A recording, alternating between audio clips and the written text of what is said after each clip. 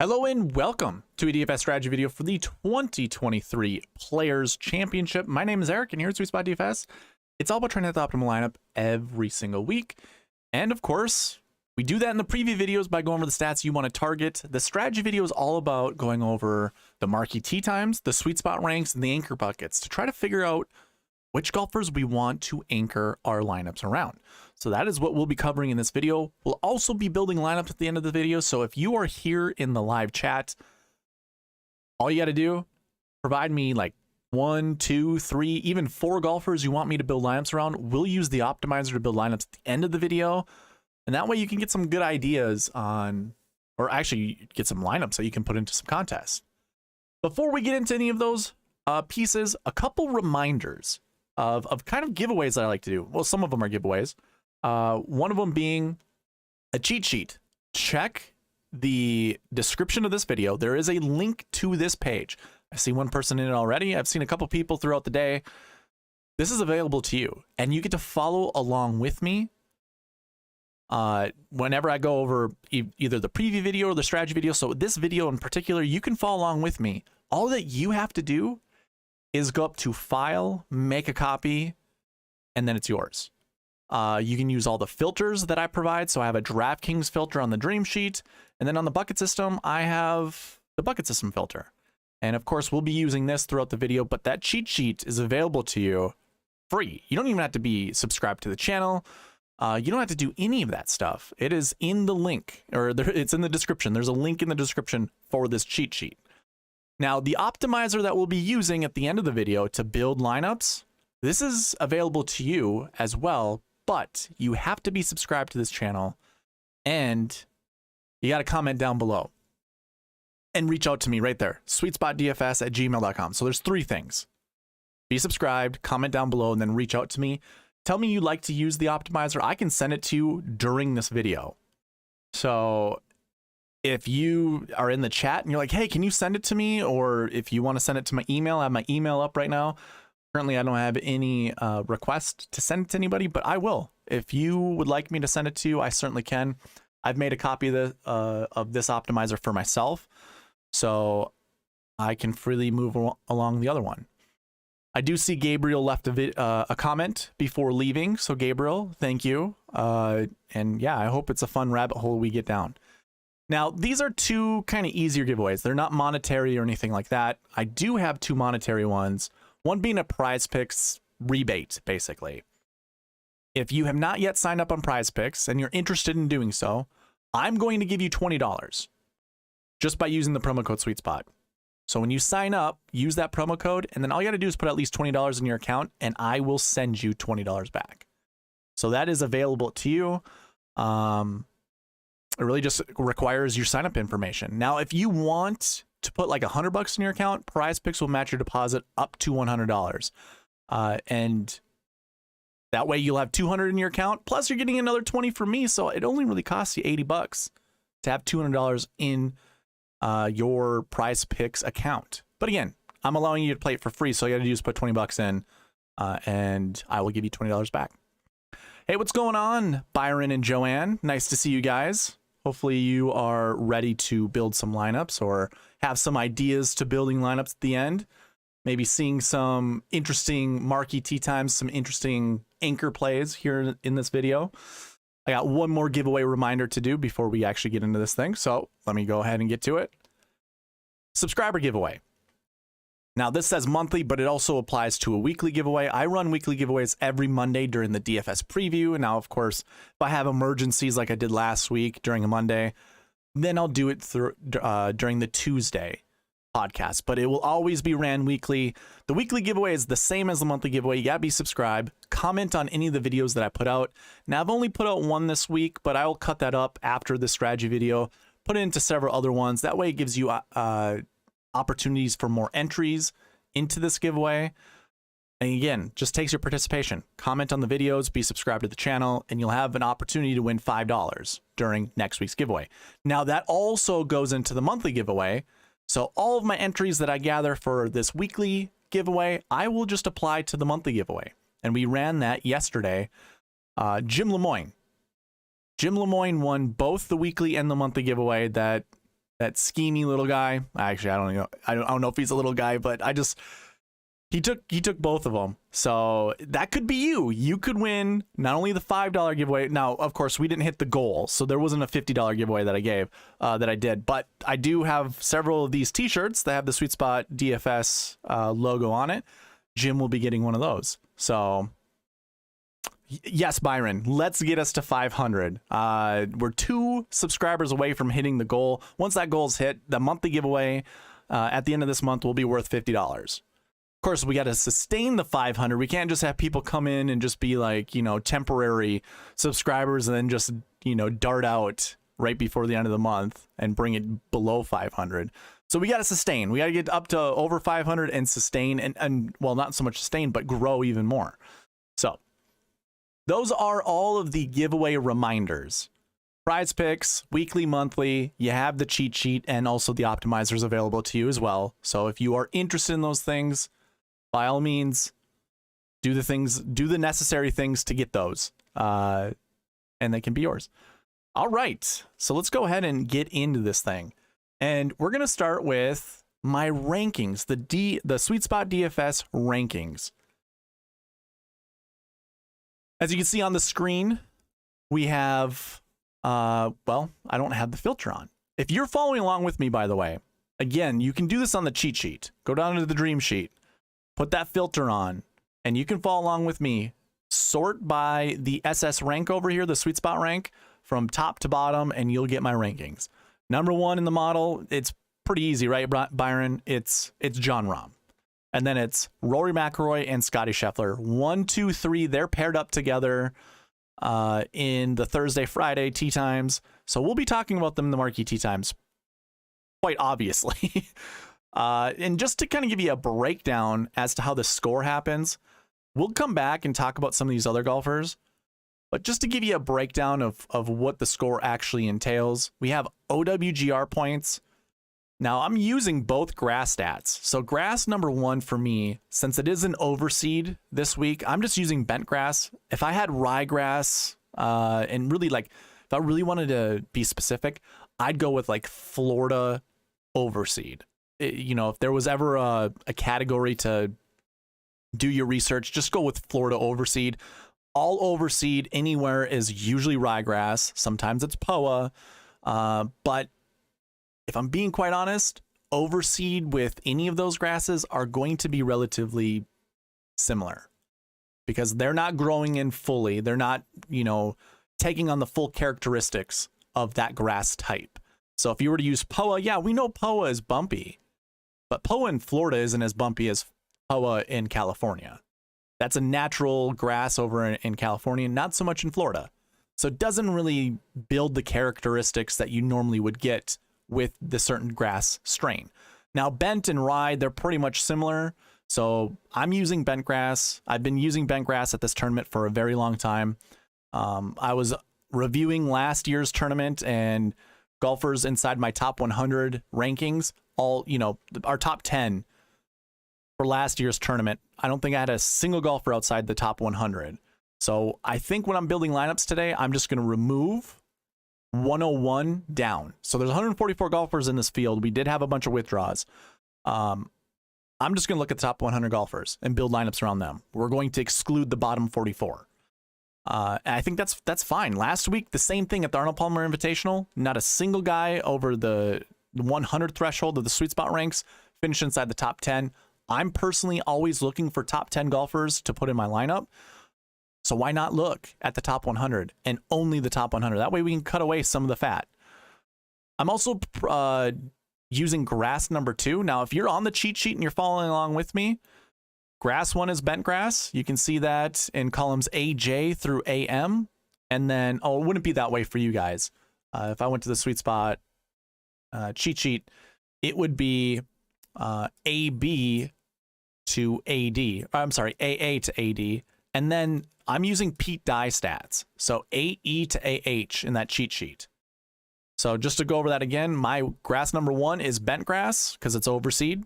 Grass number 2 is Pete Dye golf courses, which is really the architect. I I did this a long time ago where I started keeping track of Pete Dye records. I've golfed on plenty of Pete Dye golf courses. I do think there is a skill in playing Pete Dye golf courses, so that's why I include it. It might not be super sticky and it might just be nuanced, but you could use it as a tiebreaker. And quite frankly, like my rankings, I water them down anyways. So you can see like Will Zalatoris, his average on Pete Dye golf courses, not that great. He's only getting awarded 15 points. Whereas Scotty Scheffler, actually let's use Patrick Cantlay, he's getting 37.5 points. So you can see there's a little bit of a difference. Well, that's okay. I don't mind that being a little bit of a separation between the two. You can see it's not a lot, especially when we look over at the total of points. You know, 1077 versus 1203 when we're in the thousands, a 20-point increment between the two, not a big deal. But I do want to give a little bit of an edge to golfers that are good on Pete Dye golf courses. So that is what I'm doing. I'm adding Pete Dye into my model. I'm adding bent grass. Of course, it says grass 1 and grass 2 for you guys. I just hate updating this every single week to whatever the grass is. I rather just do that on the front end because this is more of the back end. So you can see the front end is updated with the grass stats. So that's what I've got going on just for grass, golf course, architecture, that kind of stuff. We're using tournament history. That's course history for this tournament. There hasn't been a different golf course than TPC Sawgrass since I've had my data going back to 2013. So it is course history. And again, I'm also weighting that down. 50 is your highest point total you could possibly get. And that's based off of certain thresholds. So I don't think we have a single person that has 50 points that goes towards their score. You can see Scotty kind of hurts a little bit versus Rory. Rory has 37.5 towards his score. Scotty's 20 points behind, but that's okay. Again, I want to give a little bit of a boost to those that are good, that have good course history here. Of course, we're going to use the course history buckets to limit how many golfers we can from each course history bucket. And that'll take care of itself. So it's not like we're really hammering down on all the really good course history guys, because as we all know, Byron, you know this too, it's a very volatile golf course, very volatile results. So there isn't really, as much as I'm giving a boost to like a Rory over Scotty, Scotty's only, he's third in my model, so he's not that far behind. And I don't mind giving Rory a little bit of a boost, putting him to number 2 versus number 3. Also looking at season-long bogey avoidance, birdie or better, driving distance. Then I'm looking at recent form stats, and those go within DraftKings points. So their average DraftKings points over the last 7 weeks, their average finishing position over the last 7 weeks, and then their average scoring average. Their scoring average over the last 7 weeks. And I also put this on a 50-point scale. So this is also based off of thresholds. You can see I don't think many people have over 40. Okay, so we do have DraftKings points with Jon Rahm, but he's been tearing it up, of course. Scotty Scheffler even has 50 points. That's the max that a golfer is going to get. So you can see they have a slight advantage over a Rory McIlroy. This all adds up to provide my rankings, which I really like my scoring system.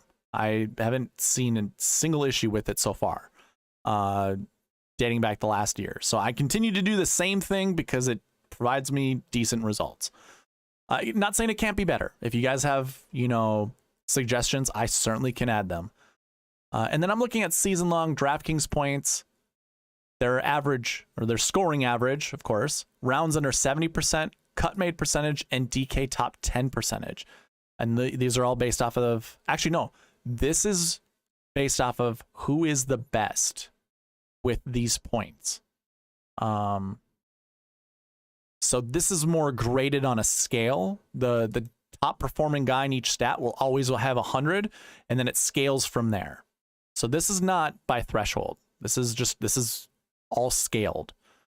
So then all of those points add into the rankings, and you can see Jon Rahm has a squeaky 36 point boost over Rory.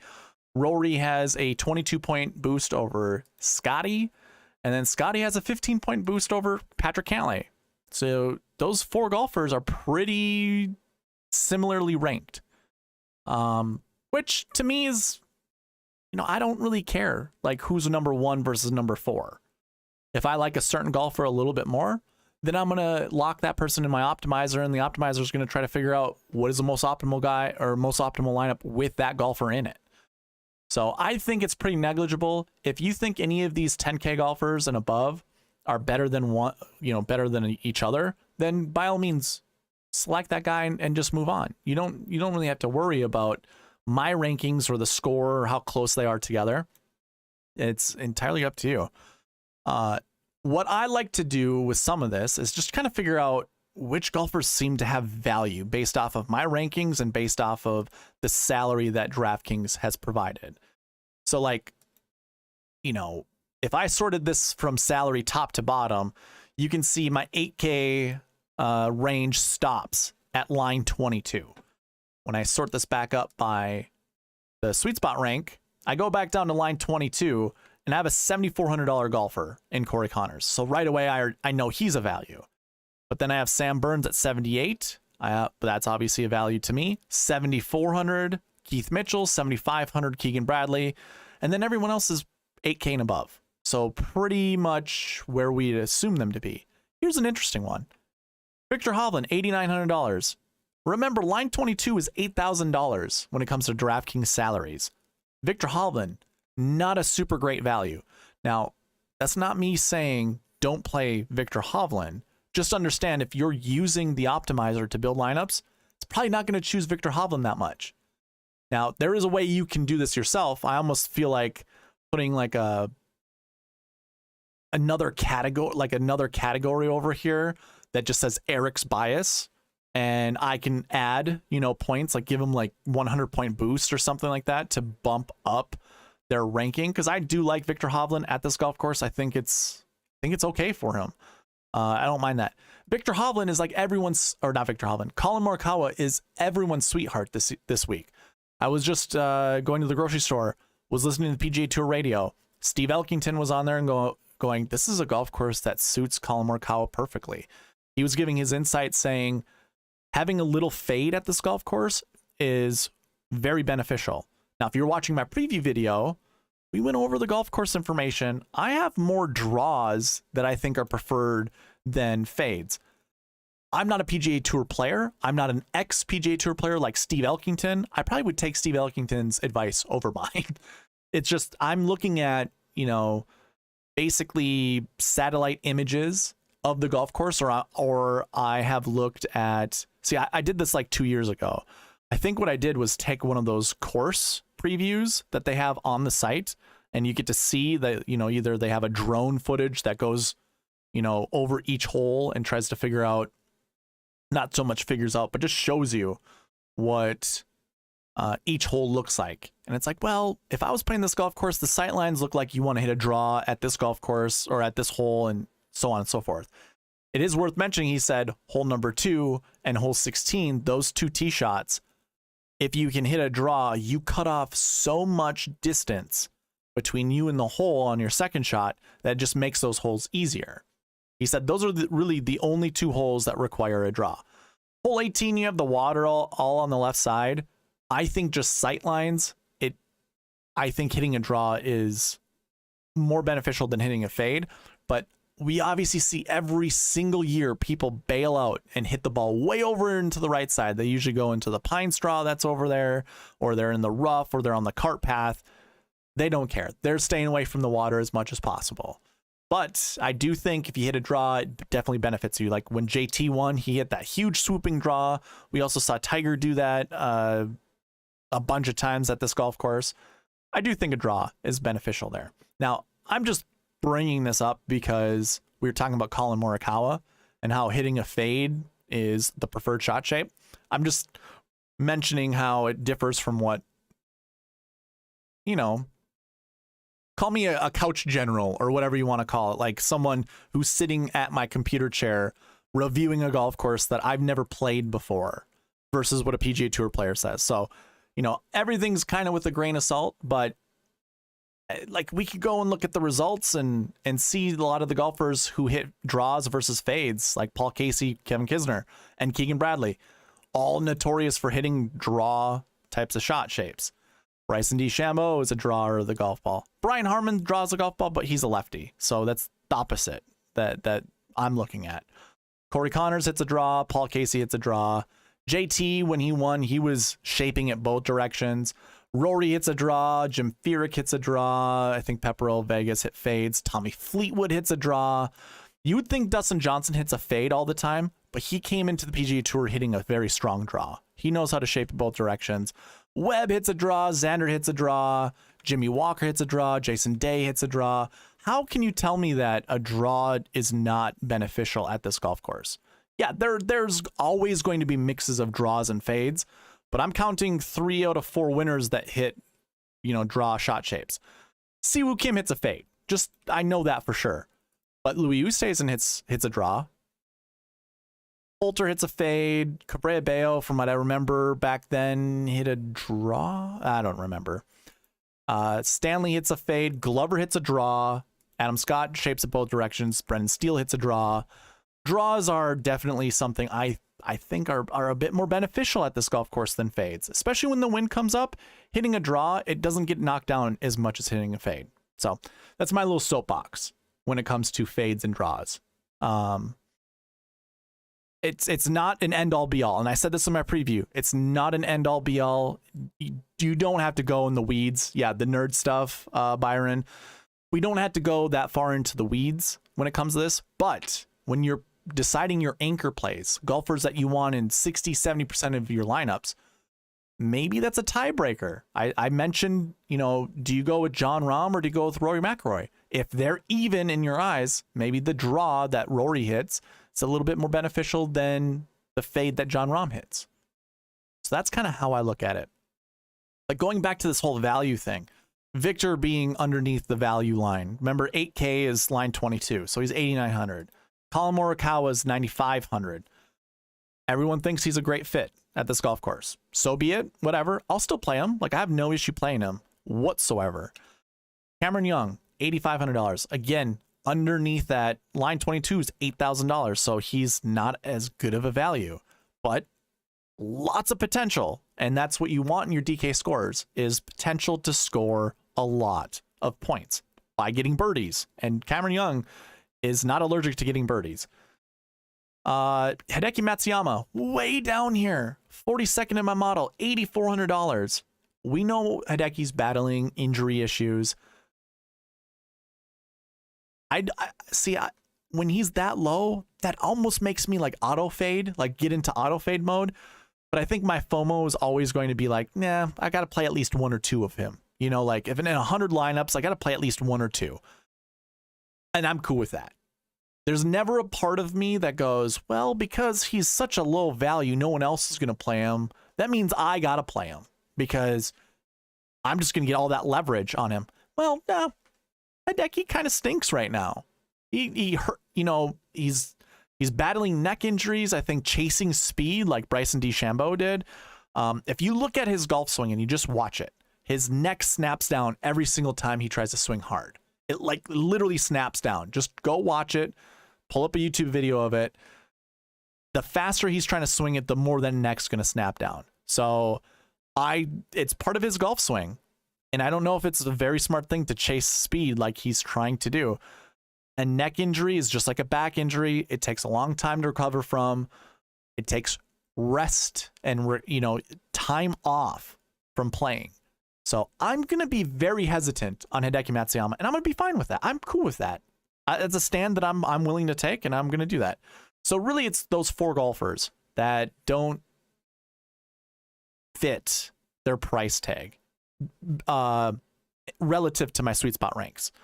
So just throwing all that out there for you to digest, to take in, to do whatever, however you want. Again, these rankings are going to be heavily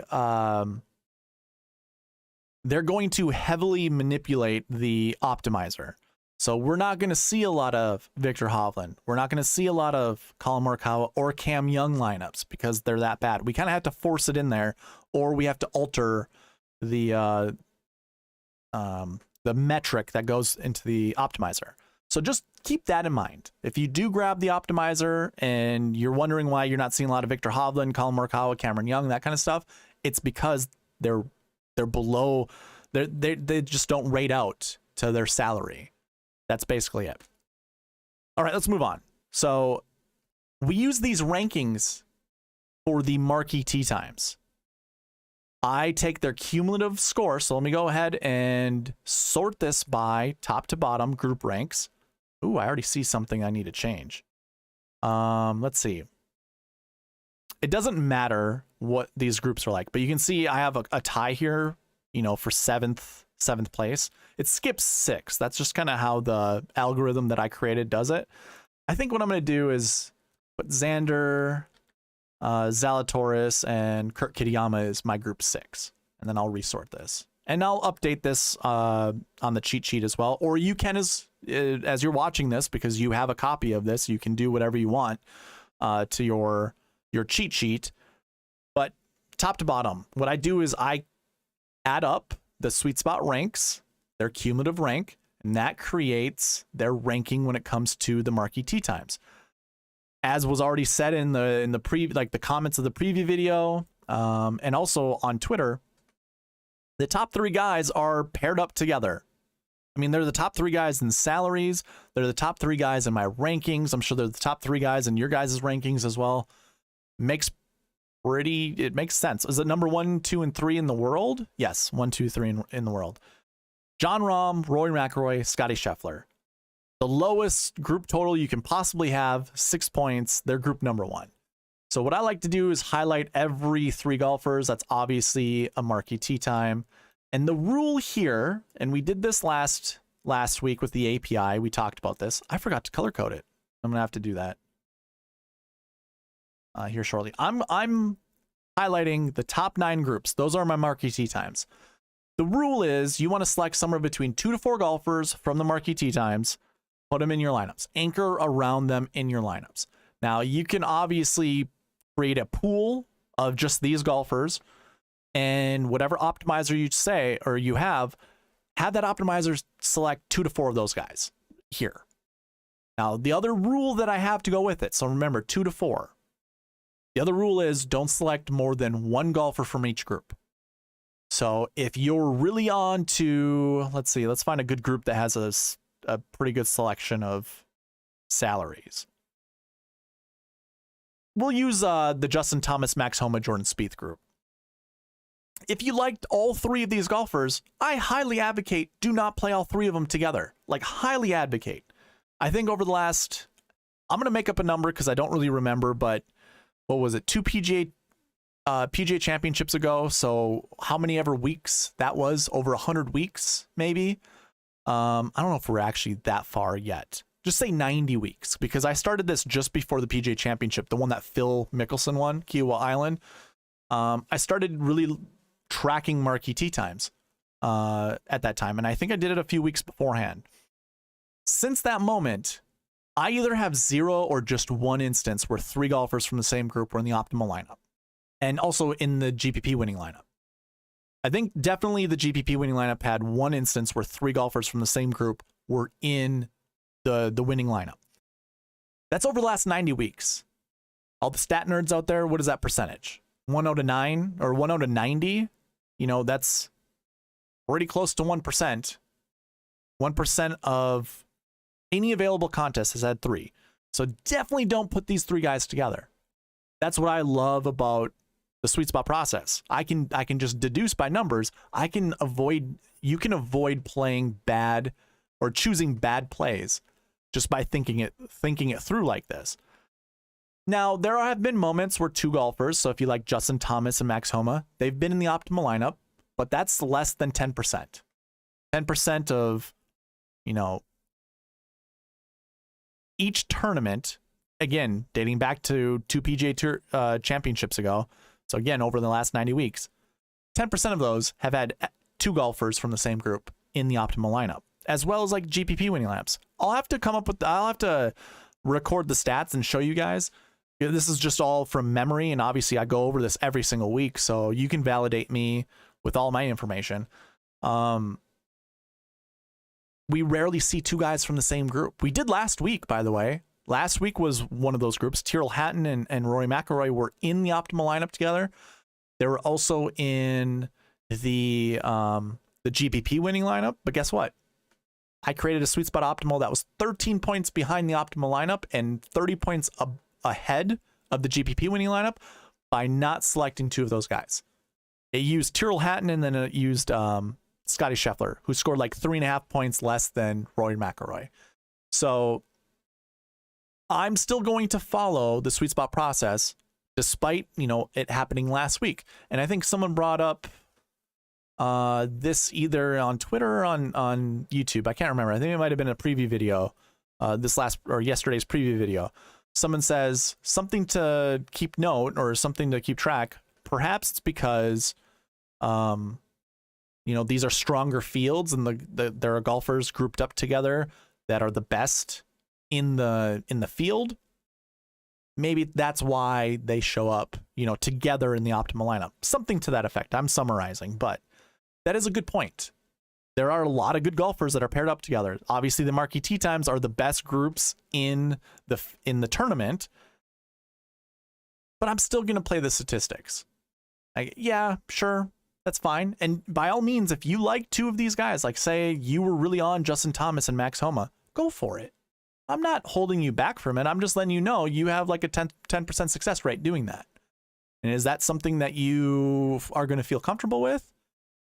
If you're a gambler, you don't really go a lot by statistics. You go by your feelings. So, like if you're a true gambler, if your feels are like, oh, this is a Justin Thomas Max Homa week, by all means do it.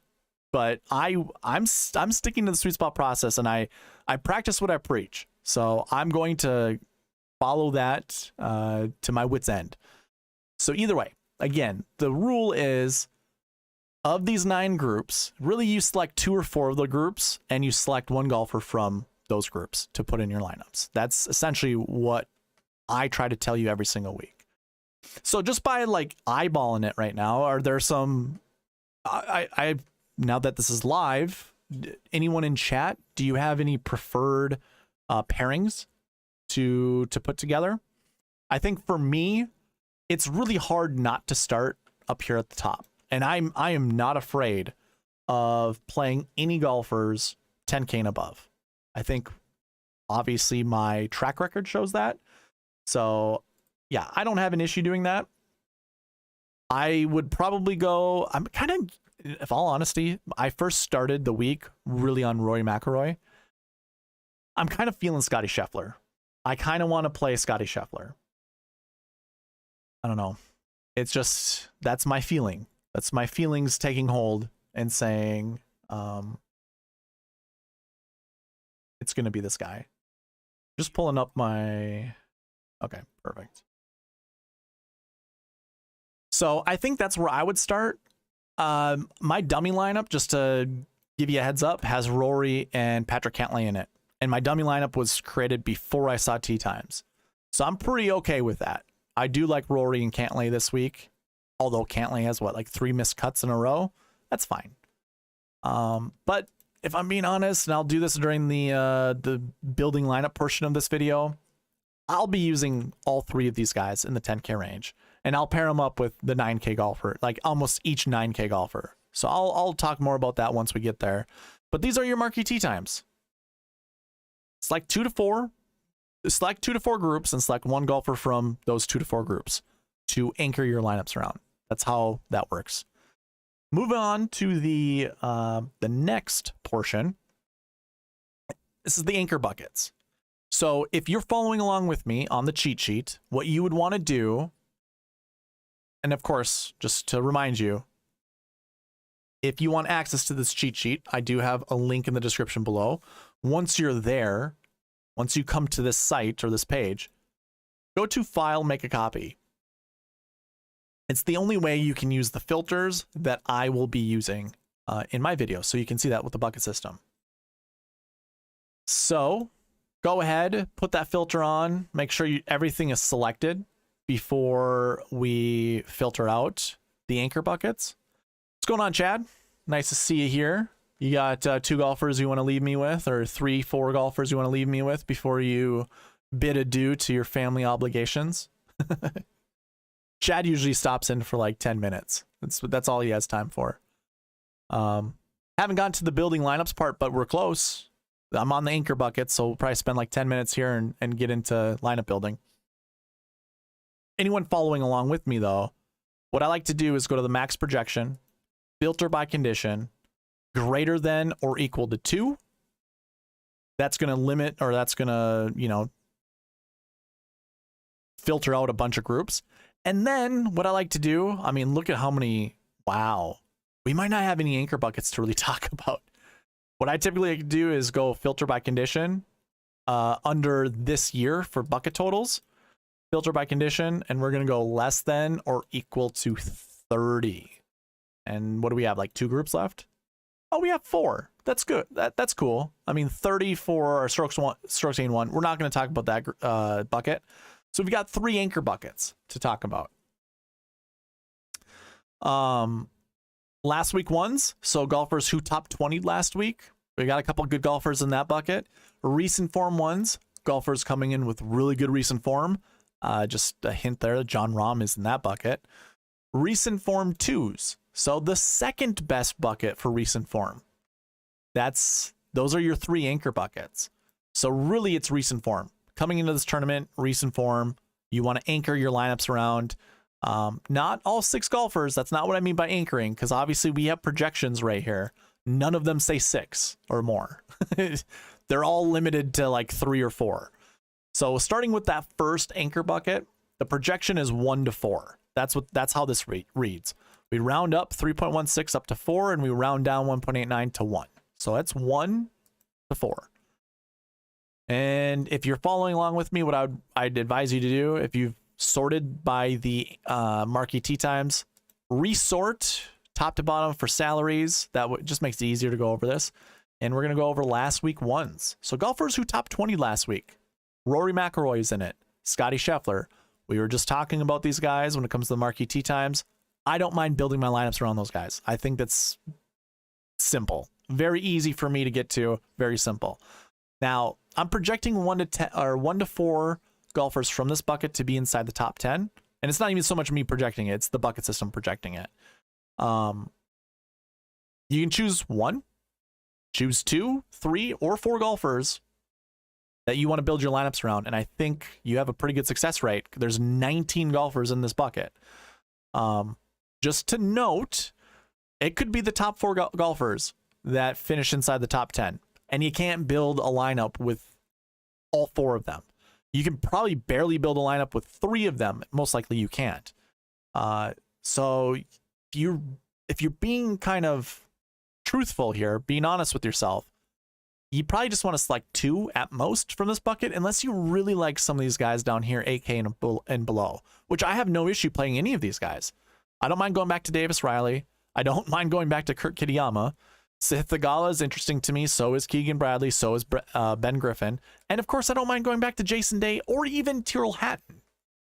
So 8K and below, I like that. I'm probably choosing 2 or 3 golfers. If I'm hand building lineups, I'm choosing 2 or 3 golfers from this bucket and I'm building around them. I already said to you in the marquee tee time portion, Rory McIlroy and Patrick Cantlay are in my dummy lineup, but so too is Jason Day. I didn't say that piece of it, but Jason Day is also in my dummy lineup. And this was all eyeballed before seeing the buckets, before seeing the marquee tee times. So it passes the eyeball test as well. That's sweet, Chad. I like Scheffler and JT. I like Scheffler a lot this week. For some reason, I'm not a huge Scheffler truther, but like my first instinct was to go to Rory. And I think that's obviously a lot of people's first instinct is to go to Rory. I'm, for whatever reason, feeling Scotty Scheffler this week. Joanne, I like that. We'll definitely build some Scheffler Hovland lineups. And also, Chad, I don't mind Cam Young. I was just talking about him in the marquee tee times. Or actually in the rankings portion of this video. I like Cam Young.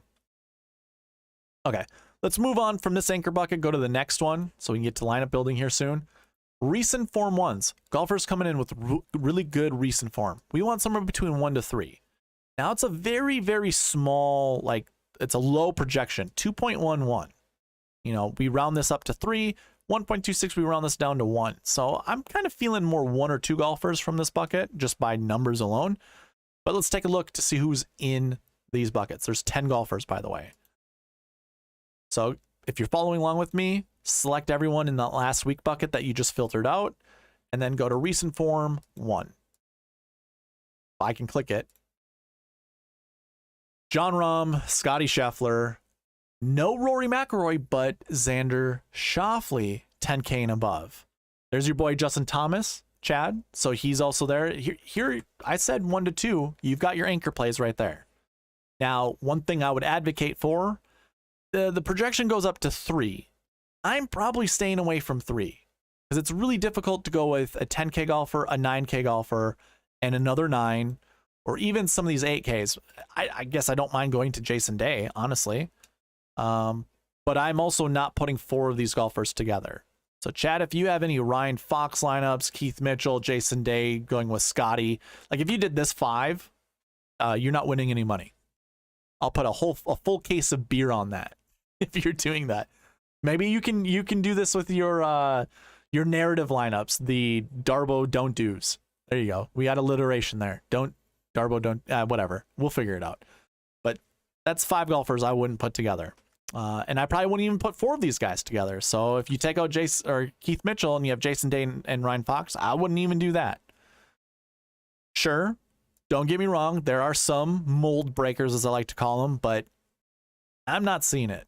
I'm just 2 is probably going to be my max, honestly. So then recent form 2s, another anchor bucket. This is your second best recent form. Few more golfers in this one, but the projection's the same, 1 to 3, nearly identical projection numbers. Here we have Rory McIlroy, and I was just talking about Patrick Cantlay. So kind of like I was talking with that last bucket, Rory, if I was going Rory and Cantlay, I'm most likely not playing anyone else down here. I probably don't feel that comfortable putting 3 of these guys together, but I don't mind risking it for a few. So if it's not already known, I like to build over 100 lineups, but we can just call it 100 on the button. If I'm building 100 lineups, the chances that I'll play like a Rory Cantlay lineup together and then mix in one of these guys down here, probably less than 10%. So 10 of my lineups, I'm probably going to max out and do 3 of these golfers, like 3 golfers in this bucket. Otherwise, I'm sticking to 2 or less when I'm building lineups. So Rory, I like Cantlay. I can just not look at the rest of them. You know, if I had a block so I can't see this, like, you know, color these golfers in, can't see the names, that's cool. That's fine. I don't need to know who those golfers are. I've got the 2 that I think are the best in this bucket and that I think are going to play, you know, going to win me $1 million, basically. But of course, I play basically every golfer. So I'll have some Rory Cantlay lineups. I'll also have some Rory Sungjae lineups. I'll have Rory Victor lineups.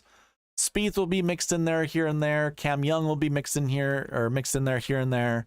And then these guys, these what I call glue pieces, I'll put those guys in as well. I have no issue with that.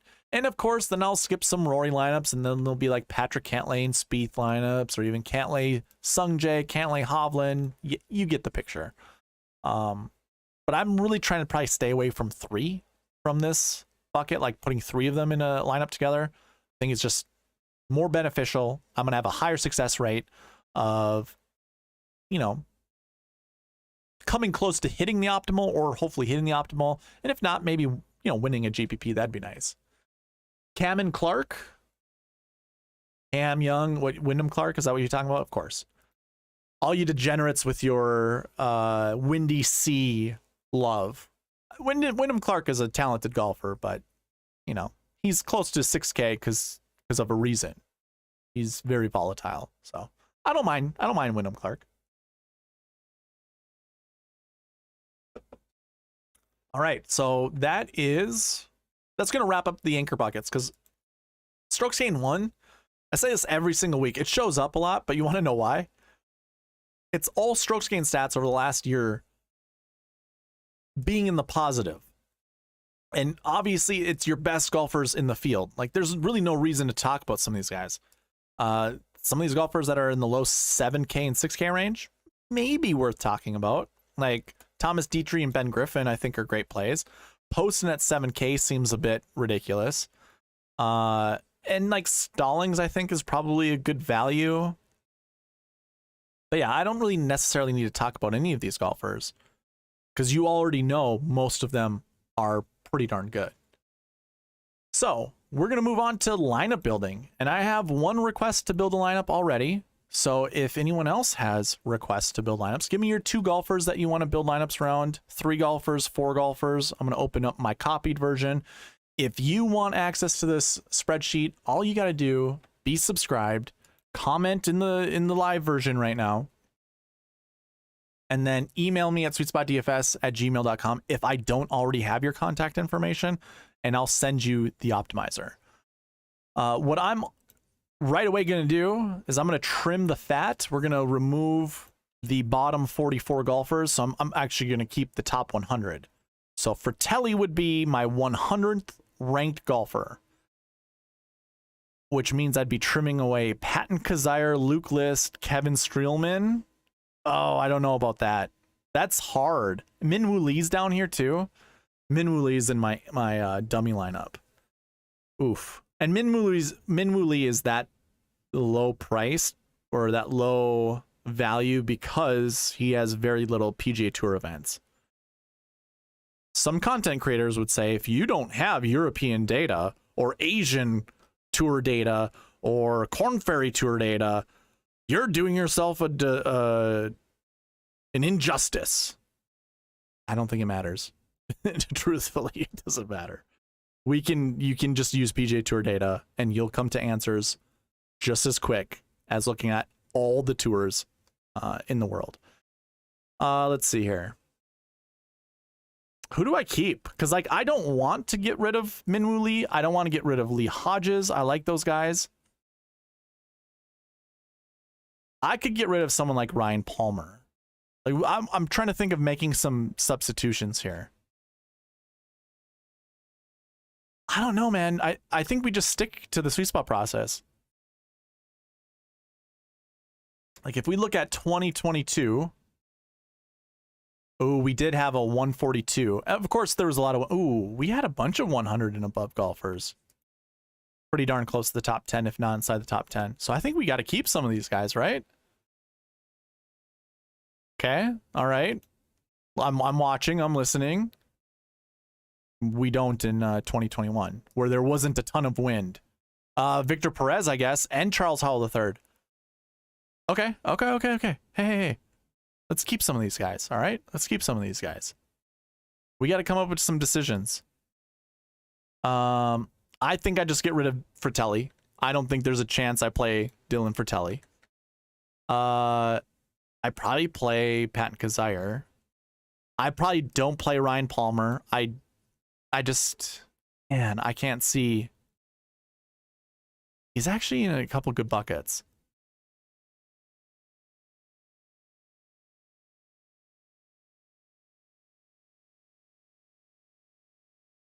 I don't know, man. Okay, I'm going to keep a little bit more than 100. We're going to keep Patton Kizzire, and we're going to keep Luke List. I'll add those guys up here. I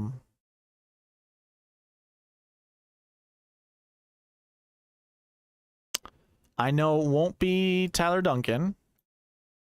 I don't mind Callum Tarren, however you say his name. I haven't looked it up yet. I don't know. I will not be playing Nick Hardy. I will not be playing Scott Piercy. Stuart Sink, I think I will play. That's fine.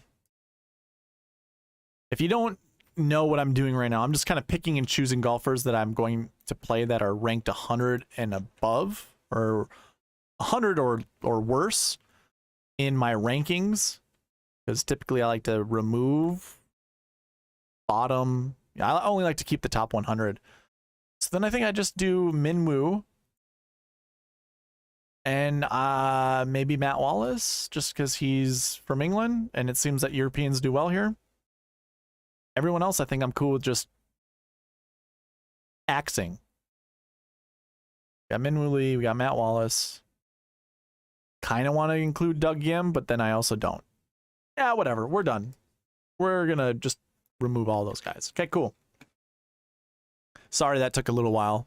Decisions. Some of these were hard to make. I have all the bucket information already in here. We have the marquee tee times included. I think I am going to limit the AM PM golfers to 3, and I'm going to limit the PM AM golfers to, do I keep it at 5? I think I just do 4. I'll do 5. I'll do 5. We'll keep it at 5.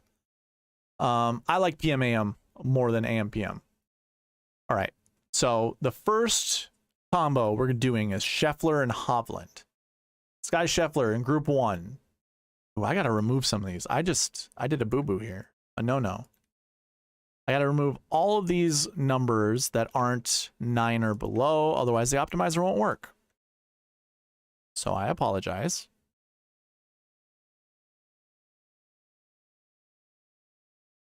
There. That wasn't difficult. So Scheffler and Mr. Victor Hovland. There we go. Right here. So we'll do a couple of these lineups. You know, a lot of times I don't really like the first lineup that it shows up. I don't mind this lineup though. Scotty Scheffler, Tony Finau, Victor Hovland, Adam Hadwin, JT Post, and Matt Kuchar. I think that's fine. Now, Joanne, if there are some lineups that, or there's some golfers that you like, let me know. We'll keep them in and then, you know, continue building. But anyone watch just jumping into this, the purpose of doing this with the optimizer, you give me your anchor plays and we let the buckets determine based off of the projections what other types of golfers you want in your lineups. And this is kind of a way to randomize it and take bias out of it. We're using bias to anchor our plays around, but then we're taking it away, taking it out with the remaining 2, 3, 4 golfers that we want to build our lineups with. I don't mind this one. Scotty Scheffler, Jason Day, Keith Mitchell, Sam Burns, Victor Hovland. Those all seem pretty decent. Don't mind them whatsoever. Trying to think here. We went over the last week 1 bucket in, so select 3. Then we went over recent form 1 and recent form 2. And I told you I would only want to select maybe a max of 2. Well, it selected 3. I saw Keith Mitchell was in there. So that's interesting. If you don't like, you know, if you're paying attention to this and it's like, okay, you see 3 a bunch of times here and you're not really digging that, we can remove. We can set this to 2. And if you're using the optimizer at home, you can change these numbers to whatever you like. Oh, recent form 1s, 1 to 4. Wow. Yeah, I don't know if I care for that. And now Victor Hovland's our lowest ranked golfer in our lineups. So we have to make a decision. Who do we want to cut from here? Probably Brian Harman. I can't stand seeing that guy. He shows up all the time in my lineups. 1058. Cannot stand Brian Harman. I don't know why, I just can't. Actually, I do know why. Just looks like a bitch. I'm being honest. Scotty Scheffler, Keith Mitchell, Sam Burns, Corey Connors, Victor Hovland, Chris Kirk. This is a lineup for Shot Like Harden, which I'm sure will be in the chat sometime soon. Yeah, I don't mind a lineup like this. It's very balanced, minus the 10K golfer, so it's a bunch of 7Ks and an 8K. And we saw that in past optimal lineups. We saw 5 7K golfers in the optimal lineup one year. So it's definitely something that can be done at this golf course.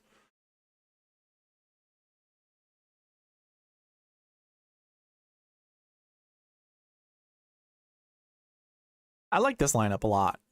Scotty Scheffler, Jason Day, Keith Mitchell, Sam Burns, Victor Hovland, and Aaron Wise. That lineup to me, this is a sexy lineup. 3 last year ones, that's fine. 3 recent form 1s, that's borderline iffy. I'm not sure about that one. I'm not sure how I feel about that. Pretty good mix of AM, PM. I like the 4 and 2, so that's cool. Yeah, I do like Aaron Wise. So what I'm going to do is unlock him. He was locked. We'll unlock him. And then I'm going to change recent form 1s to 2. I'm also going to change recent form 2s to 2. I don't want to see 3. We were just talking about how putting 3 golfers in our lineups might be a little challenging from those buckets. So this lineup that it spit out, I think was a great change. We have, I think it went from Aaron Wise to Adam Hadwin, but we basically keep the same guys. Jason Day, Sam Burns, Corey Connors, Victor Hovland, and now we include Adam Hadwin, which I don't think that's a bad choice. Here's a lineup I really like. Jason Day, Keegan Bradley, Sam Burns, and Thomas Dietrich to go with Scotty Scheffler and Victor Hovland. I think this is a solid lineup. A very solid lineup. Joanne, if you're still in chat, if there are golfers you don't like seeing with your combo with Victor Hovland and Scotty Scheffler, let me know. And I can lock them out. We can lock them out.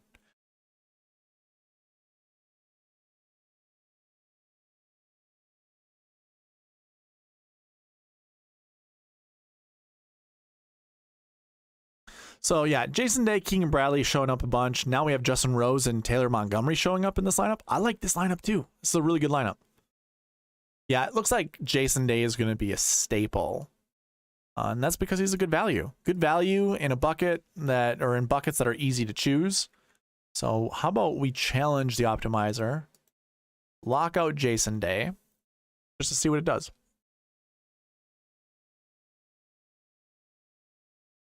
Builds another good one.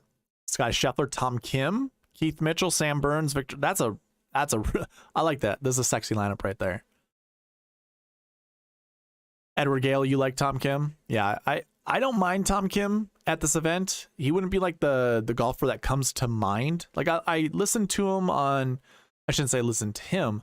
I listened to Byron and his co-host Brian talk about Tom Kim and how you don't have to hit the ball very far at this golf course, which I don't disagree with, but distance will always reign king when it comes to scoring possibilities at any golf course. So I don't disagree that Tom Kim can't play well here. It's just, this kind of feels a lot like what I said, I think, during the Genesis Invitational. It's a big boy golf course, and it requires a big boy game. And I'm not saying Tom Kim isn't solid, but it would take one of his best tournaments to finish inside the top 10. Whereas like a Rory McIlroy could have his B game and still finish inside the top 10. I think Tom Kim needs his A game to finish inside the top 10, which actually kind of goes really well with his price tag at $8,100. Yeah, I guess I don't mind. I don't mind that. Yeah, I do. Yeah, his accuracy is very high. I just think like this golf course provides a lot of challenges that, I mean, like we could say Colin Morikawa, why has he missed the last 3 cuts? You know, like why is, if, you know, in his last 3 years, one of those years he was obviously really dominant with his accuracy. Why has he missed cuts here? And I think a lot of it has to do with the psychology of this golf course. I think you got to be a strong psychological golfer to do well here, or you just need to have immense talent. So when it comes to like just accuracy type of guys, and hey, by the way, Edward, I am not whatsoever criticizing your take. Maybe there's a little criticism in there, but I'm not doing it with any malintent. I just be careful. Like tread carefully when it comes to that kind of analysis, because I've been hearing that throughout the entire industry, talking about accuracy being paramount here. I still think it comes down, no matter what, it's always going to be distance. The guys who are accurate have to play immaculate golf and make sure they don't make any mistakes, which typically that goes with being an accurate golfer. But one thing I heard from Steve Elkington on the PGA Tour radio, he's won the players twice. He said you got to take on the challenges of this golf course. So like like hole 18, where there's water all on the left side. If you don't challenge that water, you actually make the golf course tougher. You know, it makes that hole tougher for you to score well. And the year JT won, remember that huge swooping hook that he hit? It, you know, basically shortened his approach shot by like 50 yards. And that made it much easier to hit it on the green. I think he ended up still making par, didn't make a birdie, but it's still like those things unlock scoring possibilities. So if Tom Kim is aggressive, you know, here an inch, you know, 6 inches matter a lot.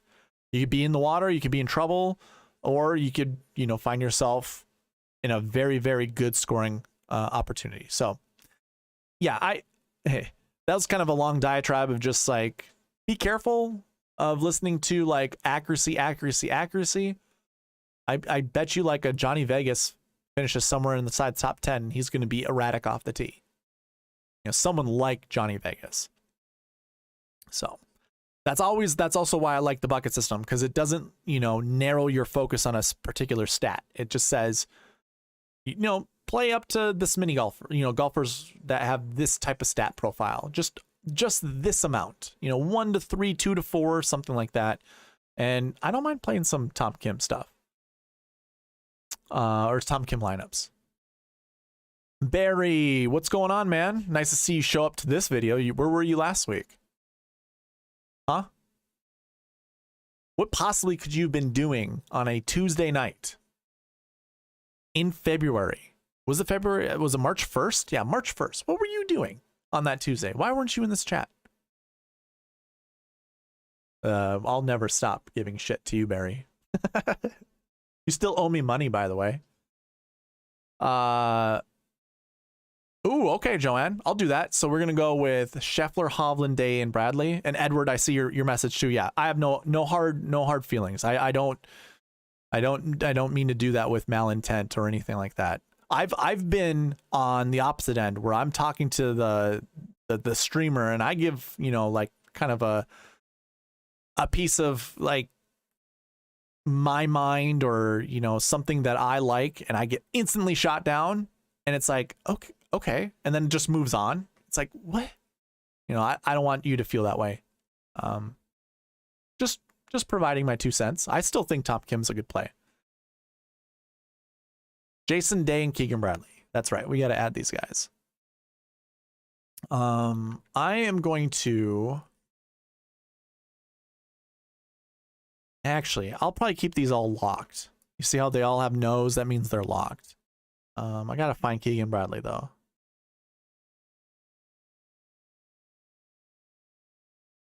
There he is. Okay, so we have Scheffler, Day, Keegan Bradley, and Hovland locked in. How about this? Let's just run 5 lineups. I'll give you my best 5 lineups that have those 4 golfers in it. We add Billy Horschel and Corey Connors. That's a pretty solid lineup. I like that one a lot. Pretty balanced. We take out Billy Horschel. We add in Aaron Wise. We kind of already saw that lineup. Like that one. Ooh. Byung-Hun An at $6,700. I think we want to put some 6K golfers in our lineup. And dare I even ask Barry to give us our favorite 6K golfers? Barry, you kind of failed. What was it, the Honda Classic when you gave us your 6K golfers there? Those guys didn't do well at all. Who are your 6K golfers this week? Maybe you can redeem yourself. Maybe. And also, as I'm seeing this, Joanne, I bet it breaks somewhere coming up. Scott Stallings, another 6,700. You see, it's like 49,100. It's going kind of down the salary. Okay, never mind. We just substitute. Who was it? Who were we just seeing a bunch? Corey Connors. We substitute Corey Connors out and we put in Sam Burns, and it opens it up to Brendan Todd. I mean, anytime Sam Burns is in this lineup, we know Shot Like Harden is drooling over it.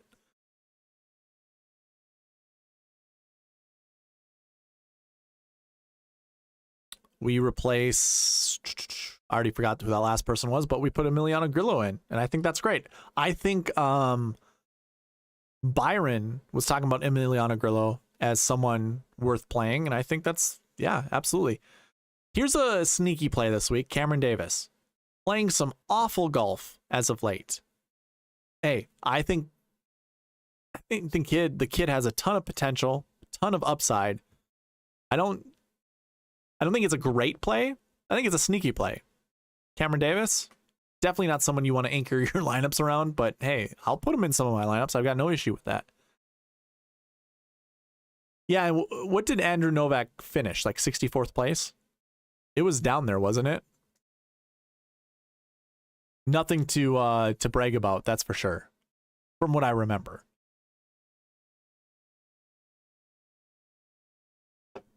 We've got another low $49,000 lineup with Joel Damon in it, going with Corey Connors. Ooh. Oh, man. Where's Shot Like Harden? I want to ask him about this lineup. Joanne, do you like this lineup, by the way? Scheffler, Day, Bradley, Sam Burns, Victor Hovland, and Webb Simpson. I don't mind playing Webb this week.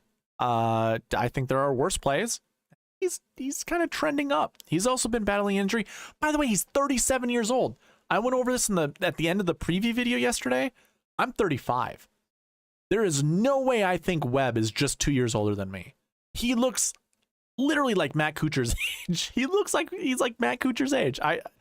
It's nuts. He's 37 years old and he's got like 15 kids. It's amazing.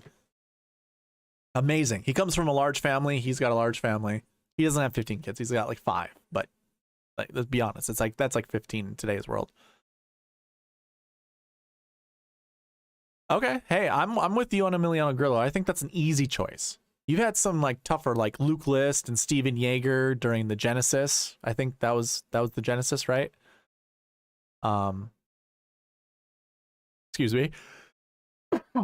Woof. Yeah, I think Grillo is kind of a safer choice. And I do like Brandon Wu. That's a good choice too. Okay. Joanne, are you still in the chat? Because I like this lineup. Do you like this lineup? I don't mind it. Pimp Daddy Webb Simpson. That's what we're gonna call him from now on. Pimp Daddy. Scheffler, Day, Bradley, Corey Connors, Victor Hovland, and Christian Bezuidenhout. This seems like a good Christian Bezuidenhout golf course. He's got such low upside. Like there's kind of like a sex appeal that comes with playing a Christian Bezuidenhout. Not that he has sex appeal, but it's just like you think you're being sneaky anytime you play him. You're like, oh, no one's gonna play him because he's got low upside. But the fact of the matter is, he plays tough golf courses really, really well. No, he still kind of sucks. You know, like he's still. I don't know. I don't think I'm getting there with Bez. Not this week. And I don't even know when I'll ever play Bez. Maybe when he's like 6K, which he's really close to being 6K, but yeah, I don't know. Burns paired up with Taylor Moore. I don't mind that. Taylor Moore's got to have the largest head on tour, by the way. It's massive.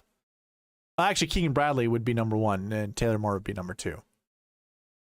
Sam Burns, Adam Svensson. I don't know about that. I don't really care about Svensson. Barry, if you watch the preview video, that's exactly what I said. I think 2 6K golfers are going to take down a GPP. Joanne, I imagine you're answering my question about do you like this lineup? And that must mean there's like a 20 or 30 second delay between you and I. I'll keep that in mind whenever I ask you questions. Scheffler, Jason Day, King Bradley, Sam Burns, Victor Hovland, Matthew Neesmith. I don't know. I'm going to change my minimum salary to $49.5 because I don't want to leave a ton of money on the table. I don't think it's really necessary. Ooh, I like this. So S.H. Kim, very, very good ball striker. Ooh, you like Griffin? Okay. Let's see if I can put Griffin in this lineup.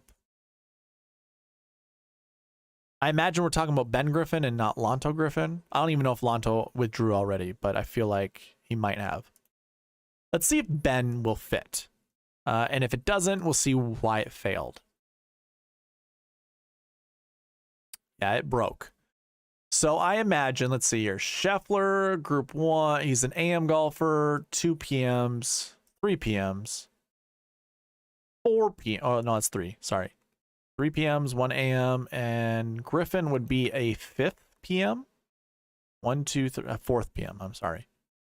So that doesn't really, it's not really putting us back. He must be in a bucket that is either not good or we already have too many golfers in by locking them in. So Ben Griffin doesn't go with those 4 golfers. But if you wanted me to switch up any of the other 4 that you locked in, I certainly can do that.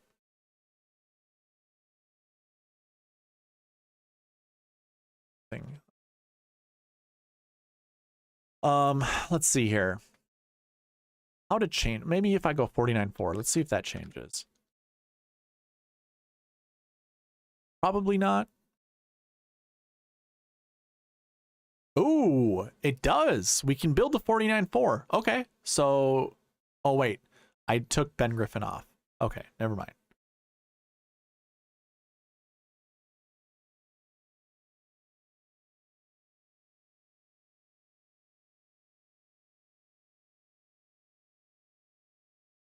Yeah, so it built a lineup, but it does show error codes in here, which means it, yeah, a lineup was created, but doesn't really follow the bucket system, which is fine. You might not care to fully follow the bucket system. It kind of did for some of these, but that's not a bad lineup.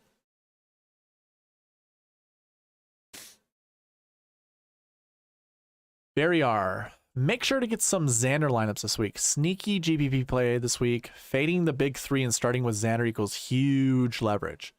I don't disagree, but I don't see how we don't play one of the top 3. They're all playing together. They're going to, well, I know there's kind of a sentiment that goes around saying that anyone that Rom plays with, he kind of brings them down. I don't know. Maybe that's true with Scotty. I'm kind of hard pressed to think that's what happens with Rory McIlroy.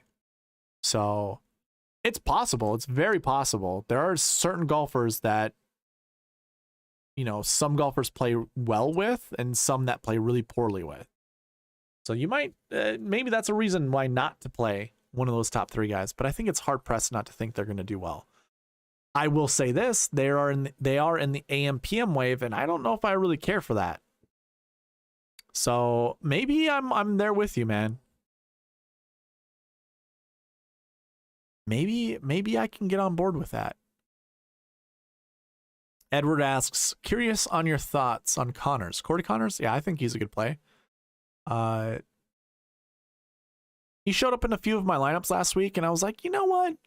I don't mind giving Connors a shot at the API. I think it feels like a decent golf course for him. I think draws, you know, hitting a draw was a decent shot shape for that golf course, and that's obviously what Corey Connors hits.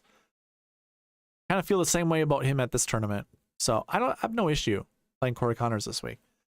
I feel like, though, any player this week you can't get too heavily invested with because of how difficult and how volatile this tournament can be. I'm just gonna water down my ownership when I play a bunch of the golfers. I don't think I'm gonna stick to, like, as much as I talk about anchor plays, I'm not sure if I have an anchor play that I care to really like play around.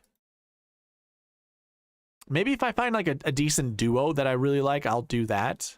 But yeah, I don't know. So Joanne, those were a bunch of lineups for you to consider. Let me move on to Edward. He wanted me to build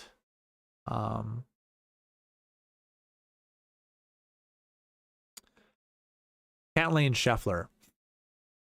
And I also think Chad would like to see like a Scheffler JT and see if Cam Young shows up. So let's do I'm Kim. I'm sorry. Cantlay and Scheffler.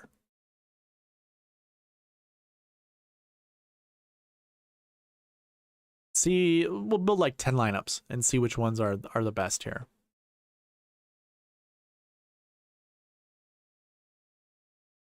I don't mind this. A 10K, 9K, and 4 7s. So Scheffler, Cantlay, Keegan Bradley, Keith Mitchell, Sam Burns, JT Poston. Obviously, we're seeing a lot of good value with Sam Burns, Keith Mitchell, and Keegan Bradley. So keep our eye on that. Maybe you have to sub some of those guys out. Going to lineup number 2. Pretty much just, well, we have Sam Burns, and then we sub out the other 3 guys, and we bring in Seamus Power, Matt Kuchar, and Taylor Montgomery. I like this lineup for upside. It feels like this wouldn't be a lineup a lot of people play. I'm actually going to save it. I like it. And also, Taylor Montgomery looked good last week, despite what did he end up finishing? I forget what he finished, but I don't think it was terrible. You know, Edward, I really haven't been able to watch Sam Burns play. For how bad his results have been, I could see that. I wouldn't disagree. If his driver looks off, that's not good. Because that was one of his strengths early on in his career. So I probably, if I saw that, I probably would stay away. I'd probably try to keep my distance from playing Sam Burns a bunch. This is another good lineup. Keegan Bradley, Sam Burns, Matt Kuchar, Thomas Dietrich. How about this? Let's take Edwards, since this is your lineup, Edward. Let's remove Sam Burns from being selected. Shot like Harden was in here, he'd be booing this move, but I think it's fine.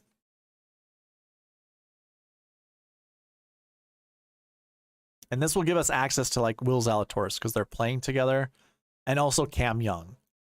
Because Burns was a better value than those guys, they're not showing up.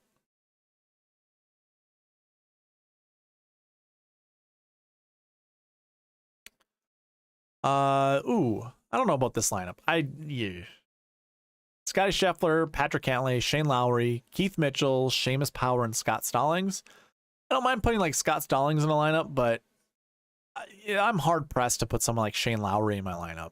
I don't know how I don't think I can get there with Shane Lowry.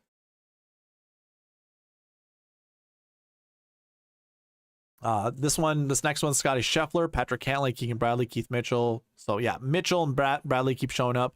Now we see Kuchar a bunch, which I don't mind playing Kuchar at a golf course like this. He loves money. It's a huge purse this week. I'm more online, like I'm more on board with this lineup, but I wouldn't like cross out Thomas Dietrich. I would probably cross out Adam Hadwin. So Scheffler, Cantlay, Day, Bradley, Hadwin, Dietrich. Let's see. Hadwin was 1045. Dietrich's 937.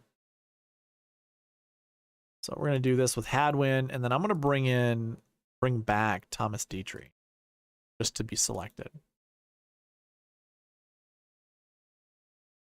That's very specific, Barry. 74 to 75. Let's see. I wonder who you're thinking of. So is it just because that's what's showing up on the optimizer a bunch? 74 to 75. So obviously we know Tiger's out, but Keegan Bradley, Ricky Fowler, Seamus Power, Brian Harmon, Corey Connors, Keith Mitt. Okay. That's because the optimizer is showing these guys a bunch. It's possible. Here's an issue that comes with me building lineups. I know that the 7K range can't really be trusted. So I'll see a ton of Keith Mitchell show up and I'll be like, God, I can't play him that much. So I'll limit his exposure. I'll actually manipulate this optimizer to play him less. And then when I'm done at the end of lineup building, I'll look back and like, just to show you, where is Keith Mitchell? So Keith Mitchell's 1078. So he's right here. I currently have him set up to be in 16% of my lineups. That's what this max own column is. That's my exposure levels. I only want to play him in 16%, no more than 60% of my lineups.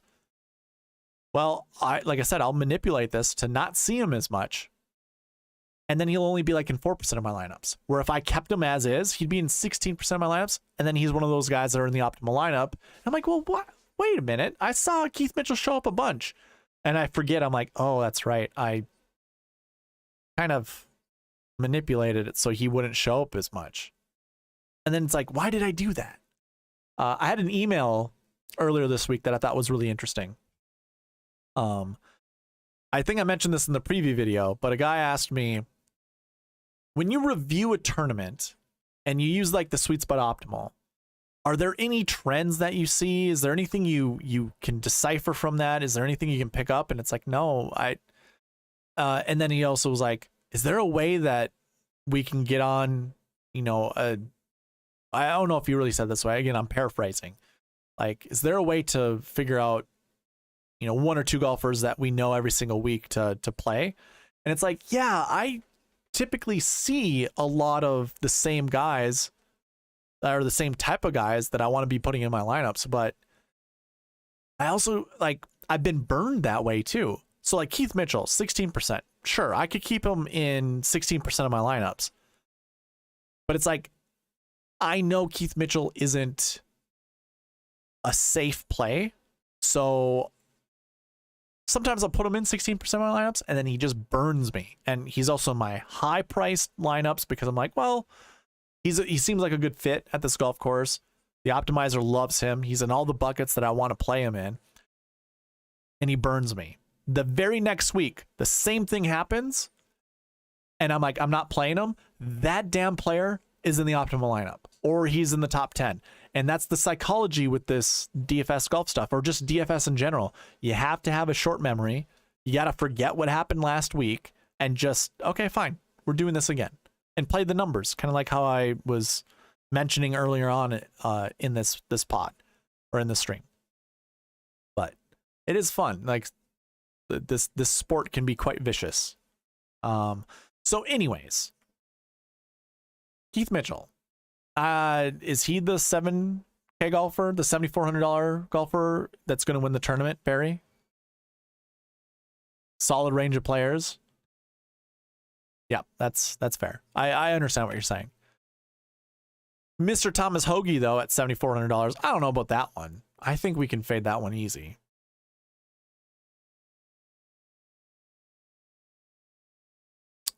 Here's a lineup for Chad, minus Brian Harman, but maybe Brian Harman is one of his golfers that he likes.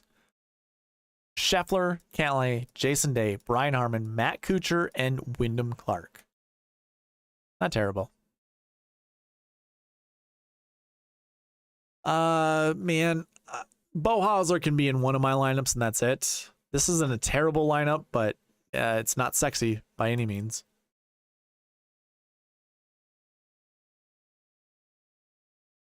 Bradley, Connors, Kuchar, and Sepp Straka. Hey, I don't mind something like that. I kind of going off of what we were talking about, Barry, I have to put a 6K golfer in here. Have to. I don't like the fact we're seeing no 6K golfers.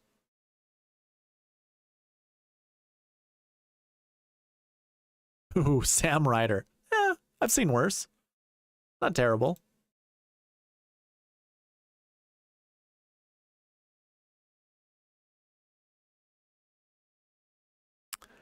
Yeah, I don't mind that one either. I wonder why we're not seeing like 2 8K golfers.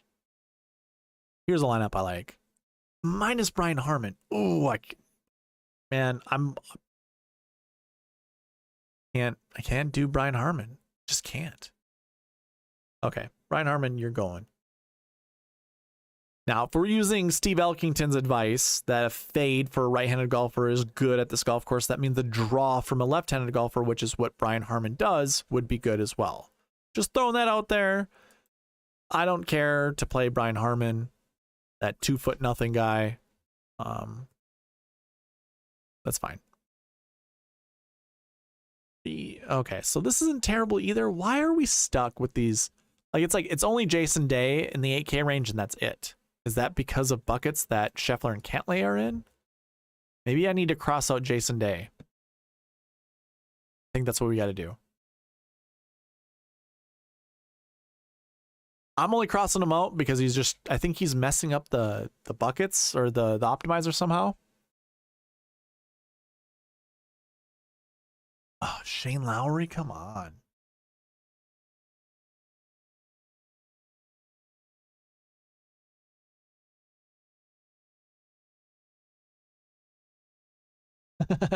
And now no 8K golfer. Kuchar, Rose, Chris Kirk. It's not a terrible play. And Davis Riley. I really like Davis Riley, especially on like southern golf courses. I have no issue playing Davis Riley.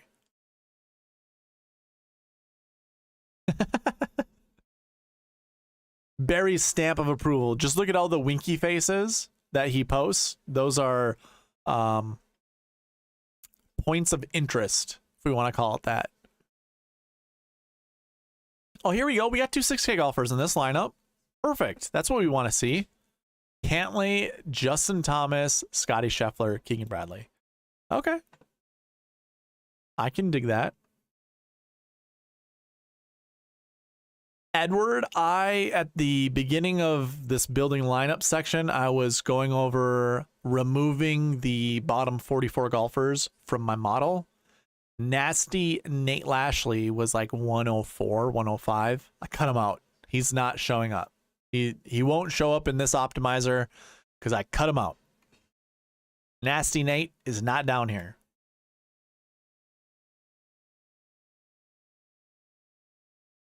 Nasty Nate, what was he?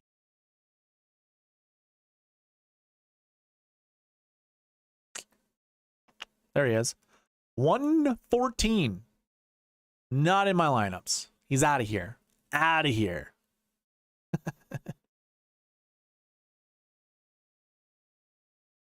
Let's see. Hey, Marty Laird. I don't mind putting him in a lineup. At least he's over 5 feet tall. Like that. I mean, compare him and Brian Harmon that way. That's about it. Taylor Moore. Yeah, I don't mind that. All right, I'm gonna build a couple more with these combos. You got any other ones that you want to see built? Ooh, I like this lineup. Scheffler, Cantlay, Thomas, Kuchar, Benny Ann, and Francesco Molinari. Francesco played pretty sneakily well last week. I don't mind Francesco at 6,400.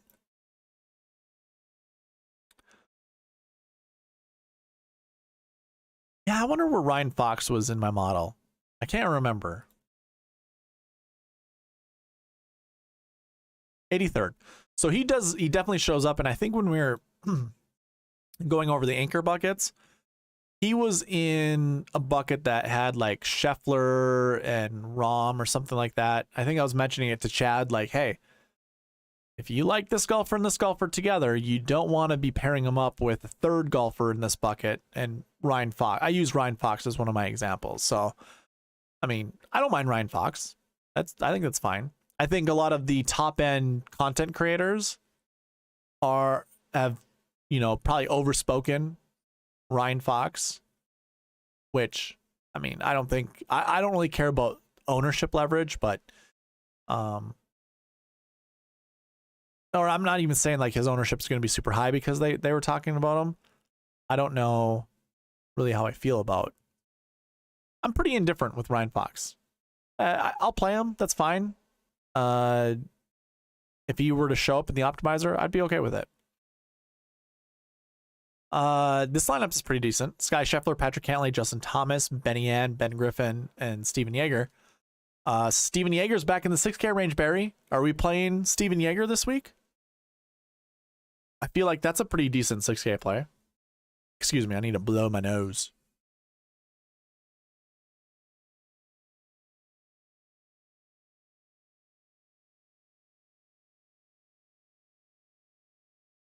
And we're back. All right, Byron came back. Let's see what Nick Taylor, Tom Kim, Max Homa, and Joel Damon kick out. Are we trying to put a party together here? What narrative do we have for this lineup, Byron? What name have you given this one? No to Jaeger bombs this week. Bummer. Boo. No party. You just don't like to party, Barry? Is that the reason?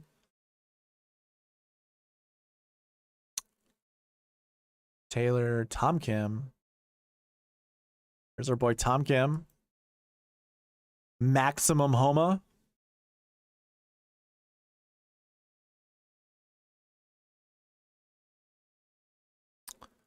Nick Taylor.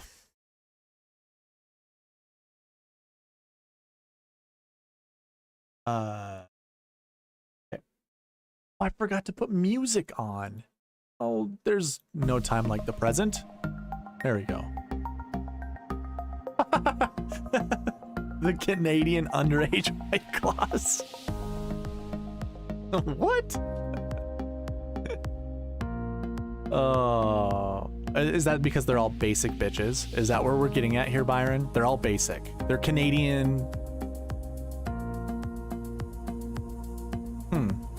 I'll have to think of a name now.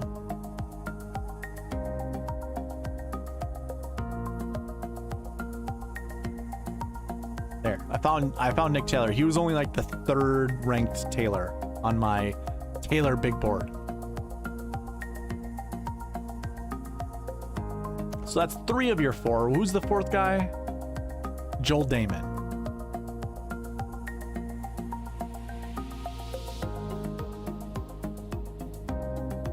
I just feel like this is so basic that my optimizer is just going to give me an error message. Oh, I should set this up sometime. Program it to be like, you run an optimizer and it shows Joel Damon in it. Just automatically, just big ol' warning message, you're basic.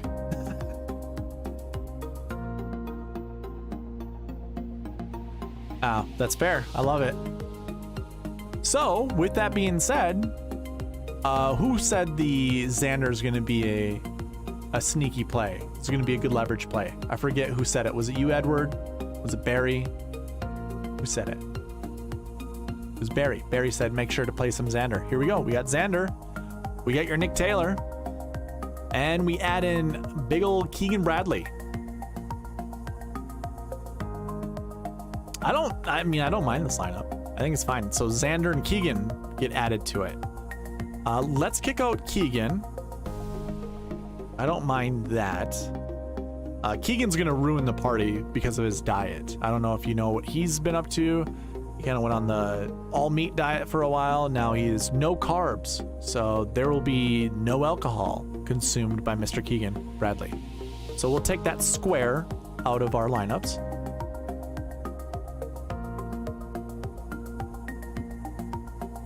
I mean, now we have room to put like Taylor Moore in our lineup. You know, if we're talking about like the largest heads in the room, Keegan is now out. That gives room for Taylor Moore to come in because he's got the 2nd biggest head on tour, I swear.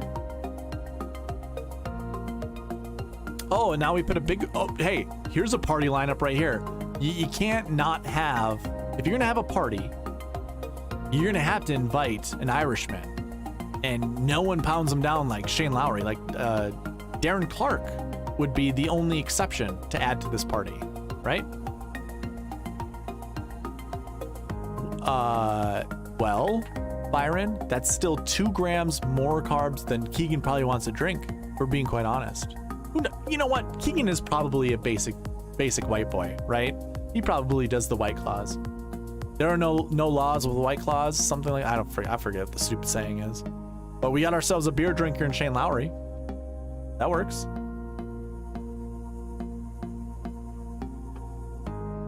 Shane Lowry could drink a beer as big as Tom Kim and not even get a buzz. I don't know what that says about this lineup. Kind of digging it though. Let's take who should we take out, Xander, or should we take out Shane Lowry? I'm leaning towards Lowry, but I like this party vibe, and I kind of want to include Lowry. I'll just hang on. Yeah, Harry Higgs would be another good. Yeah, and I'm sure Byron would have chosen Harry Higgs to put in a lineup together. He's just trying to feel the party vibes with the Players Championship, which I'm not even sure that's what we should be doing.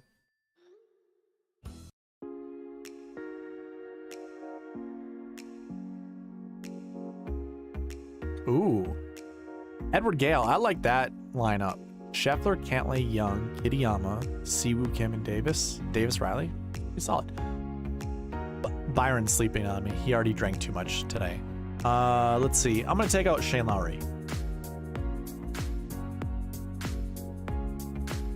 Let's see what the optimizer spits out.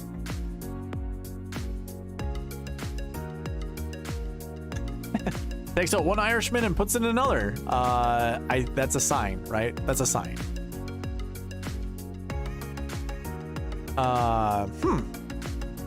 That is, yeah. I mean, if you're into signs, that is definitely a sign. How about this? Let's bring back Shane Lowry, but cross out Xander Schauffele. See what the optimizer does.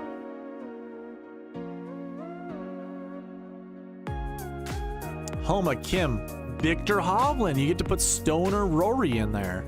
Going with Maverick McNeely, who's a square. We all know that.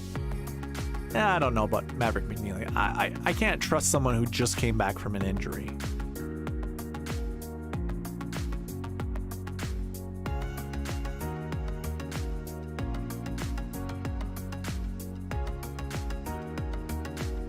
Max Homa, Tom Kim, Willie Z, Chris Kirk. Ooh. Now you're adding a sober person to the mix. Someone who's trying to stay away from alcohol. Does this combat your lineup, Byron? We're just on this party theme now. This is a good lineup. We don't even have to think about parties. This is a good lineup. We can party afterwards. All right, how about one more lineup, two more lineups maybe? Let's take out Chris Kirk.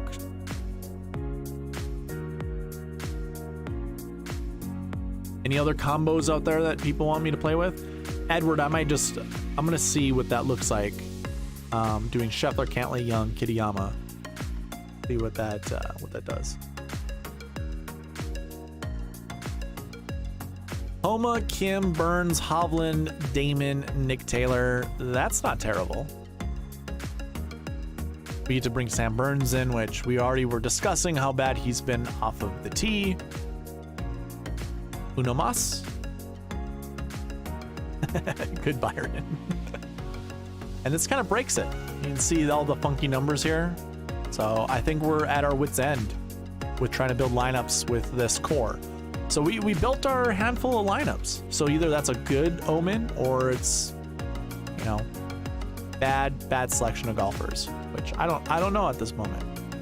I think it's fine. Should we take Stoner Rory out?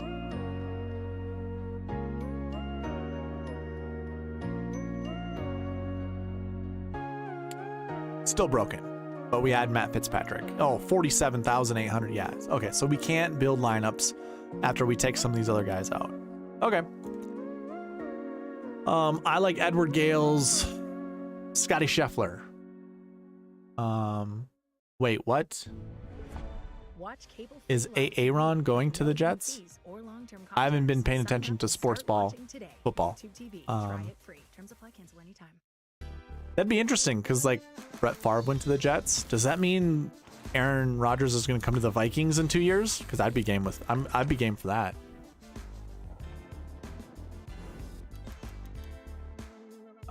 Scheffler, Cantlay, Young, Kitayama. Okay, let's find these guys. Scheffler, Cantlay, Cam Young.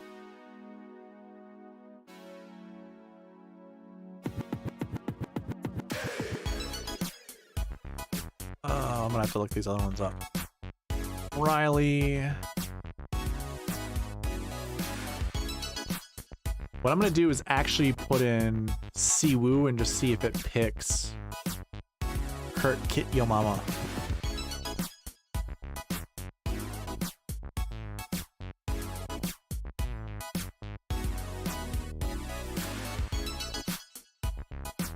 Good luck, Joanne.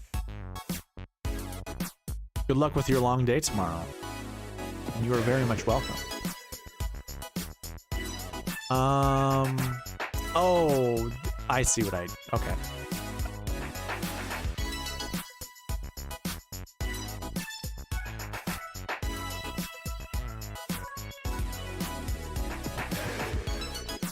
Scott Stallings, huh? What if we cross out Scott Stallings? Just want to see how many times it'll take to get to Kurt Kitayama. Where are you, Scott?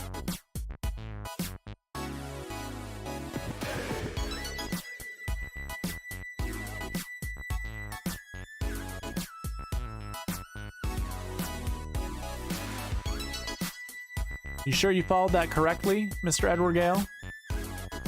I cannot put Kitayama in this lineup. I'll double check.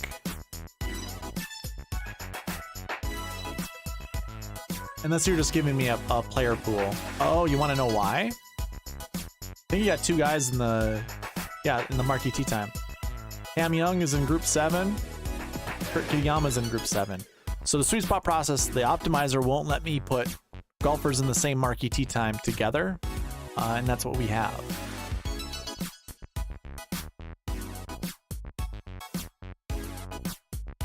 Let's see, does it follow everything? Yep, follows the last year buckets fine. We actually have 5 last year ones where we want to limit 1 to 4. I definitely did not follow it correctly. Okay.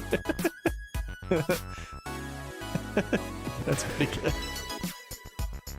Byron, I'm just interested in how a South African became a Jets fan. Is it just because of New York's bright city lights, and you didn't want to be a Giants fan? I don't know your full story on becoming a Jets fan, but maybe you were like Lawrence, was it Lawrence Coles? Oh my god, I can't think of his something Coles. Lavernius Coles? Isn't that his name? Lavernius? Were you a Lavernius Coles fan back in the day? Number 87 on the Jets? Maybe a Vinny Testaverde. Maybe that's who you liked. Just some weird names though. Like why, you know, I just don't. Why are we a Jets fan? All right, I'm done. Until you answer back, I'm done criticizing. We all can love our lovable losers. You know, Vikings fan till probably the day I die, because I born and raised in Minnesota to deal with that stupid organization, making stupid choices, caring about the stupidest things. I'm glad that we have a cool coach now. I like our GM. Hopefully that takes us out of this uber Christian phase that we're currently in with Kirk Cousins. Because that seems to be more important with our team than actually winning games. And you. That can change everything for future you. That's healthcare, as it should be. What is up with ads? Kuchar this week. Yeah, I don't mind Kuchar. All right, so we already determined Edward Gale did not follow the sweet spot process because he's not a true fan. He's just in here because. I'm kidding. Gotta always, you know, dig at my followers, especially those that participate, because we definitely don't want them coming back. All right, so here's a true strategy of mine that I like to do. I like to pair all the 10K golfers up with all the like different combinations of 9K golfers.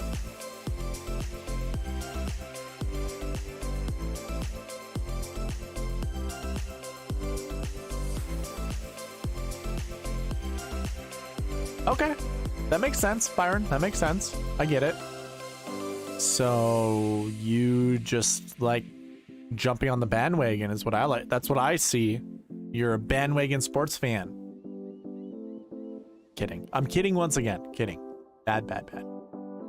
If I took Kurt Kitayama out, so we had Scheffler, Cantlay. Oh yeah, we did build some of those lineups, but let me go back. Cam Young, Siwoo, and Davis. Okay.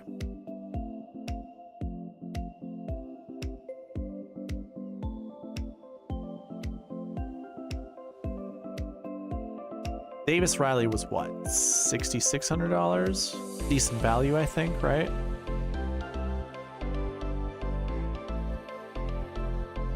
Sometimes it sucks when you don't put this in order.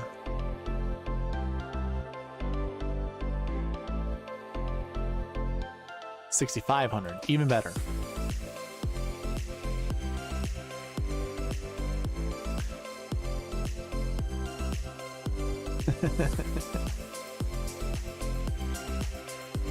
Oh, I feel like it's going to be a lot longer before you see a playoff game. Yeah, I'll get to that. I just wanted to build these lineups here. Yeah, so this lineup I think is fine. Edward. I'd probably cross out Scott Stallings just to keep building lineups because Davis Riley is the lowest value. Nope. I mean, yeah, the 10-9K. All right, so I got something to share with you, Byron. And that's it. Edward, that was the only lineup. The last one I just built was the only lineup that you could do with Scotty Scheffler, Cantlay, Cam Young, Siwoo Kim, and Davis Riley. That was it. You can't build any other lineups with those guys. Maybe if I take out having to grab a 7K golfer, maybe it works. No, because Siwoo Kim's a 7K golfer. Yeah, all right.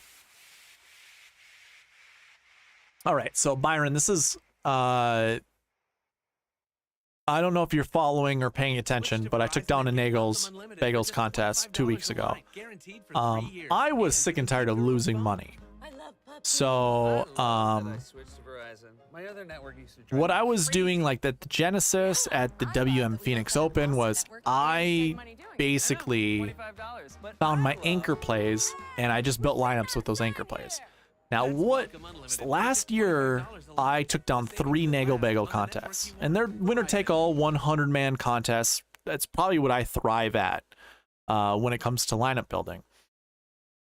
Now, what I was doing during those, like each one of those lineups, because I figured out this strategy last year, but I've been getting a little bit more greedy and trying to like really pinpoint, you know, an anchor lineup or like an optimal lineup by going with anchor plays, because obviously that gives you a better chance. If you can hit the 2 golfers you anchor your lineups around, and then obviously you use a SweetSpot process to figure out the next 4 golfers, you have a really good shot of hitting the optimal lineup that way.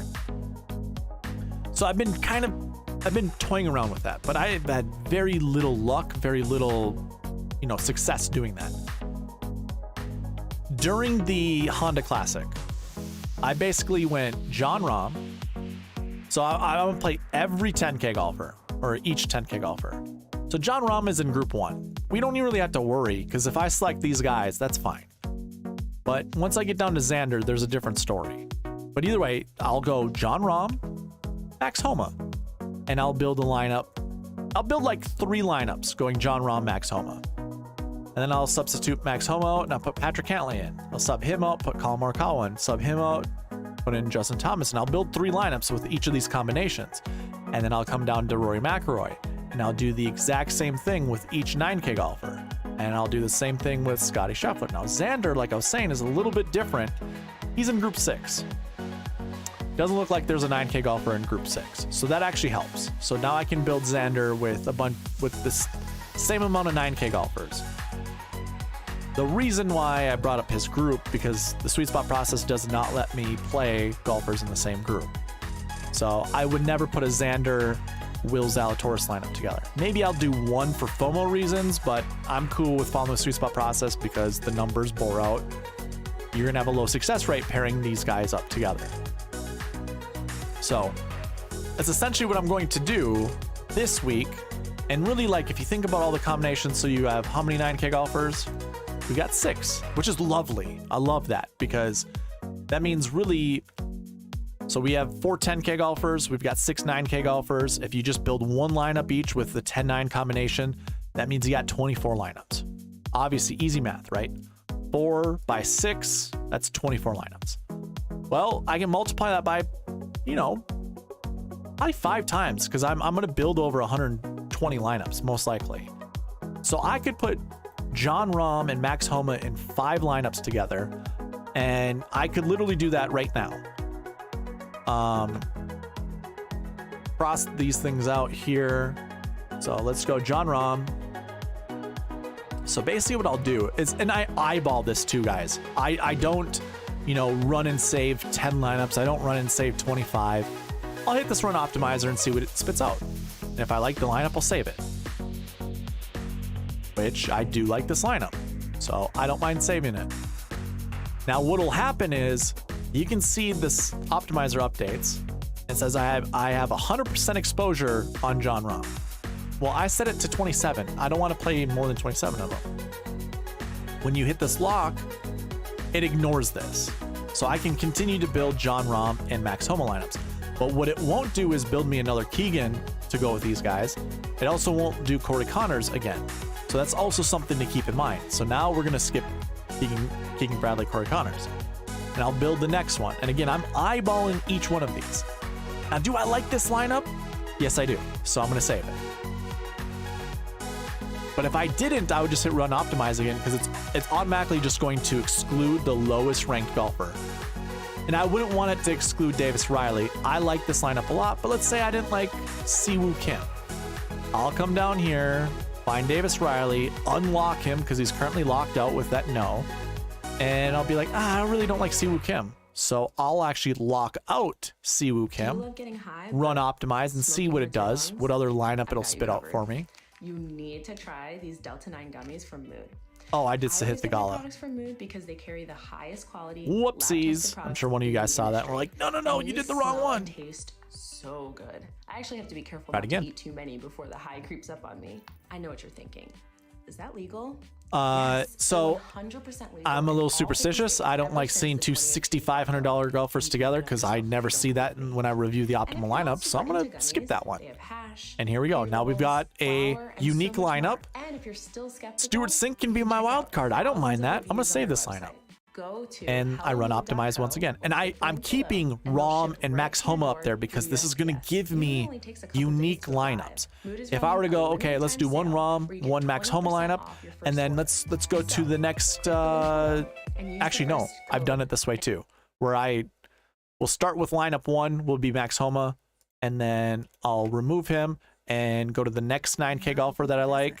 Maybe it's Sungjae, and I'll build a line. That'll be lineup 2, and go to the next one.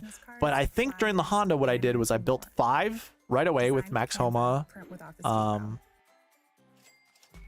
went this route. So I don't mind something like that, but I'm just gonna ignore it. So I'm not gonna save this one.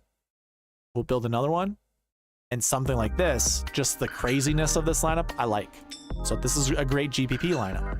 So I'll do one more. And there we go. We get Tom Kim in there. Scott Stallings, Davis Riley. I like that a lot. Cameron Davis shows up. Yeah, and I talked about how I like Cameron. So there we go. There's our 5. So what I'll do is go to my lineups page, copy and save this to a different tab. I usually just go to my ownership tab. Save this up here at the top. Come back to the optimizer, delete all lineups. And now we did our Max Homa lineup. The next one on the list would be Patrick Cantlay. So I'll do 5 John Rahm, Patrick Cantlay lineups.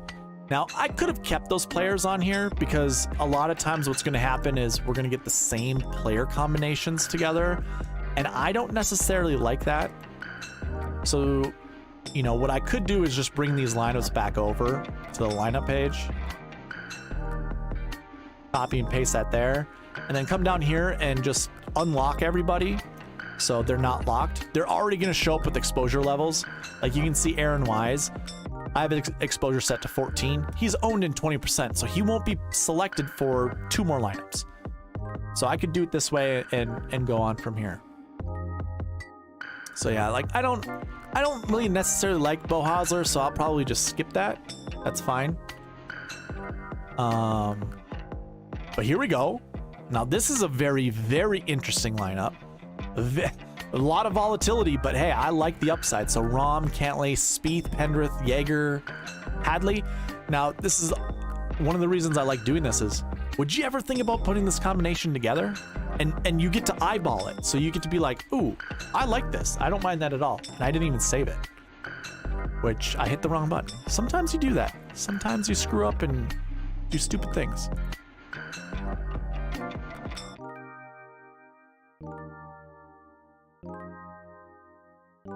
So let me save that, and then move on.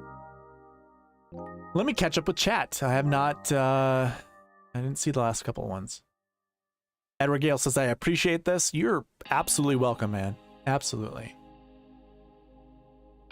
Byron, I'm glad you saw that. Yeah, that was, I mean, hey, that put me back over the top. So I actually withdrew money. I'm back to even, withdrew money. I'm back to 0 for the year when it comes to investments. Plus, I still have some playing money in my account. So that's always the goal. Try to play for free, essentially. Tip for you showdown players: target the guys who start on the 10th tee on Thursday and Friday. Is that here just the Players Championship, or is that just in general? And with that being the case, if it's just in general, kind of like what... okay, you just answered it. Let me get through this. Like Byron says, why Barry? Alex McCullough. Is it McCullough? I think that's how you say your last name, right? If I use my database inside my head of last names that I've come across, I think it's McCullough. I'll need to rewatch the stream later, but what are your thoughts on Kramer Hickok? Seems to be in some good buckets and min priced. All right, so Kramer Hickok for me. I don't mind playing him in 1-2 lineups out of 100. That's it. He's a 6K golfer for a reason. He's in the volatility range because he's a volatile golfer. I really don't think his upside's that great. I think he needs to play the best golf he possibly can to even sniff inside the top 20. Which doesn't, you know, I'm chasing the optimal lineup. I don't want to bring on that much risk playing Kramer Hickok. Could be one of those plays this week, though. Honestly, if you like him, then go for it. I think that's wonderful. But I'll always advocate for this. He's in the 6K range. Do not play more than 4% in the 6,400 and less range, and don't play more than, I'd say, like 7%. You could probably stretch it to 8%, but don't play more than 8% of one single 6K golfer. It's just bad news bears, unless you're like building a max of 3 lineups. So if you're only going to build 3 lineups for the week and that's it, that's fine, because obviously your 6K range exposure is going to be like 33%, and if that's the case, why not just in each 3 of your lineups go with the same 6K golfer? But if you're doing 10 lineups, 1 lineup is plenty enough for having a Kramer Hickok in it. Do not do more than that. I think, ugh, gross. And that's no criticism towards you for bringing up Kramer Hickok, but that's just my general feelings about Kramer Hickok. Dietrich Griffin. So we're talking about Ben Griffin, by the way, and Thomas Dietrich. Jeffrey Lawrence. I like those 2 golfers, by the way. And Barry goes, ran some of my showdown data for the past 5 years. Looks like the top scores are from players starting on the 10th tee, or just the Players Championship. Okay. You know, Byron, just to kind of piggyback off of what, well, let's see if we can rationalize this. So we got hole 1. We're going to look at the top 3 holes. And then we've got hole 10, and we're going to look at the first, not top 3 holes, the first 3 holes for each start. So a 4-5-3. Hole 1 also, by the way, is not easy to score on.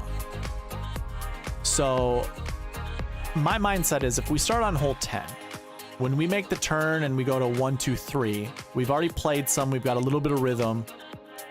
I don't think that's a really good stretch of holes to get 3 birdies on.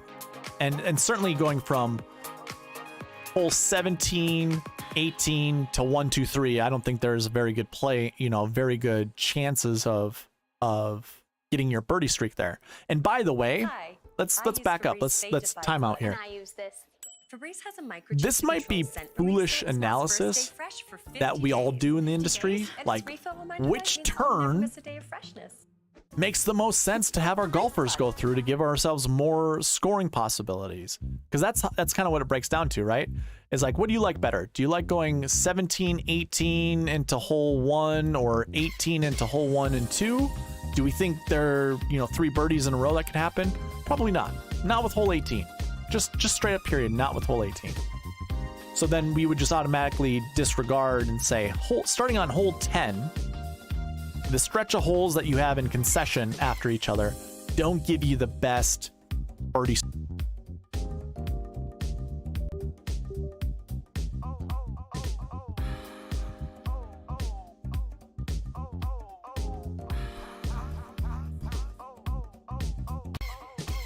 golfers. But I do think, you know, hole 9 to 11, you know, we have a par 5, par 4, par 5. Obviously, a lot easier to get your birdie streak right here. But hole 9, by the way, a lot of people find trouble off the tee. They don't find trouble off the tee. They have to shape a shot. They have to hit a draw around the trees. And a lot of golfers on this tour don't hit draws. So, you know, getting the eagle on this hole is very difficult. But also, depending on where the pin position is, getting a birdie is also super difficult as well. I know you were talking about John Rahm.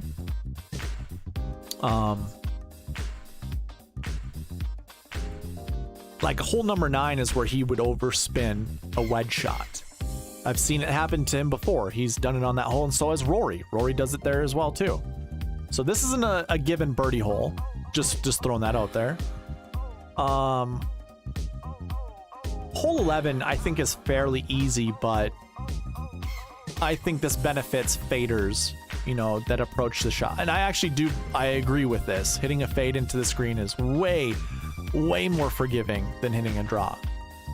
So I guess if we're really, I mean, seriously, doing a deep dive analysis, I don't really think there's, like, just on paper, it looks like there's a benefit starting on hole 1 because you've got that 5-4-5 stretch, but this is not an automatic birdie hole. And hole 10, I'm trying to remember what this looks like.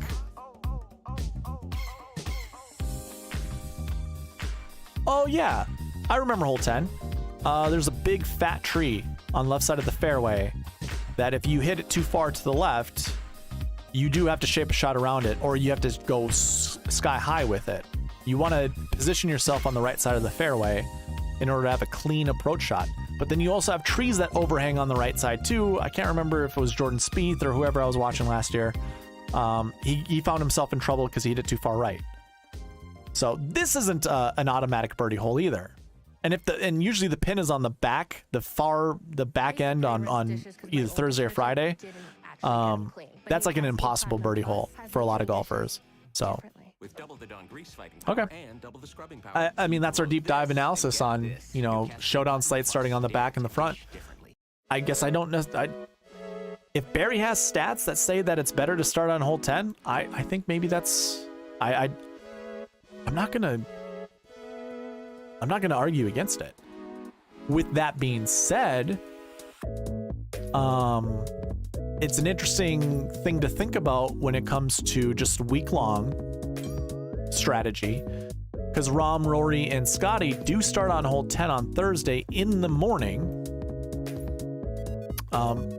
Also, if you didn't already realize this, your best groups usually are going to start this way, where your morning tee time will always start on 10, or it will start on the advantageous side. I shouldn't even say advantageous side. I don't know that for certain, but there's always a rhyme and a reason for why golfers, you know, start on 10 during a certain time. Because you can see, obviously, Xander, Homa, they start PM and they're starting on hole 1. 10 a.m., 1 p.m. 10 a.m., 1 p.m. And then when you get down here at the bottom, it's going to be flipped, where you're going to have 1 a.m., 10 p.m. for the golfers that aren't so good, that aren't, you know, your top name golfers.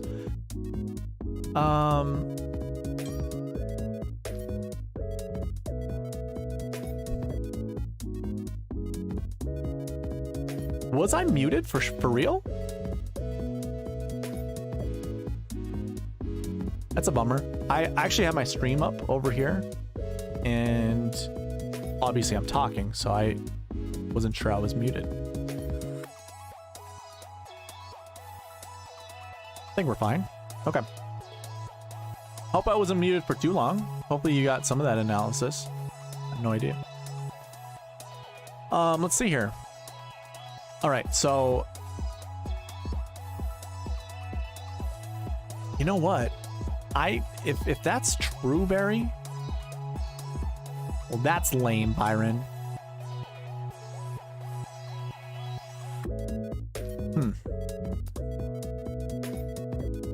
I wonder what caused it, honestly. You know what? Sometimes if I talk away from the mic, because I have a strong filter on here, like if I talk like really quiet, is it like, I don't know. There's a way that you can't actually hear me. So Fleetwood, Hoagie, Lahiri, Mitchell, Berger, Neiman, Hickok, Garnett, Kisner, Penrith were some of the top golfers round 1 last year. Do you have the starting holes for each player last year? I sure do. I sure do.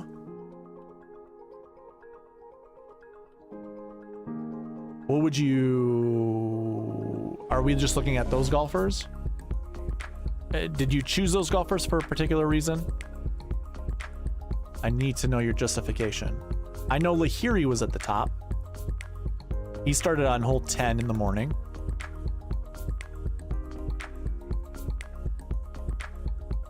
Are we just looking for round 1 scoring? Is that what it is? Okay, there you go. 10, 10, 10, 10, 10, 10, 10, 10. Hole 1, hole 1. Let's do it this way. Hole 1, hole 1, hole 1. So yeah, there's definitely more golfers who, I guess if we're looking at, how about this? Let's cherry pick this. 68 or better. So 68 or better. We've got 1, 2, 3, 4, 5 golfers that start on hole 1. 1, 2, 3, 4, 5, 6, 7, 8, 9 that started on hole 10.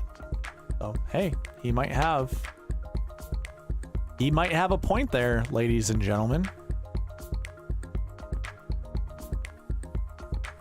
So then round 2 would be, let's see if round 2 holds up. And we did have bad wind, we had bad weather. So yeah, we 164. Of course it's Danny Lee. Danny Lee is that type of golfer.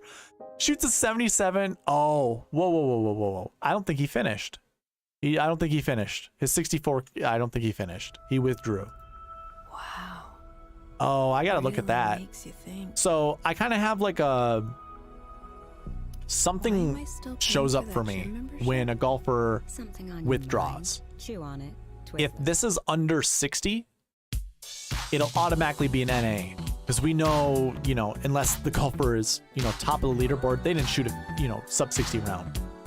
So 64 is going to be misleading. I probably didn't catch this, and I probably need to update this. Let me write it. I have to write a note for myself. Otherwise, I will forget. I guarantee you Danny Lee, or I shouldn't say I guarantee you, I bet you Danny Lee did not shoot a 64.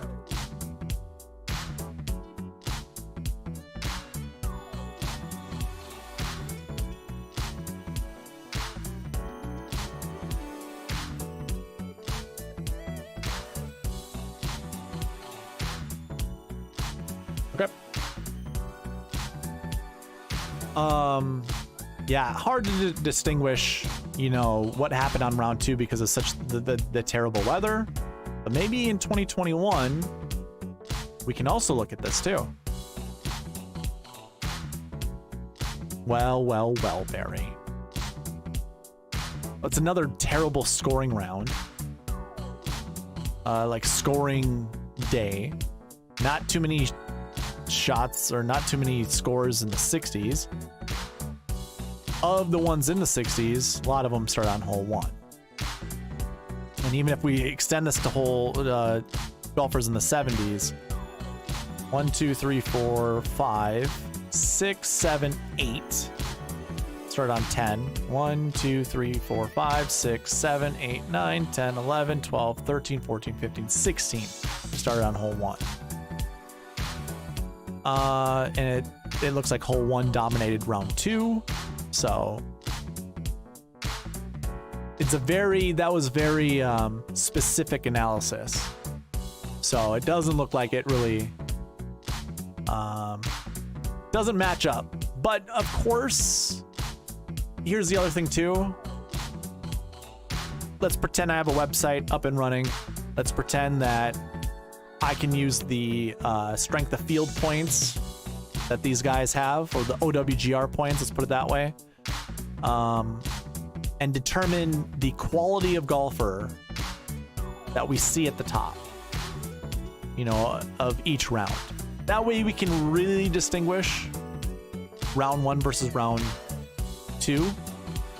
I guess what we could also do is look at the top golfers here, what they shot, and just kind of pinpoint. So we have 170 by Patrick Reed. He started on hole 1. 169, Bryson started on hole 1. That's it. These guys kind of did pretty bad. And then we flip it. So this would be hole 10 for Rom.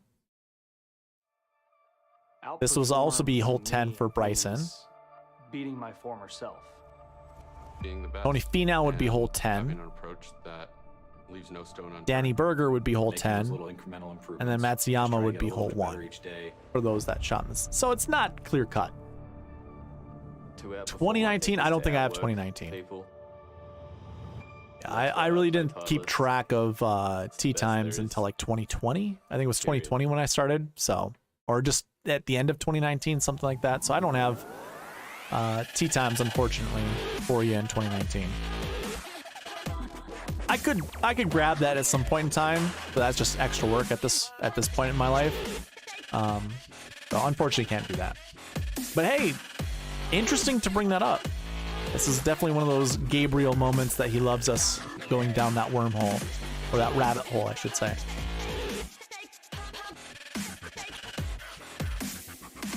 All right, so we got any other combos to go by? I kind of gave my my strategy, which I like that one.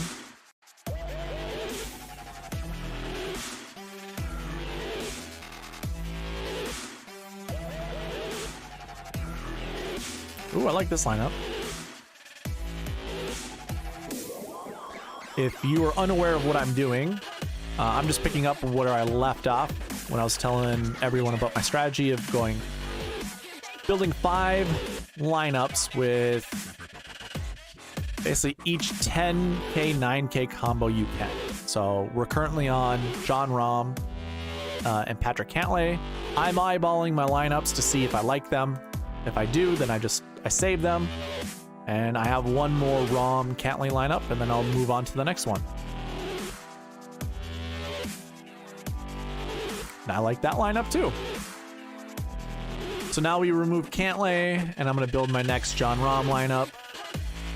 And Rahm is going to be paired up with Collin Morikawa. Easy peasy. Morikawa was a bad value, so he's down here. And then I'm going to unlock everybody.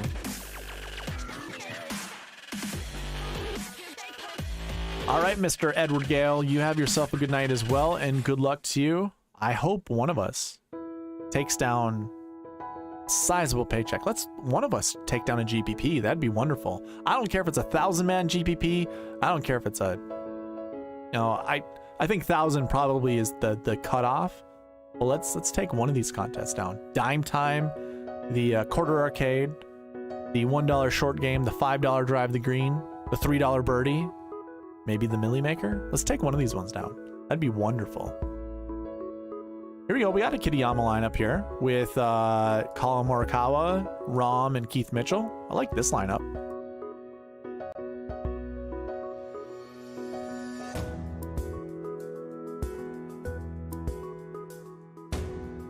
Chesson Hadley now showing up in 2 lineups. That is super interesting. Sure.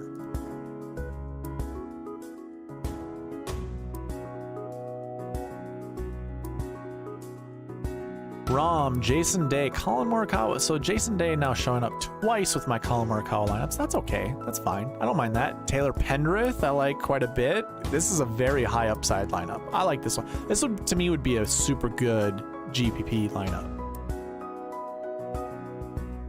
For what it's worth, per Fantasy National, 20% average is the highest 3-hole stretch. 9, 10, 11 on the course. 20% average what? Birdie or better average?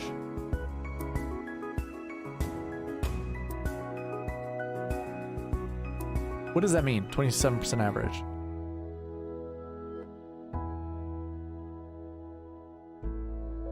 I'm not sure, Byron.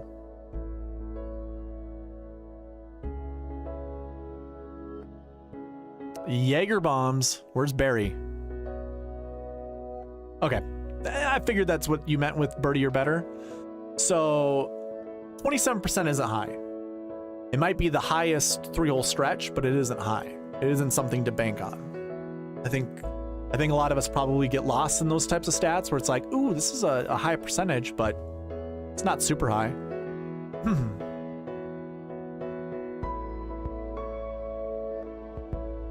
But yeah, certainly the highest birdie or better. Just going, well, no, I would actually probably fire back. This is the same concept to me as ownership leverage, where we got to think in additive terms and not, you know, multiplicative terms. So if we saw a 3-hole stretch that had 24% birdie or better, that 3% is negligible. Not even that big of a deal. Now, if there was like a 10% birdie or better stretch on any of the other, 3-hole combinations, then yes, we definitely want to attack that birdie or better average. So I guess if you want to, what are the next 3 highest 3-hole stretch birdie or better percentages? It would be my next question. If we see it like,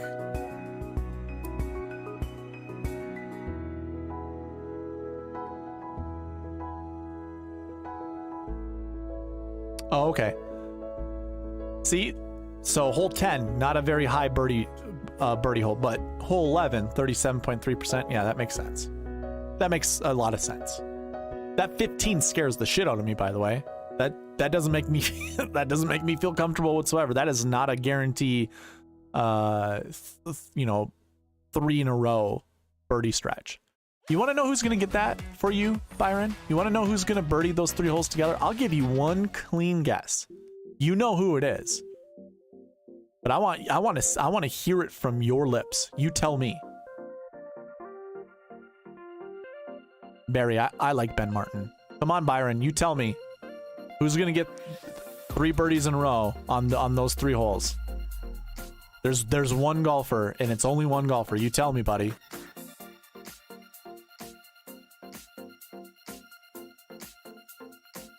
I want to hear it from your dirty little mouth. You tell me.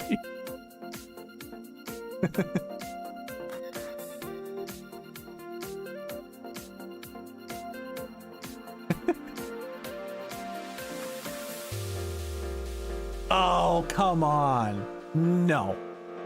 Not Cantlay. You know who it is. It's your favorite golfer in the whole wide world. Should I do the stupid millennial, the stupid TikTok thing? Say it with me. Jon Rahm. Yeah, exactly. He's gonna get it. I'll put. Yep. But that's because you pounded too many beers tonight. That's why you're gonna throw up. It's not because Rahm's gonna get 3 birdies in a row on that stretch of holes. Mark it down, man. I'm going to run victory laps around you on Twitter. I'm just gonna post it. I'm gonna be, dude.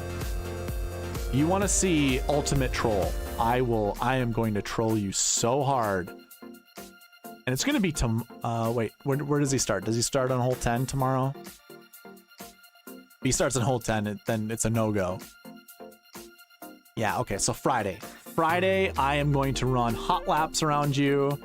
I am going to declare victory that Jon Rahm is the best golfer in the world. Oh, you got that sugar high going on, huh? Too much sugar, got gut rock, I should say. Yeah, I mean, I'm no better. This is like my, I really don't drink Rockstar, but I was kind of, I forgot what it tastes like. I usually like to do the sugar-free stuff, but I was gonna say I'm no better than you. This is like my 4th or 5th energy drink today. It's like boredom, you know, like when you eat too much because you're bored. It's kind of what I was doing. I mean, I had a deadline at work that I need to get through, and I think it was just a struggle bus, and I gotta pound as many energy drinks as I possibly can. It wasn't 4 or 5 of these. I had a couple kickstarts, which 90 milligrams of caffeine, kind of similar to, I mean, it's still a lot, but kind of similar to a cup of, you know, Starbucks coffee. I don't know. I don't feel guilty.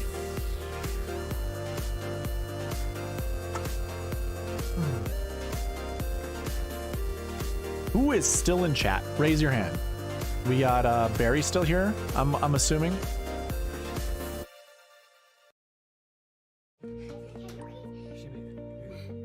Comfort. It all starts with snuggle. I hit the spot. Well, I can't wait till Rom gets 3 birdies in a row on Friday during holes 9, 10, and 11. It's gonna happen. Mark it down. There's a bet on it. We're doing it. Bradley Harmon posting. Yeah, this is just a disgusting enough lineup. We're going to save it. Love that. Now we're out of our Rom and Morikawa lineups. Jump into the next 10 9K. Justin Thomas. Or in French, they call him Jati. JT Jati.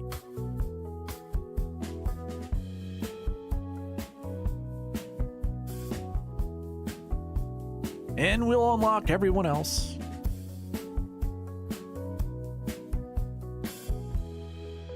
It is.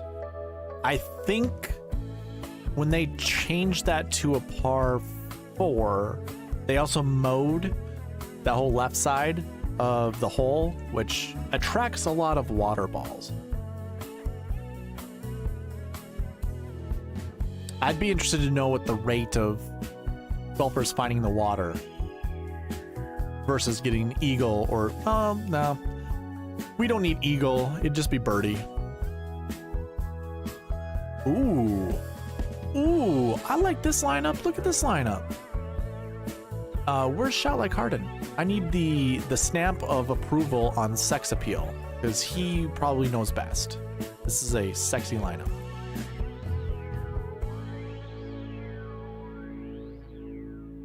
This whole stream is just going to be nothing but John Rahm lineups that I'm building right in front of Byron. Byron hates John Rahm for no reason. John Rahm's just the best golfer in the world, man. Tails lead to odor trails. Oh my gosh! Reach for Febreze Pet Fabric Refresher. A few sprays of Febreze Fabric Pet Ooh, gets the job done. I like this lineup. Birdie, 2 paws way up. Febreze Fabric.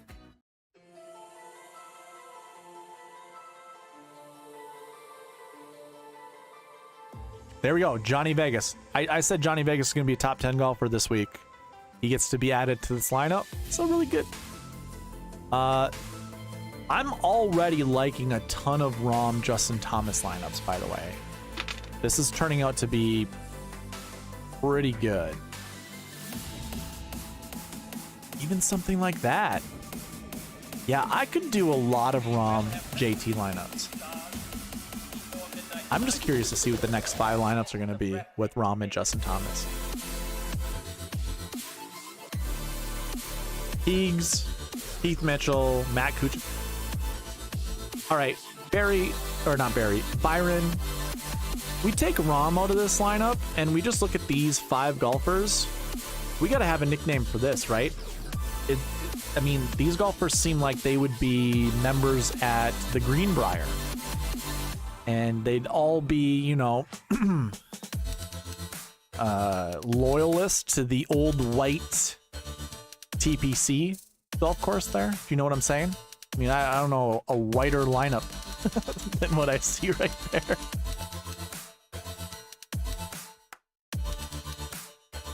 All right, man. You have yourself a good night. And absolutely, thank you for coming in here and chatting with me. I love providing a little bit of banter whenever I can. So appreciate it.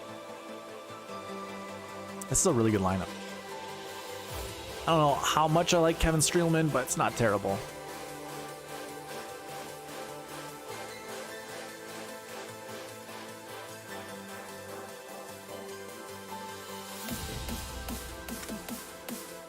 Who else do we have in chat? Anyone want to see some lineup? Some lineups? Let me know.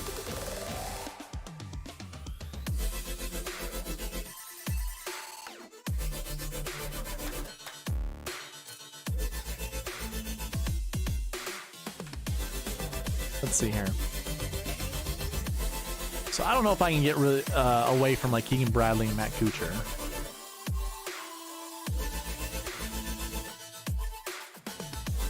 Ooh, yeah, Barry. I certainly can do that. Oh, I like this lineup. Let's save this off to the side.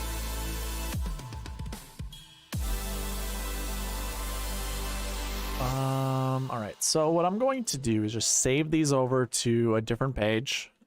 Any of you guys with the optimizer can do the exact same thing. We'll copy that over here. I'm gonna go ahead and clear this out because I want a blank canvas. Wow, that's how we say canvas in Minnesota. Canvas. That's not true. Don't take that. No one does that. And we're gonna do Brandon Wu and Emiliano Grillo lineups for our boy Barry.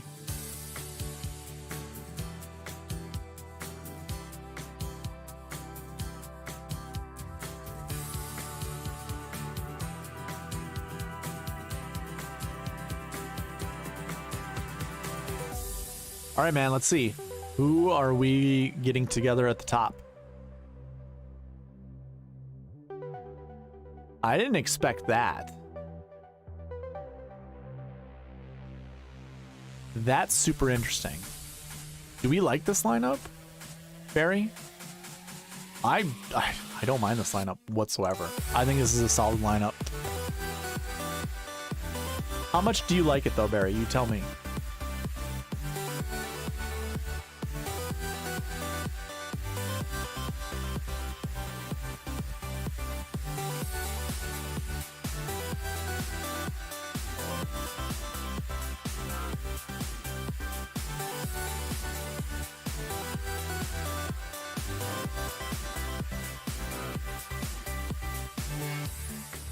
There's such a delay on this stream. I'm like, it just came across to me asking you the question. Okay, I'm 10 seconds ahead. I like this lineup a lot. I'm gonna save it off to the side. I'll wait for you to respond though.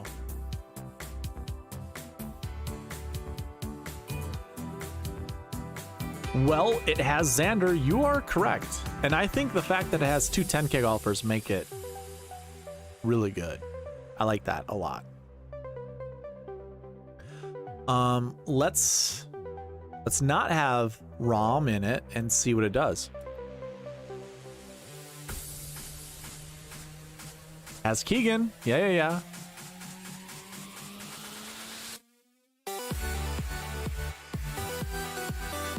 So if we take out ROM, now we include Rory, but we remove the $7,500 golfer and we bring in Shane Lowry at 82.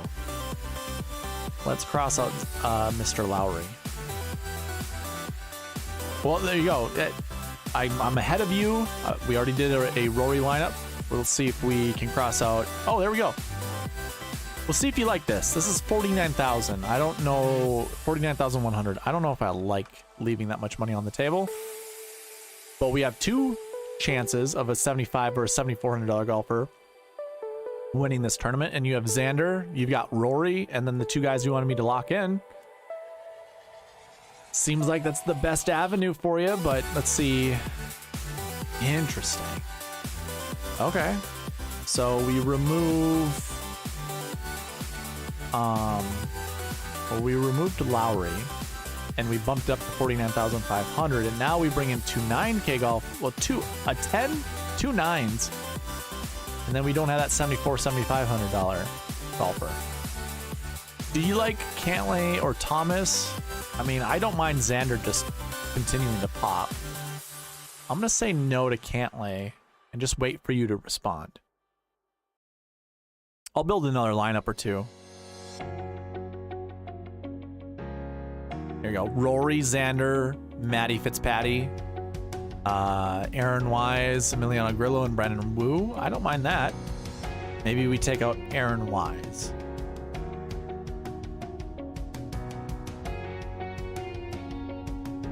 See if we can find one of those $7,500 golfers.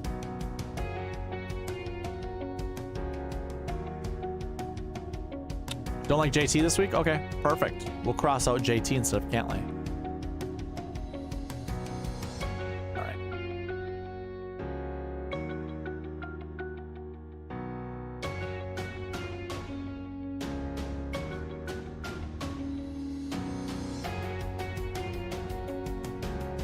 Oof. Yeah, I don't like Sepp Straka in this lineup.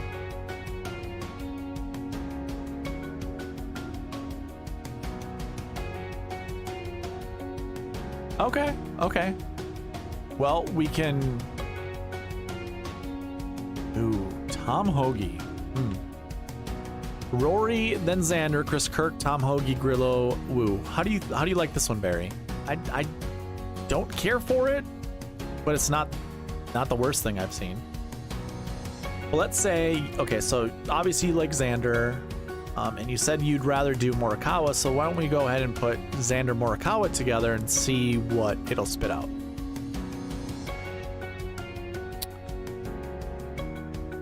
Okay. We got our $7,500 golfer in Seamus Power. Then it goes Xander, Max Homa, Colin Morikawa. So we're really ramping up with the like a Stars and Scrubs build, but I don't hate it. This is pretty solid. You like that last line? Okay. You might like this one. Our 10-second delay. Once it catches up with you, you might like this one. I'm gonna go ahead and remove Max Homa. I don't have anything against Max Homa this week, but just to change up how the builds are, let's see what it shows. Yeah, and I don't mind a lineup like this. Schauffele, Hovland, Morikawa, Kirk, Grillo, and Wu. Not terrible. But I'm going to go ahead and remove Chris Kirk from here.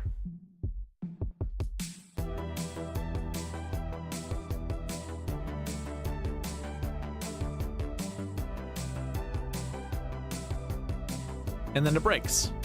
So we kind of hit our limit. Well, I mean, when we do Xander and Colin Morikawa, when we lock those guys in, we hit our limit. But if we don't, I'm sure we... Yeah, I'm liking that Stars and Scrubs approach this week. I think it's the best week to do it. I like this lineup. Rory, Xander, Matt Fitzpatrick, Emiliano Grillo, Brandon Wu, and Gary Woodland.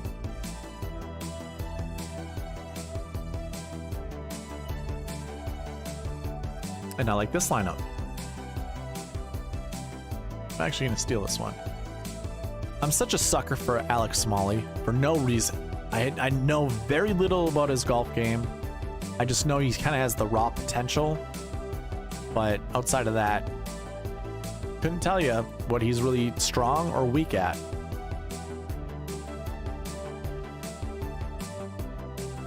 Okay, then it breaks. So... just locking out Rom and JT and Homa probably does us in. We can't really build that many Xander lineups to go with Grillo and Wu without including, you know, like a John Rahm or a Justin Thomas. There's our 74-75, you know, golden spot, our sweet spot.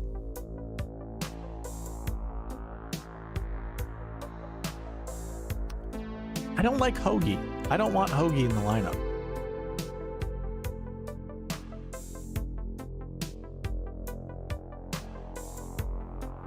Well, and I guess to your point, Barry, if you're going to 6K golfers, 8K range won't be needed. I agree.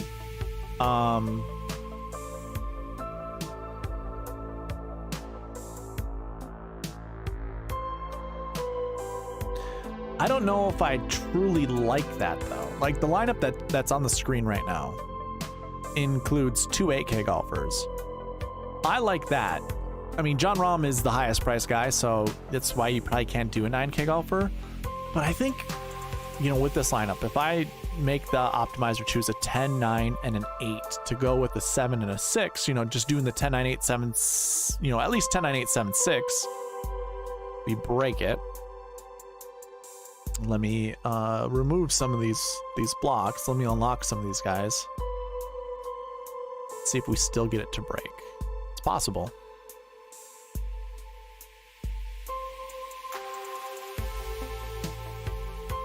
And I don't mind a lineup like this. Scotty Scheffler, Justin Thomas, Sam Burns, Victor Hovland. I know you said you don't like Justin Thomas this week. You know what? This is a good case study for the 10, 9, 8, 7, 7, 6 approach. Because there's, I mean, if we take last week into consideration, how many 9K golfers did we have last week? Like 9? 10? Did we have 10 9K golfers last week? With 3 or 4 10K golfers? Something like that. Oh yeah, I do have the optimizer. I don't have everyone. Yeah, I'm not gonna pull up the old sheet, but we had something like that. So there, like, I couldn't build that many 10-9 10K 9K combination lineups. I could only build like 3, you know, of each combo before I got to too many lineups, basically. So there was a lot of combinations I could build with the 10 and 9K range last week, but this week, I shouldn't say there was a ton. There was a limited amount that built a ton of lineups. This I could actually do a bunch of combinations several times and get to that same number that I had last week, if that makes any sense.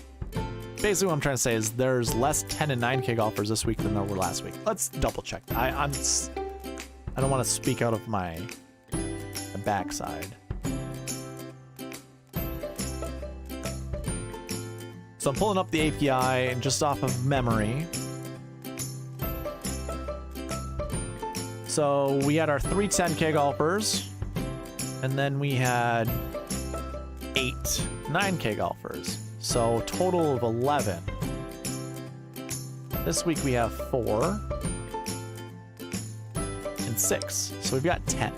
So yeah, I mean, I was right, but not nearly to the effect that I thought I was right.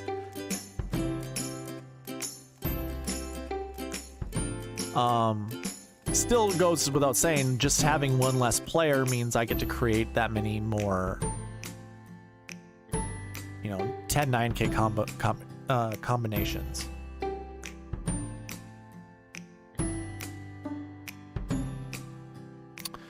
So what I was getting at with all of that, how many 8K and above golfers? 21 versus 21? 20. I guess if it was a different number, like if we saw, you know, kind of a more watered down 8K range, I probably would say we don't need an 8K range or you know, anyone from the 8K range this week, but I think we do. Because I was about to agree with you. I just wanted to see, you know, if we had an easier time building like a 10, 2 9s and then drop down to 2 6s and a 7. I do like the 10 9 8 7 6 6 approach this week. I think that's kind of where I want to go. Barry says, could see it 2 ways. If you take either Rahm, Rory, Scotty, then maybe a 9K player won't be needed. But if you start with Xander, you can go 9K heavy and not need an 8K. I agree with that. I do agree with that because, you know, Xander is 10K flat. So that does make lineup building pretty easy that way. But yeah, like something that's on the screen right now, Scheffler, Homa, Hovland, Wise, Grillo, and Wu, I think that's a solid lineup. You know, if you were to start there, I don't see an issue with that lineup. I'm gonna cross out Max Homa. Cross him out. Oh, there's Shot Like Harden. We are 2.5 hours into the stream, buddy. And you just show up. We already went over Burns, so we can't talk about Burns anymore. Sorry, pal.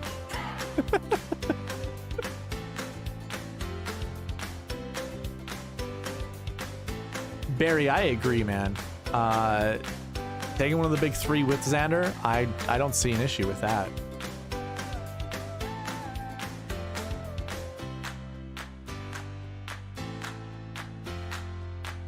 Okay, so when I do the 10, 9, 8, 7 method to go with your two 6K golfers, the lineup on the screen right now, Barry, it's pretty solid. Morikawa, Hovland, Schauffele, go with Kirk, Grillo, Wu. Not terrible. I'm actually gonna cross out Chris Kirk because I want to see something different. Ooh, that's exciting. Did they pull out the victory, or did they, or was it a heartbreak loss? We break it going 10, 9, 8, 7, 6, 6 with Emiliano Grillo and Brandon Wu. But if I take those losers out of my lineup, we'll see what it does. There we go. Scheffler, Cantlay, Day, Keegan Bradley, Keith Mitchell, and Scott Stallings. I don't really care for Scott Stallings. I do want two 6K golfers, though.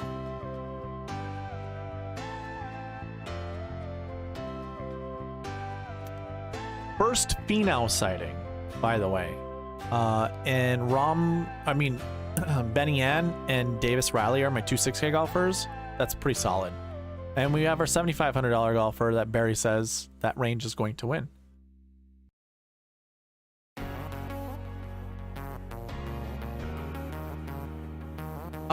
So Burnsy was showing up a ton in these optimized lineups, or with the optimizer. And then our boy Barry was like, Burns sucks, so we can't play him. I mean, verbatim, that's exactly what Barry said, verbatim. You just scroll up and read. He's like, Burnsy sucks, he's the worst golfer in the world. We can't play Burnsy. So we took him out. We said, can't do it anymore, and so we moved on. Barry's been holding back on the 6K range until right now. Yeah, you must be his his confidant. Like you show up and he's like, ooh, I got all the 6K golfers.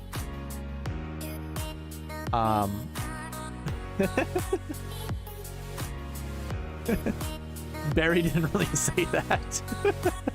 He did say though that his driving is very very bad. So you being the Burnsy whisperer, do you concur?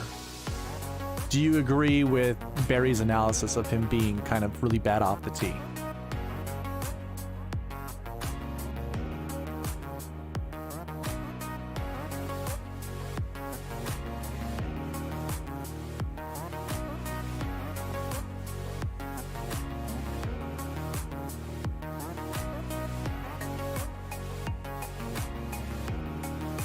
Oh, I see. That's how it goes. All right. Well, I guess it be that way. Oh, interesting. I didn't know that he tried out a new driver.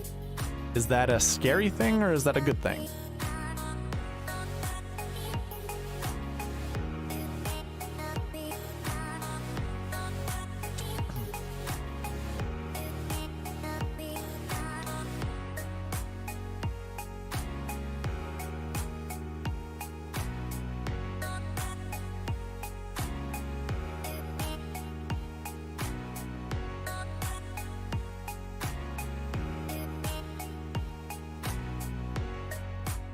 Sorry, gentlemen. Gotta get my hydration. Let's see here. Benny Ann, Sam Ryder. I don't mind that. Dave Bradley. Yeah, I might want to just stay away from Bradley as much as I've been seeing him. Okay.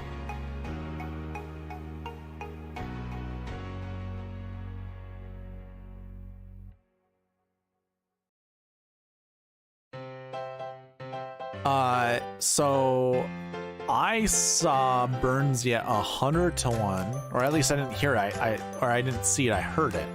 He was 101 or 100 to 1 at some places. I do think that is pretty crazy, by the way. Pretty solid lineup here. Rom, Finau, Day, Power, Benny Ann.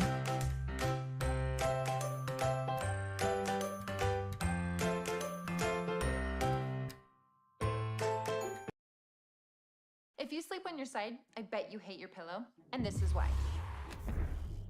They might be as fluffy as a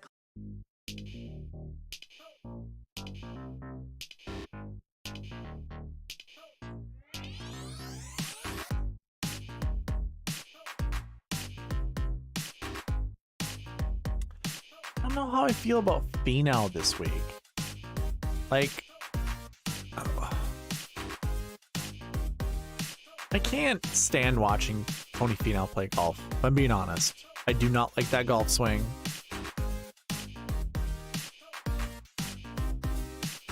I can't stand his putting stroke. It's terrible. I'd rather just not play Tony Finau, if I'm being honest.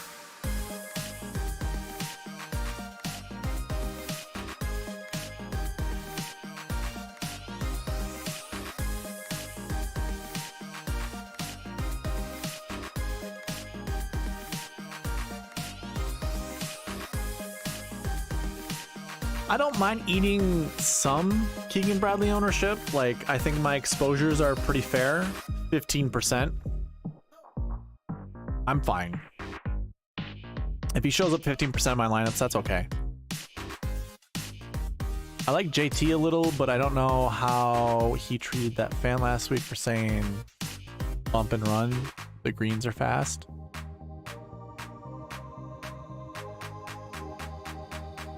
Really? What did he do to that fan? What did I do last weekend? I did not watch any golf.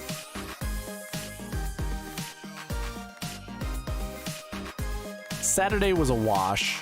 I was busy till about 4 p.m., 5 p.m., so I didn't watch any golf Saturday. Then Sunday, I think I slept in kind of late. And then, shoot, I don't remember what I'd done Sunday. But I didn't see what happened. I'm very curious to, like, what did JT yell at the fan for saying bump and run?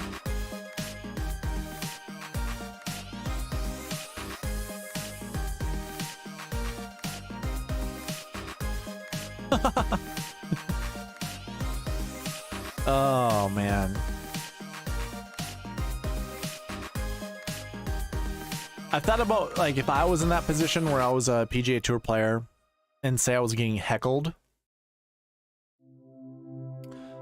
instead of talking back, which I feel like would be my natural, you know, response, because how society in this country is just so sensitive, it's probably best to get a cop to come over and situate it.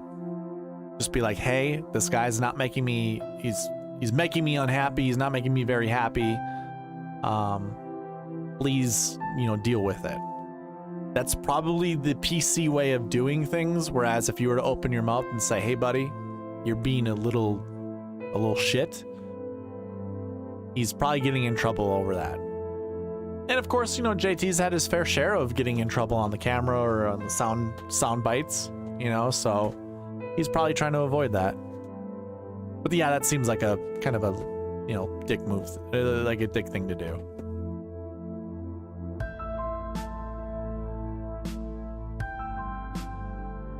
Also, JT is just a little stuck-up bitch, if we're being fair. He's definitely a country club type boy. Daddy was part of the PGA. He was a member of the PGA. Grew up in that real entitled lifestyle. Sorry, I know you're from Texas, Shot Like Harden, but can't not do a southern accent when I talk about people from the South. Mr. Kentucky, Mr. Justin Kentucky Thomas.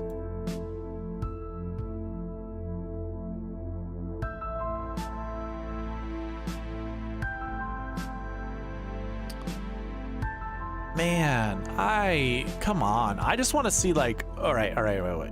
I'm going to do things. So if I was to like anchor on my favorite 6K golfers, I think Riley would be, well, I like Riley a lot. Riley and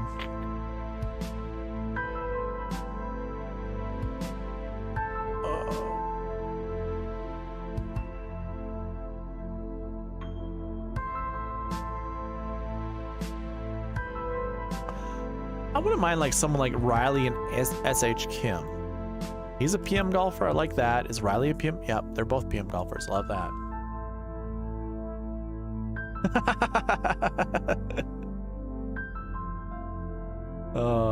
Perfect. Yeehaw. Yeehaw, motherfucker. Oh, let's see PKA. My bad. Scotty Scheffler, Patrick Cantlay, Shane Lowry. Oh man, I don't like Shane Lowry. Shot like Harden, do you like Shane Lowry this week? You could probably convince me to play Shane Lowry, but I just can't do it. Your boy, well, Sam Burns is on this lineup. Ooh, Scheffler, Cantlay, Burnsy, Spieth, and the 2 6Ks of my choice. I don't mind that. I don't mind playing Spieth this week.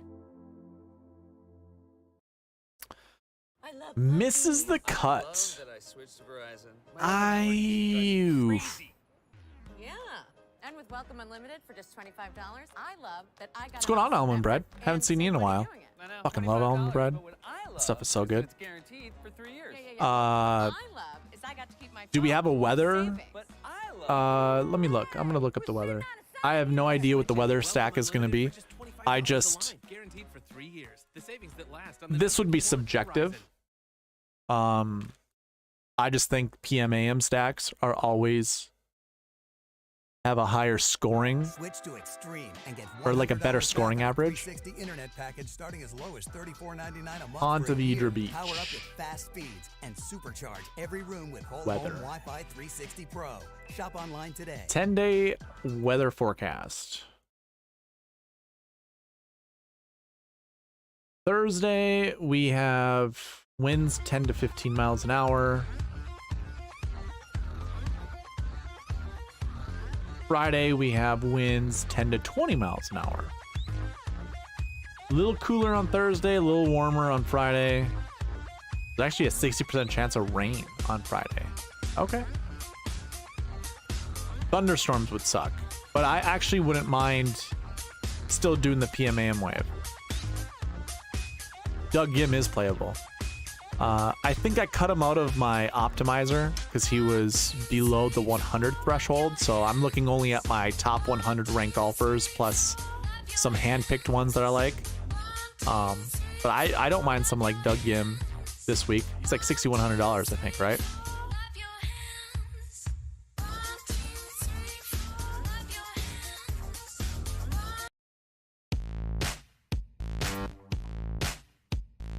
Let me look at Wind Finder. I wonder if there's anything else that I can see when it comes to weather. Like wind stacking.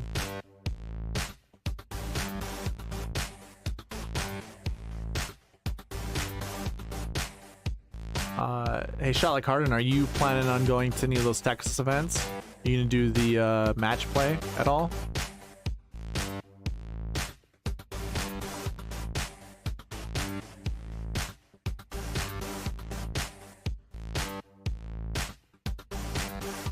Where are you? Lots of golf courses in the Ponte Vedra Beach area. There it is. Alrighty, so Thursday, the 9th, 9 a.m., 9 miles an hour. Noon, 8 miles an hour. Picks up to 9, 3 p.m., and 6 p.m., 8. So I'm already like in the PM wave on Thursday. Pretty benign all day.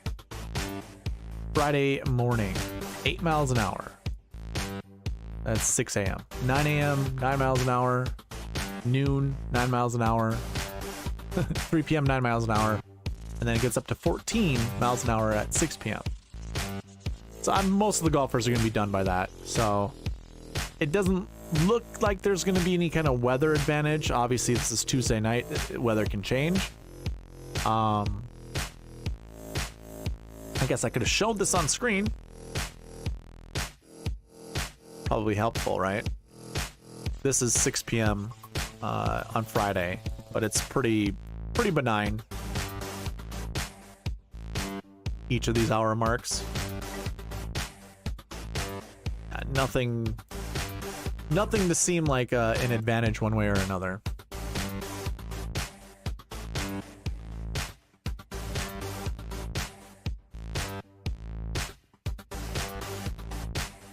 Okay. I also like Schwab at 6,100, but not sure if I'll have the guts to go that low. Almond Bread, how many lineups do you make? Out of curiosity. Shot Like Harden says, I'll probably go back to Charles Schwab and the Houston Open. Well, Houston's in the fall, right? So we won't... Is that actually happening this next year? I forget when the schedule changes, but they're getting rid of a lot of those fall events, right? I imagine the Houston Open wouldn't be one of those that they get rid of.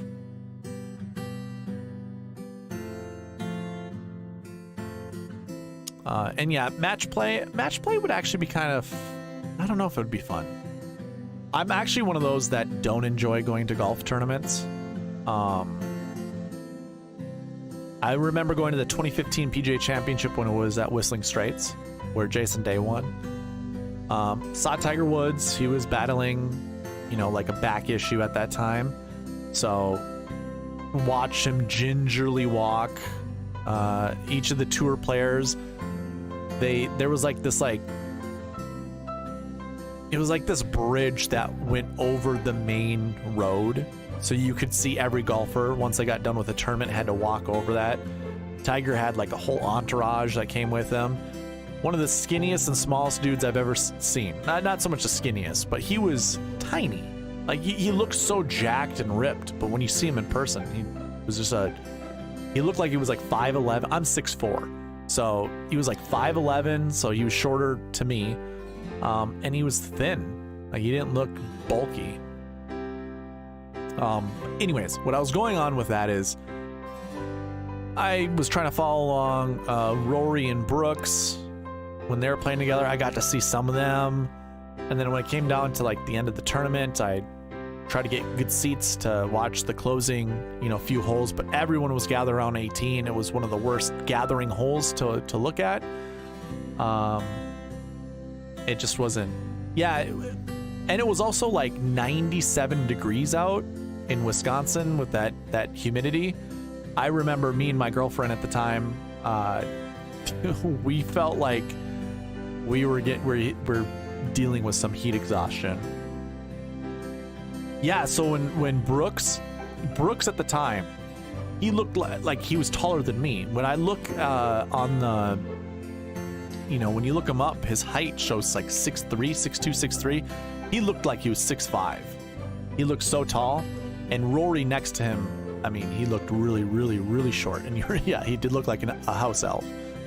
But I didn't get to see that much golf. And on TV, they don't show a lot of golf, but they show more golf than what I can see with my own two eyes. I gathered on the front nine around like hole 8, hole 4, and whatever. I can't remember that collection of holes. And then on the back 9, they also had like a 3-hole collection area where you could see golfers teeing off, finishing on one green and then coming across on another green. It was all right. I just... The moments that I like is when you get to be right behind a golfer and watch their ball flight take off. Like that's super sweet. So if you could find, maybe that's what I should do next time. Just sit at a tee box and just watch each golfer just hit a shot off of it. I think that's probably what I would enjoy the most. Okay, so 20 lineups this week. Okay, well, out of 20 lineups, playing one Matthias Schwab, I don't see that being an issue, man. That's what, 5% ownership? I think that's perfect. I think you go 61. Let's see where Matthias Schwab is. It's at 6,100. So he's going to be down here. He's probably not going to be really ranked very well on my... Yeah, not very good, but We can make this happen.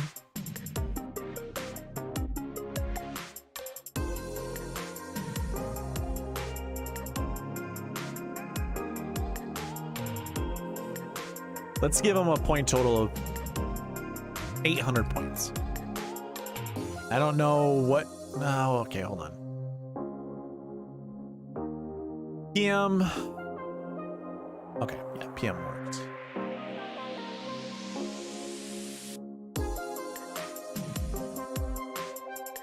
Lock him in. See who is the best pairing with him. Do you have a couple golfers that you're thinking about playing? Like, who are your favorite golfers?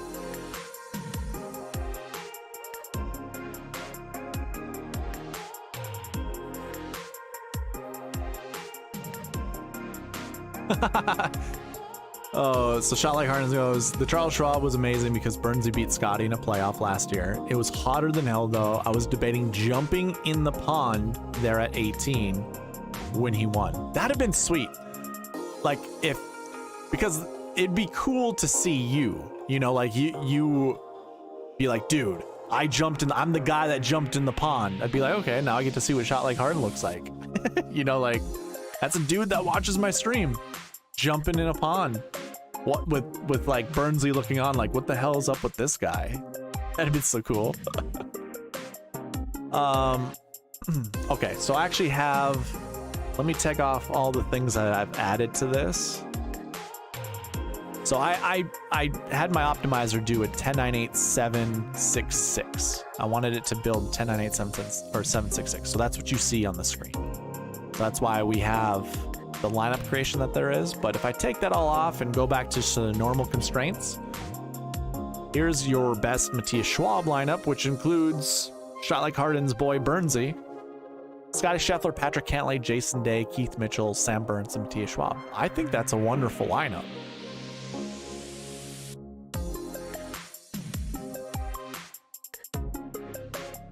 Hell yeah, dude. If I so the 3M Open is in the Twin Cities up here. I'm not currently living in the Twin Cities, but I plan to move there this summer. I was living there a couple, last year and the year before. But I'll probably end up moving back. Chad Eckert and those guys, they like going to that event. I don't mind going to that event. I certainly, would try to sponsor my stuff there as well. Get some free advertising. Almond Bread. Some other 6K ideas. Molinari, Shelton. I won't pair them up though. I think we built a Molinari Shelton lineup. If you were to rewind and check out some of the lineup builds that we were doing. Let's see. This is going to be really difficult for you to see. I did save 20 lineups, so there's a Robbie Shelton lineup, but it was with Stuart Sink.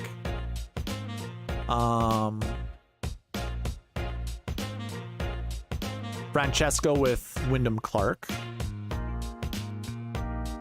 Sorry, you guys can't really see this. Super small.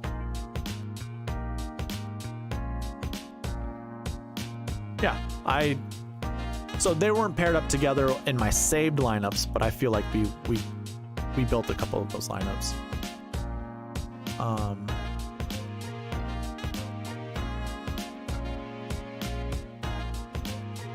Let's see what we can do with the Molinari Shelton lineup.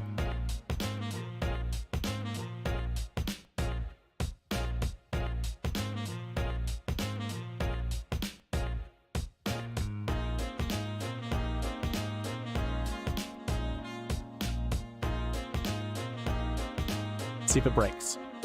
Alex McCullough is back. What's going on, man?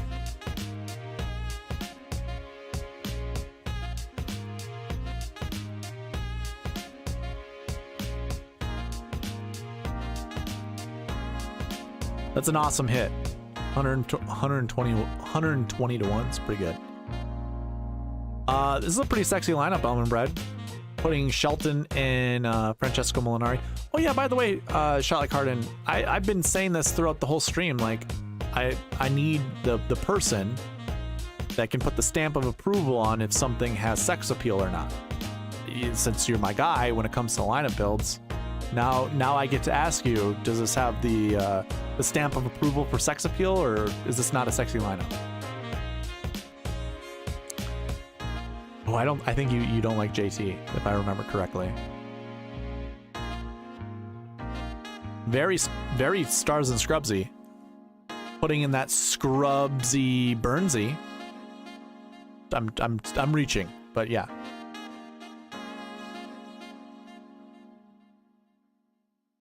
Let's take out JT. Can be hard to spot. Because he's a little bitch. YouTube.com/hitpause. Rom and Fitzpatrick, you got it, man. We'll do some of those lineups. Ooh, Scheffler, Cantlay, Burns, Spieth, Shelton, Molinari. I don't mind that lineup. I am actually going to take Burns out. I am so sorry, but not really.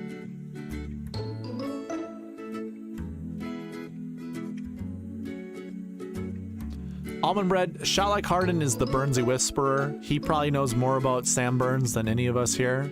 He might know. That's fair. Shot Like Harden. I also don't think Tony Finau is sexy either.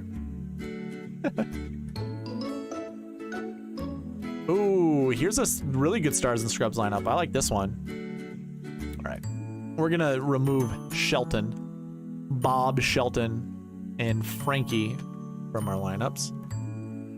And we're going to go with some Rom Fitzpatrick.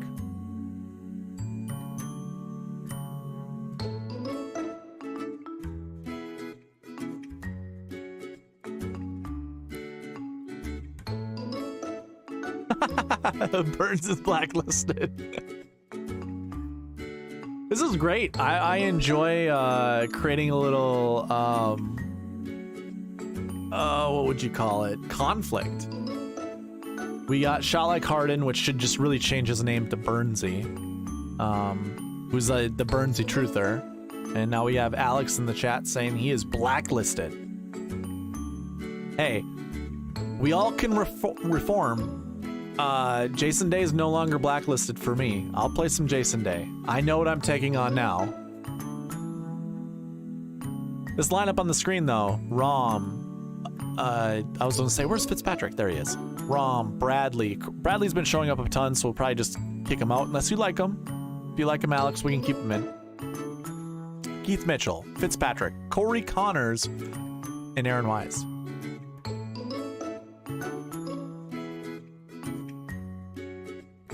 Oh, yeah, so...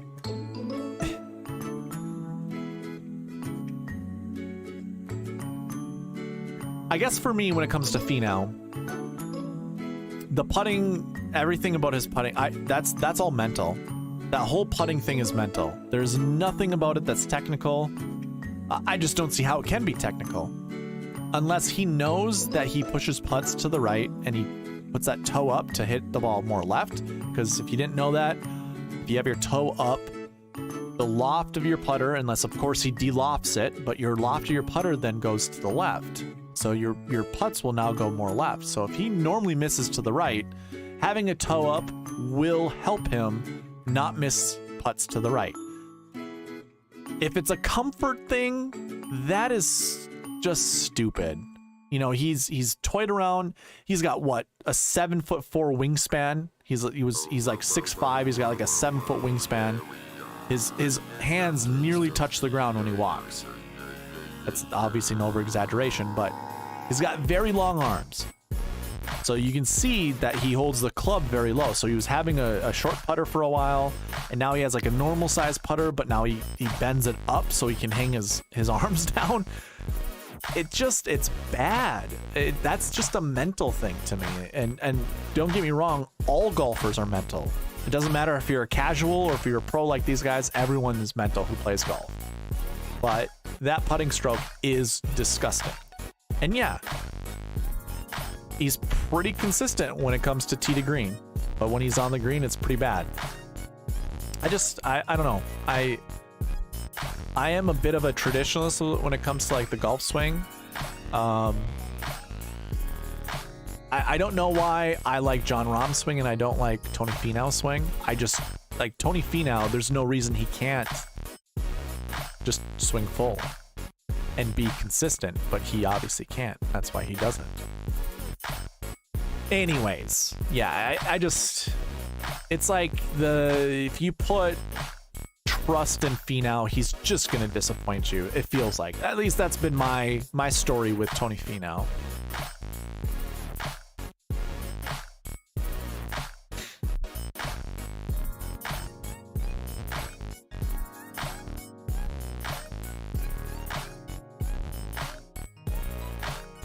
Well, I mean, so almond bread.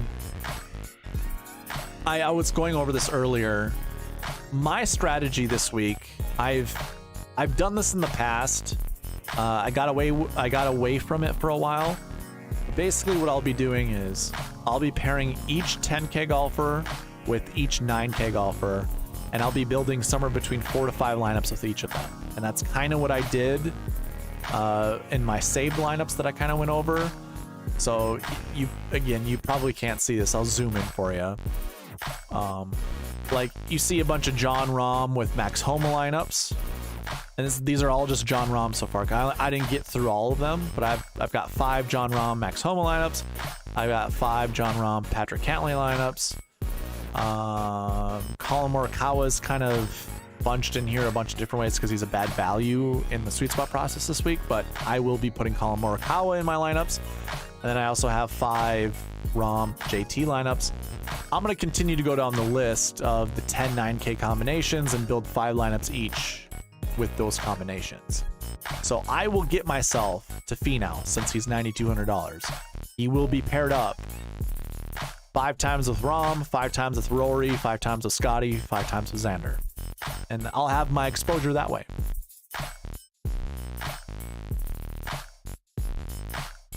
So I won't be missing out shot like Harden if he does win the thing. I'll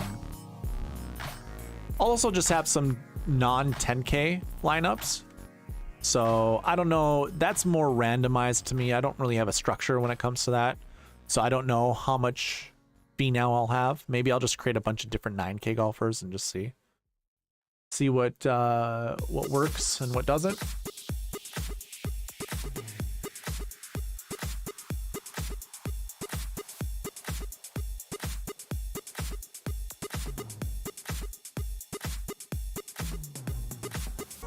Okay. Where were we? We're doing Rahm Fitzpatrick lineups for Mr. Alex McCullough. So, hey, this lineup on the screen, not terrible.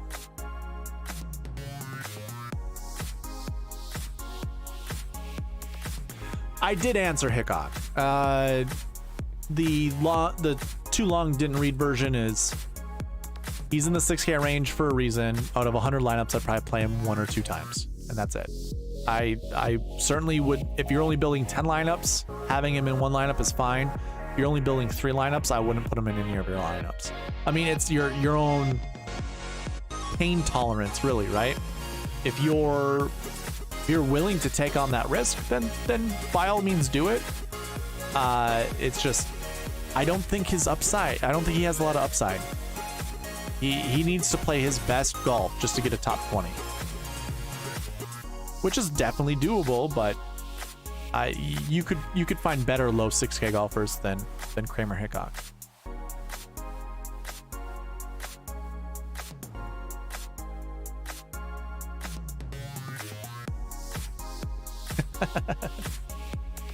All right, shot like hard, I'll do that.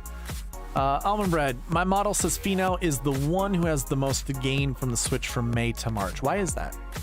Do you is it from like going Bermuda grass to overseed? Is it just he plays better at this time of the year? I'm interested. Tell me the reasons that you know. I want to know. Let me build a couple more Fitzpatrick Rahm lineups for Alex.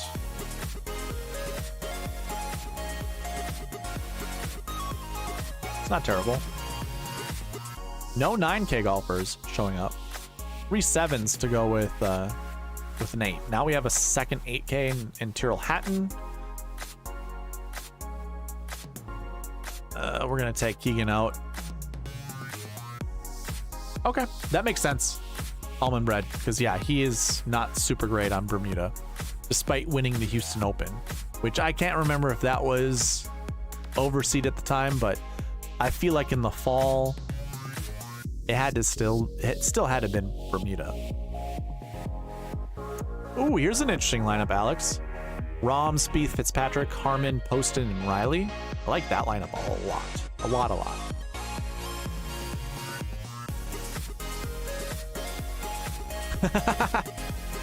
Oh, I just saw Barry posting in, can't do Grillo in Vegas. Oh, so you have the same superstition as me, huh? And the shot's like, I don't have that same superstition. All right. Hey, here's a good lineup, Alex. I like the fact that you have a low 6K golfer. That's definitely just going to, I mean, that's going to give you enough leverage to win a GPP without duping a lineup, which who cares if we dupe a lineup? All right. So Grillo and Mr. Vegas. Johnny V.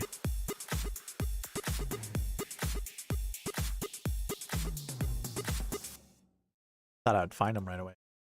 There he is. Want to watch Meerkats without the ads? Yeah, baby. Get YouTube Premium. All YouTube, no interruptions. They're right next to each other. Same, almost the same sweet spot score. For AZ.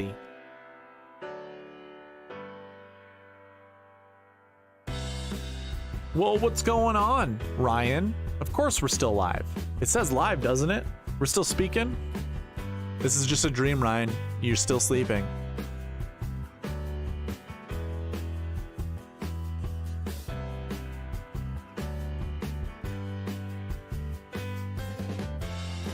Oh. John Rahm, Jason Day, Sam Burns, Jordan Spieth, Emiliano Grillo, and Johnny Vegas. This... I feel like this just... maybe doesn't so much scream shot like Harden, but it certainly gets the shot like Harden vibes. I don't know why, man. I just feel like you're a big Spieth truther this week, as well as Rahm. I could be wrong, but... I get that feeling.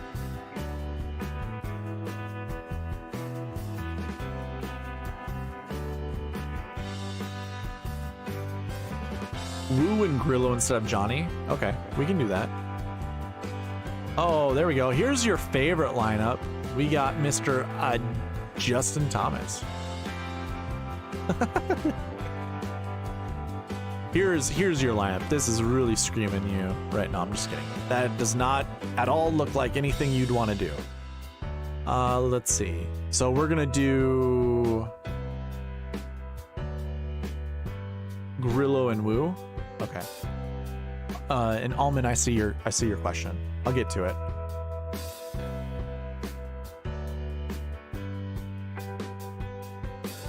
Mr. Brandon Woo, where you at, buddy?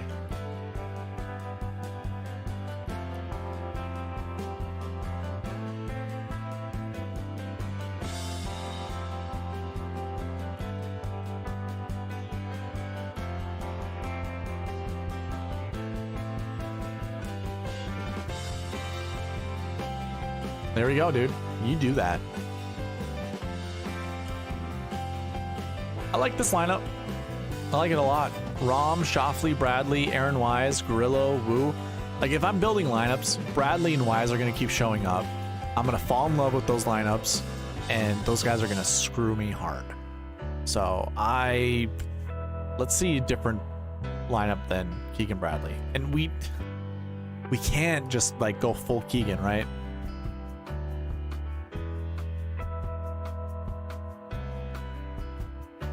Day, all day, every day. Jim, did you see that you won both giveaways, by the way? Did you see that? I still have yet to look up your information. Shot like Harden, you want to, give him any grief for that? Or is it I don't think it's my fault. I think it's Google Sheets' fault for picking Jim twice. Here's a decent lineup. Cantlay, Schauffele, Thomas, Wise, Grillo, Brandon Woo. I don't mind that. I know you don't like it, so we'll get rid of Mr. Justin Thomas.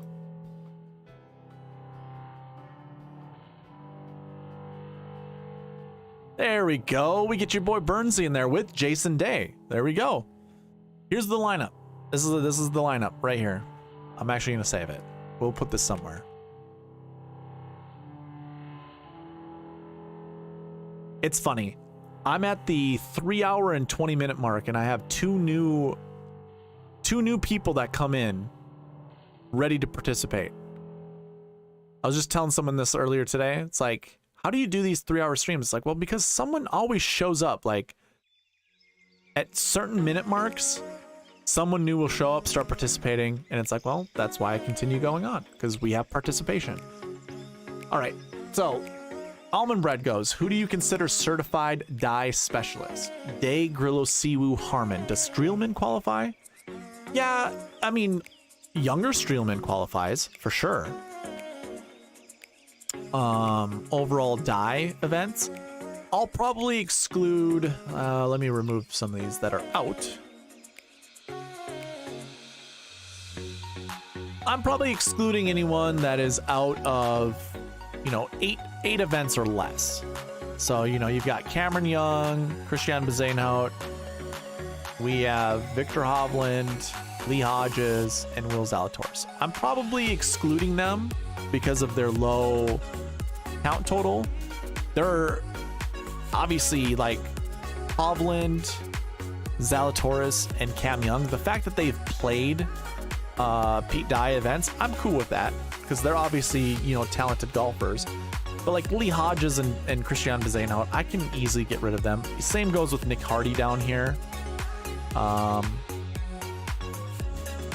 It is interesting seeing Scotty Scheffler and Colin Morikawa down here. Their top 10 success rates though are pretty solid on Pete Dye golf courses.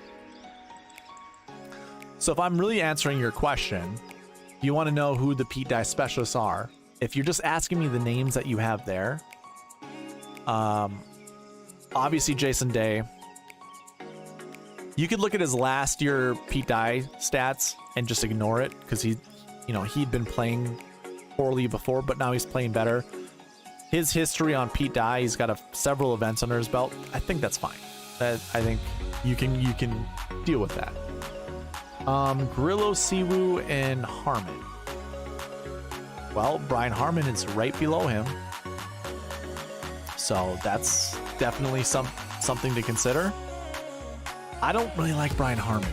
I can't deal with Harmon. Emiliano Grillo is not in the top. There's Siwoo, by the way.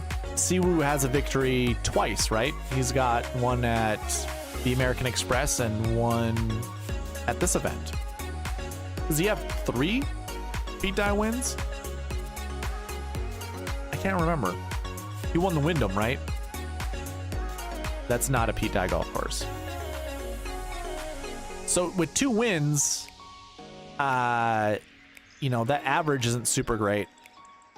So I probably would say not Siwoo. And Grillo, Emiliano Grillo.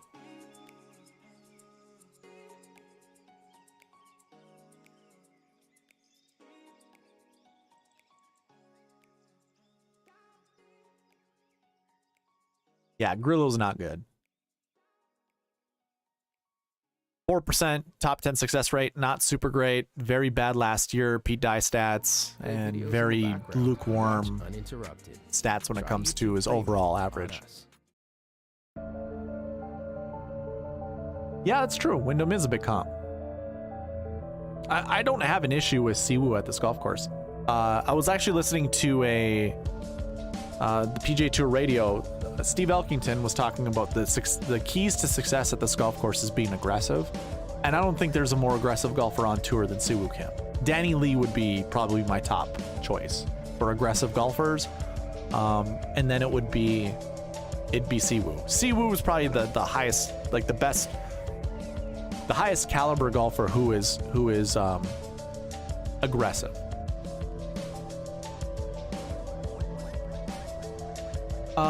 So I think I hope that answers your Pete Dye specialist question. Just let me catch up with chat here. Ryan goes, I like Vegas more. Johnny Vegas, that is. And of course, Shot Like Harden has to do 2 of those lineups. and putting it into the $5 Drive the Green, maybe. Jim, nice to see you. Keegan, the main beneficiary of no-cut elevated events. Can't go full Keegan. That's true, man. That is true. He gets to have his one day being the worst golfer on the golf course, and it won't matter. Of course, this isn't one of those elevated no-cut events, but yeah, he's going to benefit from it for sure. Let's see. That's the same lineup instead of Johnny replaced with Woo. Oh, I didn't even see that. I did not see that. Ryan goes, do you think you can slow roll all the buckets? What are you doing with 7:56 a.m. tee time?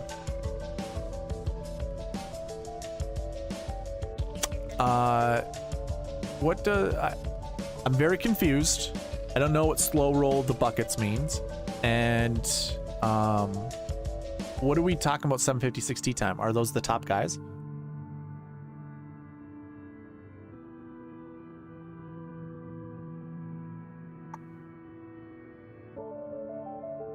Why is this stuck?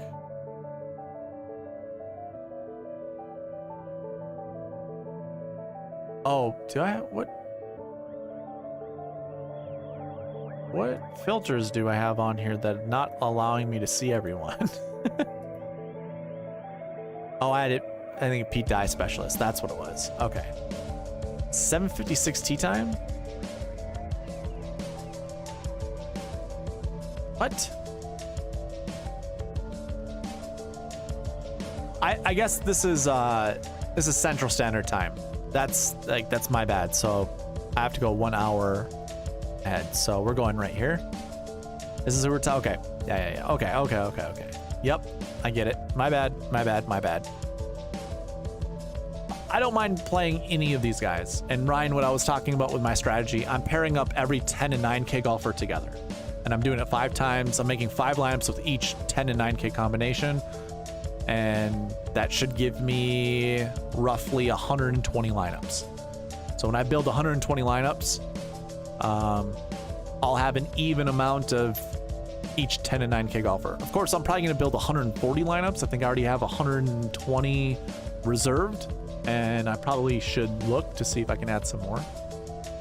But yeah, I have 122 reserved currently. Now, some of those I'll just be putting one lineup in, so I could... Basically, I think I have 105 lineups reserved, because 17 of those will have the same lineup in each of them, just to try to maximize my profits.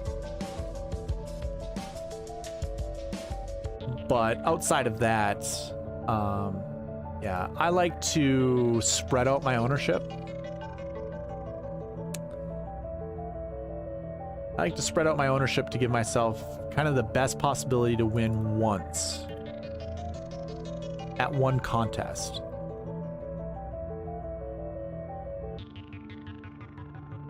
Okay, so I'm entering 10 more, so now I have 132 lineups, but I'm also going to remove 2 because I have 3 entries into one lineup for some reason.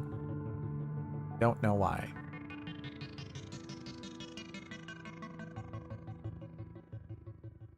Not to bore you guys with that, but Ryan, that should answer your question, I think. But let me know what you mean by slow roll the buckets. I'm not sure what that means. Harmon will be much better this week. I don't have anything. I'm such a... When it comes to Brian Harmon, I just don't... There isn't a bone in my body that is like, dude, play Brian Harmon because he's one of the best values on the board.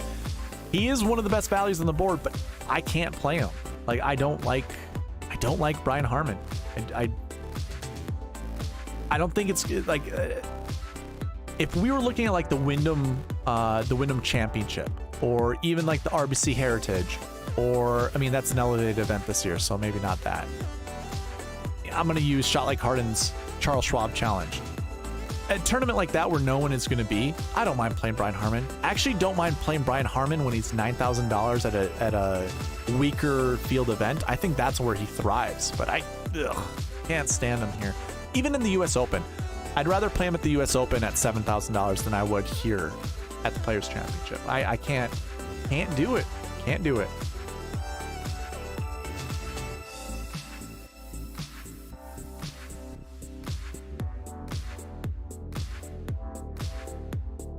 Okay. Yeah, so now we have 130 lineups reserved. I'll have over like 140. Maybe I'll have 150. Oh, shows up the most in the buckets. I think it's a lot of our top guys. So we did anchor buckets today. And your last week ones, that was our first anchor bucket. So I'll just kind of just do the top ones here. Recent form 1 was another anchor bucket. And then also recent form 2 was an anchor bucket. And we didn't talk about strokes gained 1 buckets, but that was our 4th anchor bucket. So as I'm, selecting all these, you can see Victor Hovland showed up in the 3 possible buckets that you could be, because obviously recent form 1 and 2, that's under the recent form buckets. So any of those golfers. So Rory shows up 3 times, Max Homa shows up 3 times, Patrick Cantlay shows up 3 times, Victor Hovland showed up 3 times, Tyrrell Hatton and Jason Day showed up 3 times. So those golfers showed up the most. Rory, Max Homa, Patrick Cantlay, Victor Hovland, Tyrrell Hatton, and Jason Day. So what did I count? 6 golfers? Those 6 golfers showed up in, the 3 anchor buckets. But of course, the anchor buckets are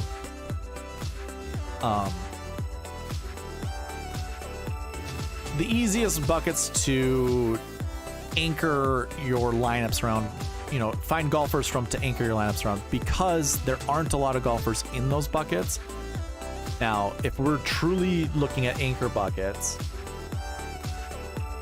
it's these 4 buckets, but I could remove the bucket total portion of this, because again, I'm trying to find a low amount of golfers in each of these buckets to make it easy for us to anchor around. It's much easier to select golfers, or to select 1 golfer out of 10 possible golfers than it would be from 45. But technically, these are your anchor buckets right here. It's just I then narrow it down, so we only target the buckets that have the least amount of golfers in them to make it easier for us to anchor around. So there's a ton of these, and of course you can find this all with my cheat sheet. There's a link in the description. You can come here and put 1 filter on, make a copy of the make a copy of the cheat sheet.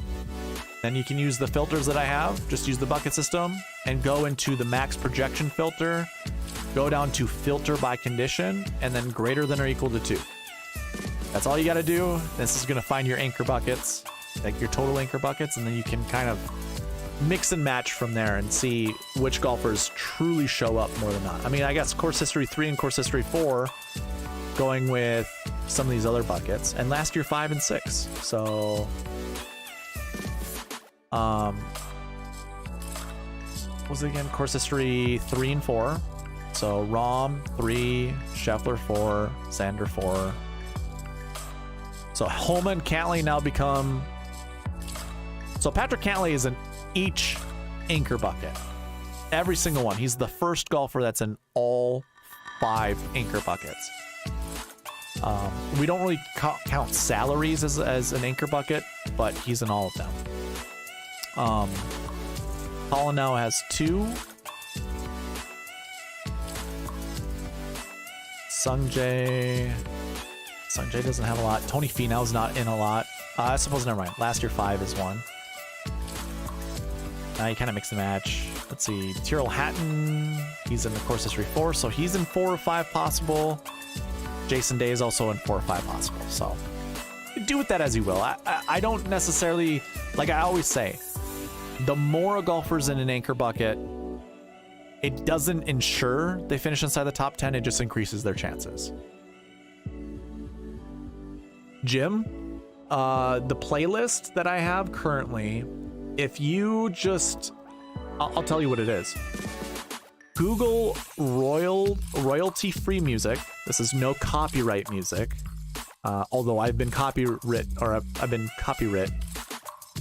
I've gotten a copyright strike on a couple of my videos by playing this playlist, so it doesn't ensure, just like the whole anchor buckets, doesn't ensure I won't get copywritten, but I was. But you go to royalty-free music, that is what the channel's called, and then I went to their playlist called Popular Uploads. So they're all like 3-minute long, 4-minute long songs. Usually don't have lyrics in them. It's just copyright free music, pretty much.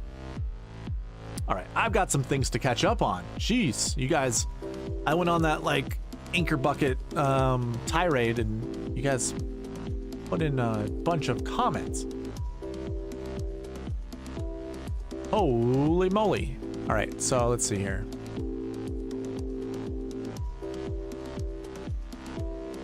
Wyndham is a big comp. Yep. Elwin Brett said that, and I agree. FanDuel has Homa as the 11th highest priced golfer in DK's 5. Yeah.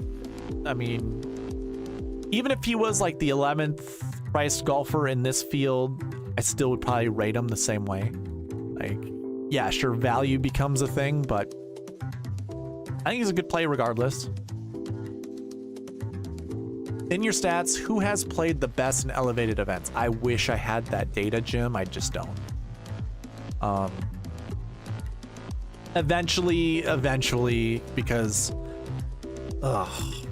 life moves so fast, and trying to update all this. And I always talk about getting a database up and running and getting a website up and running. I just don't have the time to ever do it.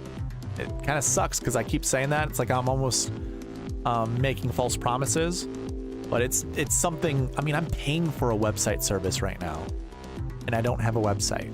So just so you guys know, I'm not just blowing smoke just to blow it.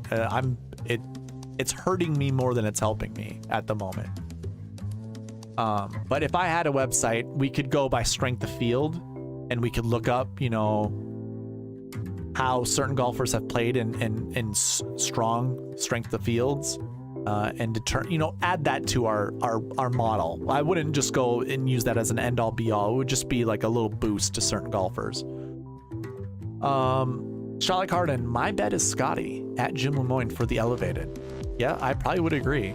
I think someone was just talking about this not too long ago. There are certain golfers that have been played, like I think Colin Morikawa is one of them, isn't he? Can't remember off the top of my head, but I feel like he's one of them too.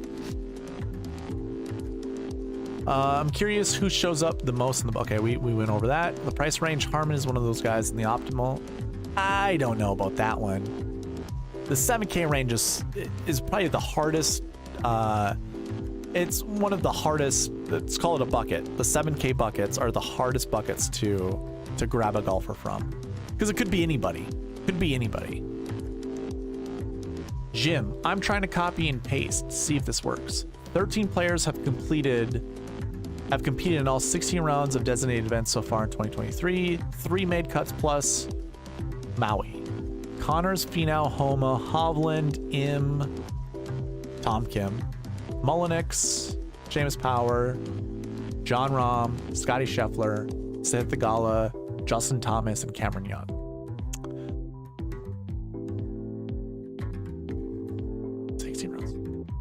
Yeah, I don't know what that really tells us. I mean, it's like all of our top dudes, right? The best value probably is Trey Mullinax, right? Mullinax. Haven't really talked a lot about Sungjae Im, so that might be another golfer to consider, and same with Seth Theegala. Strokes gained 5 has 0% top 10. Should be full fade. Schwab, Molinari, Foxweb. Yeah, I think what I have in the optimizer is 0 to 1. Okay, I have 0 to 2, but we could alter this and be 0 to 1 from the strokes gained 5 bucket. I think that'd be simple. And just, yeah, it's probably the smartest thing to do is just do 0 to 1. As Shot Like Harden knows, and people that have been around for a while, there are mold breakers, people who can come in and just change a bucket. And we always, it's always 0 to 2, usually when it comes to a bucket. And also, just looking at, you know, the summary, if I take the filter off here, Strokes gained 5 is 0%. Yeah, there's 20 golfers in it that make up of 13 points towards strength of field. Not super great. 0 of them being inside the top 10, 0 being in the optimal lineup. Doesn't look good. But there's still a little chance, just a little. I got to figure out how to evaluate this in percentage points. I bet you we do it. I think I know now how. I think there's a 2 to 4% chance that a strokes gained 5 golfer finishes inside the top 10. I think we have to rate this on a scale at 200%, and then we drop it down by half.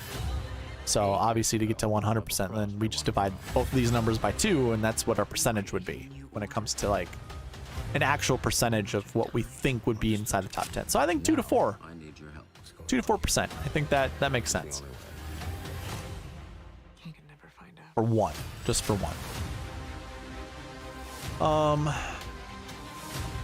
You need to remember the past. I don't know. Maybe there's a different way to go about that. That might not make sense.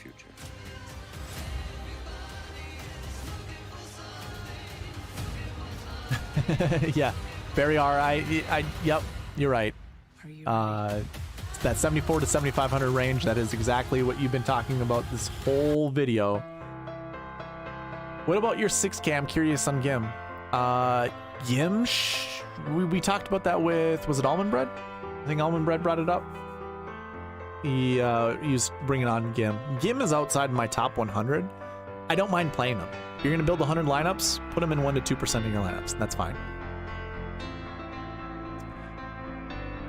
Harmon got me some money at the Masters a couple years ago, and I haven't forgotten. Well, hey man, we all have our, what do you call those? Oh my gosh, I think it starts with the S. Sentimental. Sentimental value. That's what you got with Brian Harmon. I don't have any sentimental value with him at all. Still doing the 3 max for Jim? Okay. That's fine. I imagine that was to do with kind of talking about a certain golfer. I can't remember. But yeah, if you're doing 3 lineups, I think going 100% in on a 6K golfer is fine, because why not? But if you kind of want to like spread out your ownership a little bit, then maybe just change it up. Stop talking about Harmon. Gross.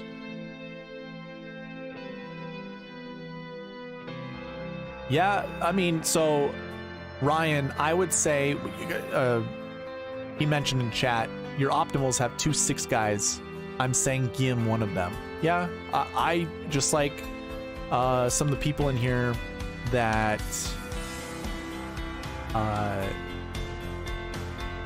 we've been discussing this throughout the video. I think that building a lineup of 2 6K golfers is probably your best chance to take down a GVP.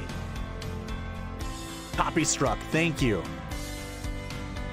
Yeah, I always say copywritten, and it's like, that doesn't sound right. Copy struck. Jim Lemoyne, perfect. All right, I'm finally catching up with chat. You guys just pounded me with messages. That's wonderful. Alex McCullough, I read that Harbor Town could be considered a course comp. Yeah, a lot of, well, there are a few holes out here that are tree lined that you know, got to keep it in and keep it within the trees and play positional golf. So I agree. I think that's, you know, I'd say it's like a 70% course comp of Harbor Town, maybe 60%. Mondo. What's going on, Mondo? No respect for bads in the pricing. Good year so far, only 3 missed cuts on the number. Respectable last week at API, lots of experience, and seems to be trending upward this season. I don't disagree at all. I think his optimal lineup upside is nearly 0%. I think his top 10 upside is probably 4% to make the cut. He probably has like a 70% upside to make the cut, but I'm not too keen of just trying to find cut makers. I want 6 top 10 golfers, and I just don't see Aaron Baddeley being a top 10 golfer this week. And hey, that's no criticism towards you, by the way. I think if you have a conviction play with Aaron Baddeley, you do it, man. Do it. I always leave Harbor Town out of my comp course. It's weird enough that it just adds noise. Okay, that's fair. Yeah, I don't mind that thought process either. Harmon and Zach Johnson helped me win the 1 cent and 25 cent American Express GPP with Siwoo, Cantley, and Finau. There we go. More sentimental value. Zach Johnson is like 70 years old. I won't be playing any Zach Johnson. He's turning his game around. He was talking about, they're talking about it where? At the Arnold Palmer? It was either Arnold Palmer or the Honda. He was on the tee at one of the, what do you call it? He was at one of the featured holes, and they're talking about how he improved his putting, I want to say. It was one of the things that he was focusing on, or maybe, no, it was driving accuracy, which if you're a short ball hitter, you better be hitting the fairway. If you're not a short ball hitter, or if you're not in the fairway, you better pound it out there. It's the only way you gain strokes gained off the tee, and that's probably what he saw. He was struggling with strokes gained off the tee, wasn't getting him in a lot of scoring positions. So, oh yeah, let's hit the fairway more. That's exactly what a short ball hitter should do. Has anyone ever won a GPP playing pads? Probably. Honestly, there's probably a GPP somewhere that has been won by Aaron Baddeley, or with Aaron Baddeley in it. Absolutely. Oh yeah, shot like Harden. I know. We all like to lose money here. That's our MO. Just losing money left and right. I haven't built a single lineup in like the last 20 minutes. Just been catching up with chat. Love it. Hopefully you guys don't mind. I can start building lineups at any moment. You can just tell me to shut up. Shut up, streamer. Shut up, streamer. Get back to your build lineups. Get my JT Southern accent going. My Kentucky JT accent.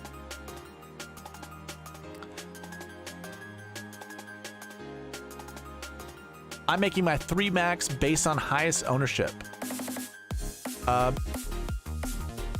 Jim, I think you've watched me long enough. You already know that answer. You know I don't care. You know I don't care about ownership. Play the best plays. Shot like Harden, that's we don't need to do a deep dive on Zach Johnson. Just let it go. We don't talk about irrelevant players, okay? We just don't. We do, but I'm making a rule with Zach Johnson that we don't. Look it, I'm the dictator around here. I say what goes, all right? Just like every other loser streamer that does streams. Listen to me, I'm the best. Oh, I hate streamers like that. I won't be that type. I won't be that type. All right, first lineup in 20 minutes. John Rahm, Jason Day, Sam Burns, Jordan Spieth, Emiliano Oh, we got these guys still locked in, huh? Okay.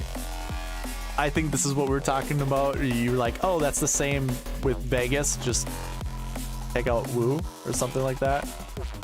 Okay.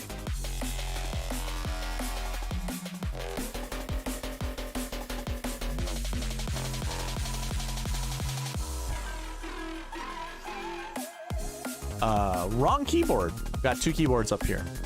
Trying to figure out what the hell was going on. I got my work computer over here on the left side. That's where I have my stream up. I was hitting the wrong keyboard. I was bumping up my noise. All right. Who's really gonna win this tournament? Which 3 golfers do we feel the most confident?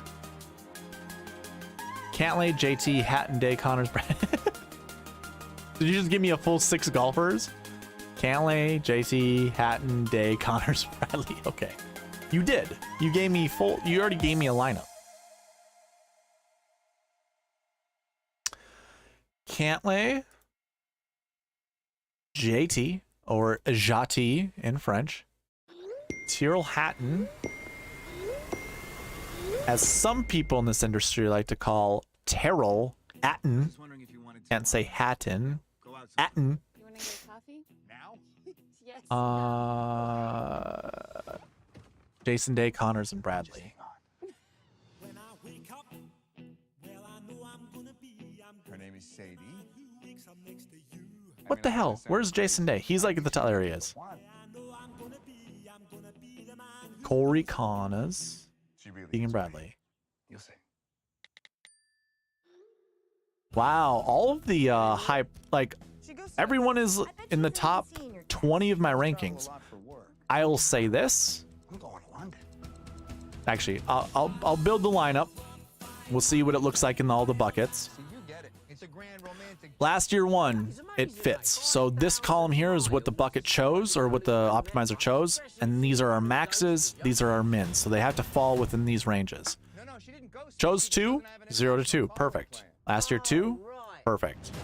Last year 5, we won at least 1, we've got 2. So you fit the last year buckets, perfect. Last week buckets, 4's our max. Yet you chose 4.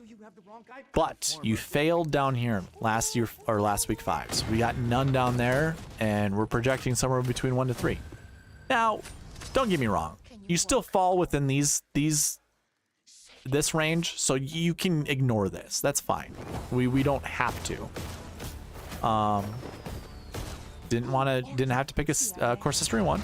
Course history 2, we're a little overboard with that one, buddy. Let's see, who's our course history 2 golfers? Oh my God. Cantlay is a 3, JT is a 2, Day is a 2, Keegan's a 3, Hatton is a 4, and Corey Connors is a 2. So, JT, Jason Day, Corey Connors. Which one are we getting rid of? Which one are we getting rid of?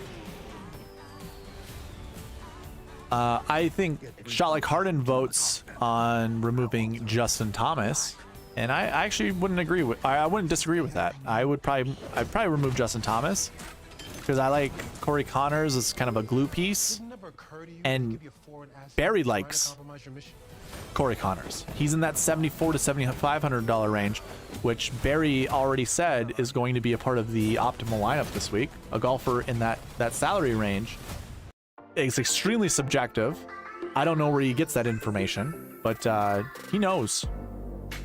He also owes me money for having bad picks, so do with what you will on all of that. You want to get rid of Connors? Okay. We'll get rid of Connors. So I'm going to keep these 5, and we're going to rerun this lineup and see if the optimizer breaks. Doesn't. There we go. See, now this is what I like. You mix in something like a Benny Ann.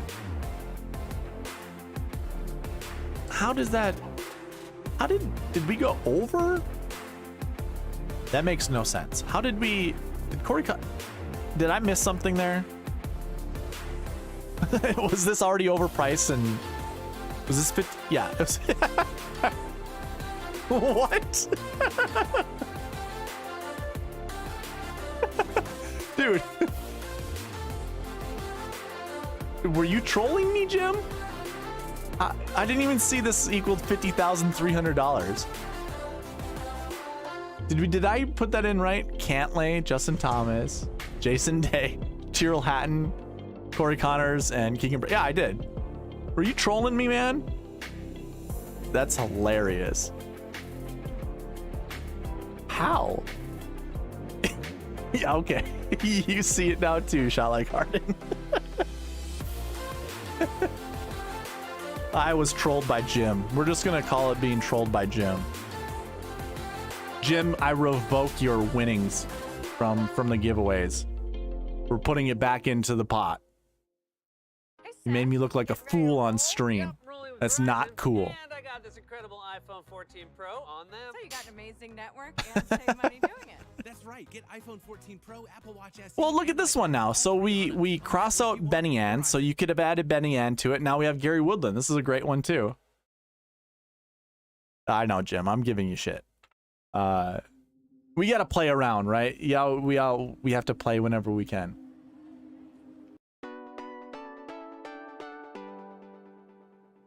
I just thought it was funny because I'm like, how did we go from Corey Connors at 7,400 to Benny Ann at 6,700, and now we have $300 to play? Like we left $300 on the table. I'm like, my math? Did I not look at the? And yep, we were overboard. So do you like Benny Ann to add to your lineup or Gary Woodland by chance? Because like those two guys are showing up with your Cantlay, Thomas, Day, Keegan, Tyrrell Hatton lineup. I think that's pretty solid. Okay, cool. And I like Alex Smalley too.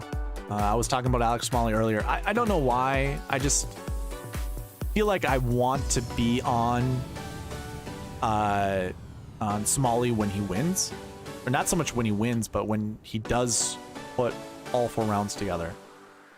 And then we kind of break the optimizer going any further than that. So we really only have those 3 lineups we could build. This one doesn't count because we can already see the error codes that are in here.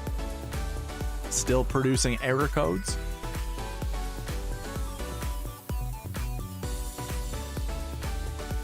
It's kind of weird how sometimes it builds lineups with error codes, but... Well, now we fix it. How? I don't get it. That makes no sense to me. Never mind. We're back. Hayden Buckley. Not a terrible lineup. How did it pick those? Sometimes this optimizer, like on Excel, just weird. There we go. Now we broke it. More error codes.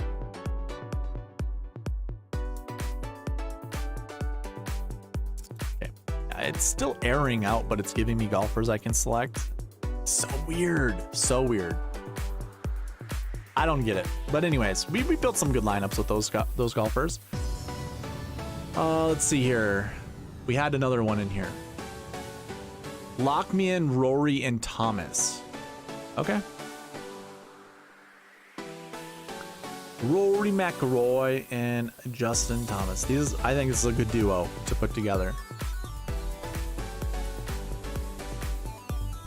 You're right, Almond Bread. Players rookies are not optimal. Let's put it that way. This is a pretty solid Rory JT lineup.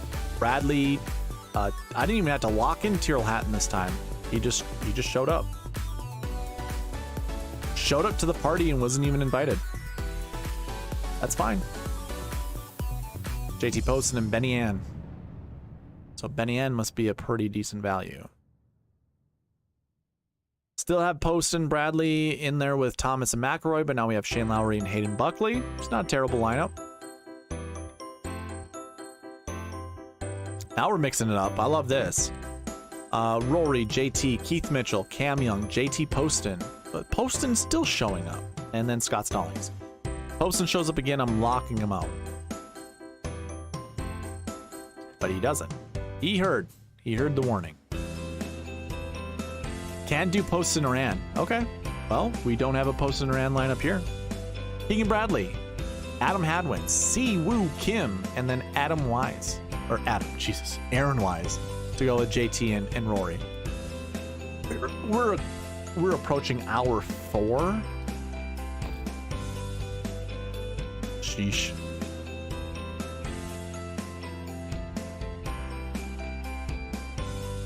There you go, Ryan. You like this one? Bradley, Mitchell, Harmon. Your boy Harmon's there with Gary Woodland. Can you do Woodland?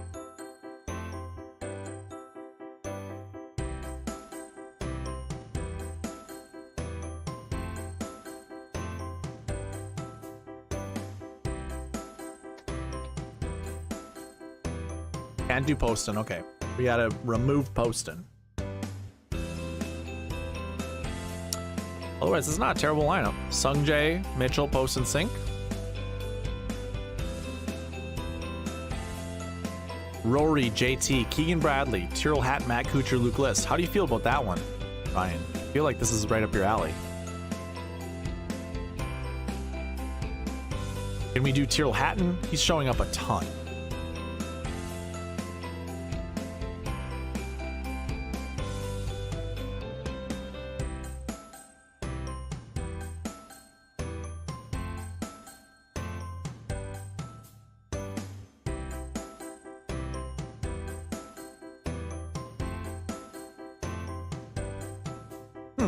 Another interesting one. Keith Mitchell, Adam Hadwin, Cameron Young. That's pretty solid with Bo Hosler.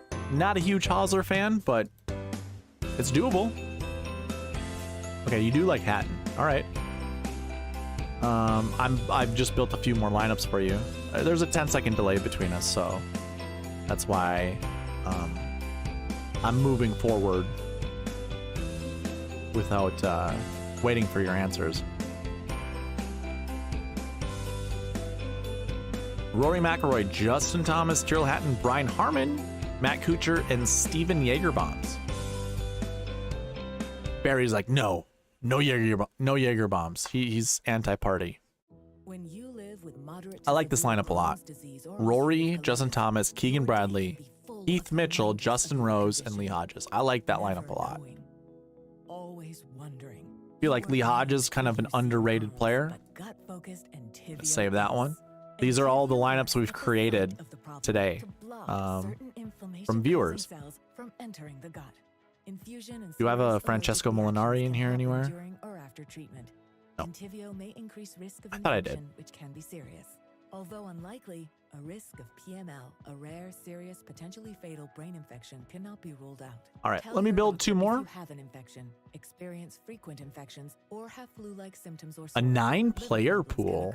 2 9Ks, 3 8Ks, and 4 7s. All right, I like that. Super interesting. And remission.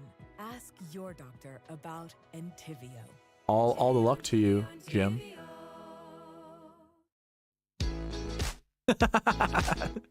That top lineup, the first one that I saved, Scheffler, Day, Keegan, Burnsy, Victor. Oh yeah, that is a sexy lineup, absolutely. And I probably asked to see if you put a stamp of approval on this back at like the 1 hour 10-minute mark. If you were to scroll back, that's probably when I saved this lineup, and I'm like, oh man, if Shot Like Harden was here, I wonder if he would say this was a sexy lineup.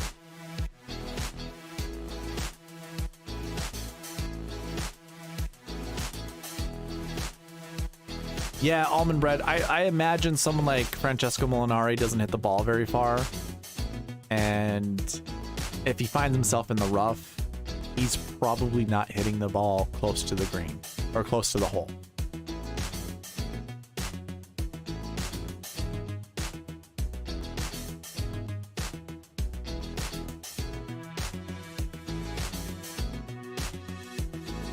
Yeah, he averages off the tee 287 yards. That's one of the lowest. Not a great bogey avoidance and not a great birdie or better percentage. And this includes last week. Last week it was pretty decent for him.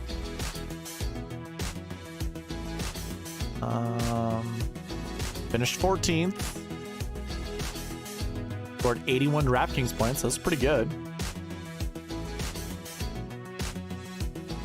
Off the tee and approach, he actually gained, believe it or not.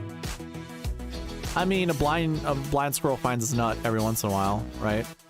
So, and maybe he just had a really good driving week.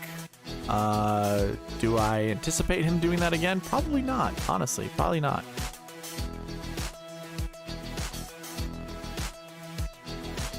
It's a lot of stuff you can decipher from distance. So, like, just driving distance isn't a very good measure of how strong someone is.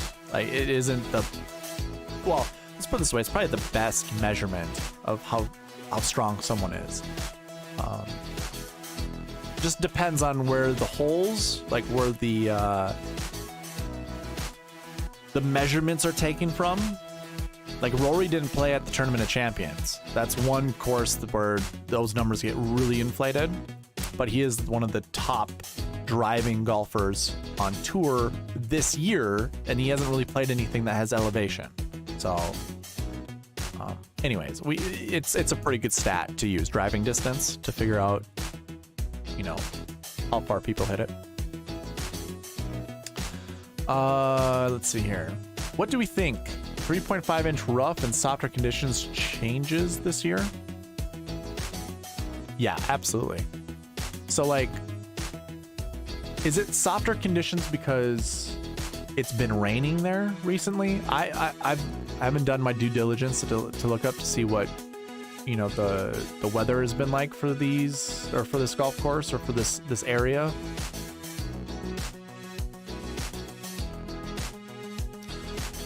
If there was a lot of rain and it makes these golf courses softer, or makes this golf course softer, all that does with 3.5 inch rough makes it thicker.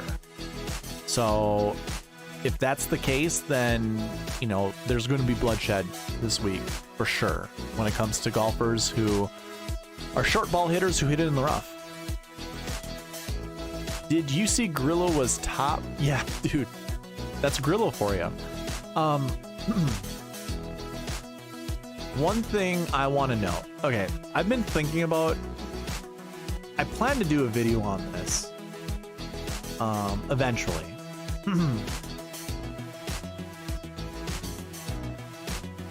So if I pull up my calculator for strokes gained stats,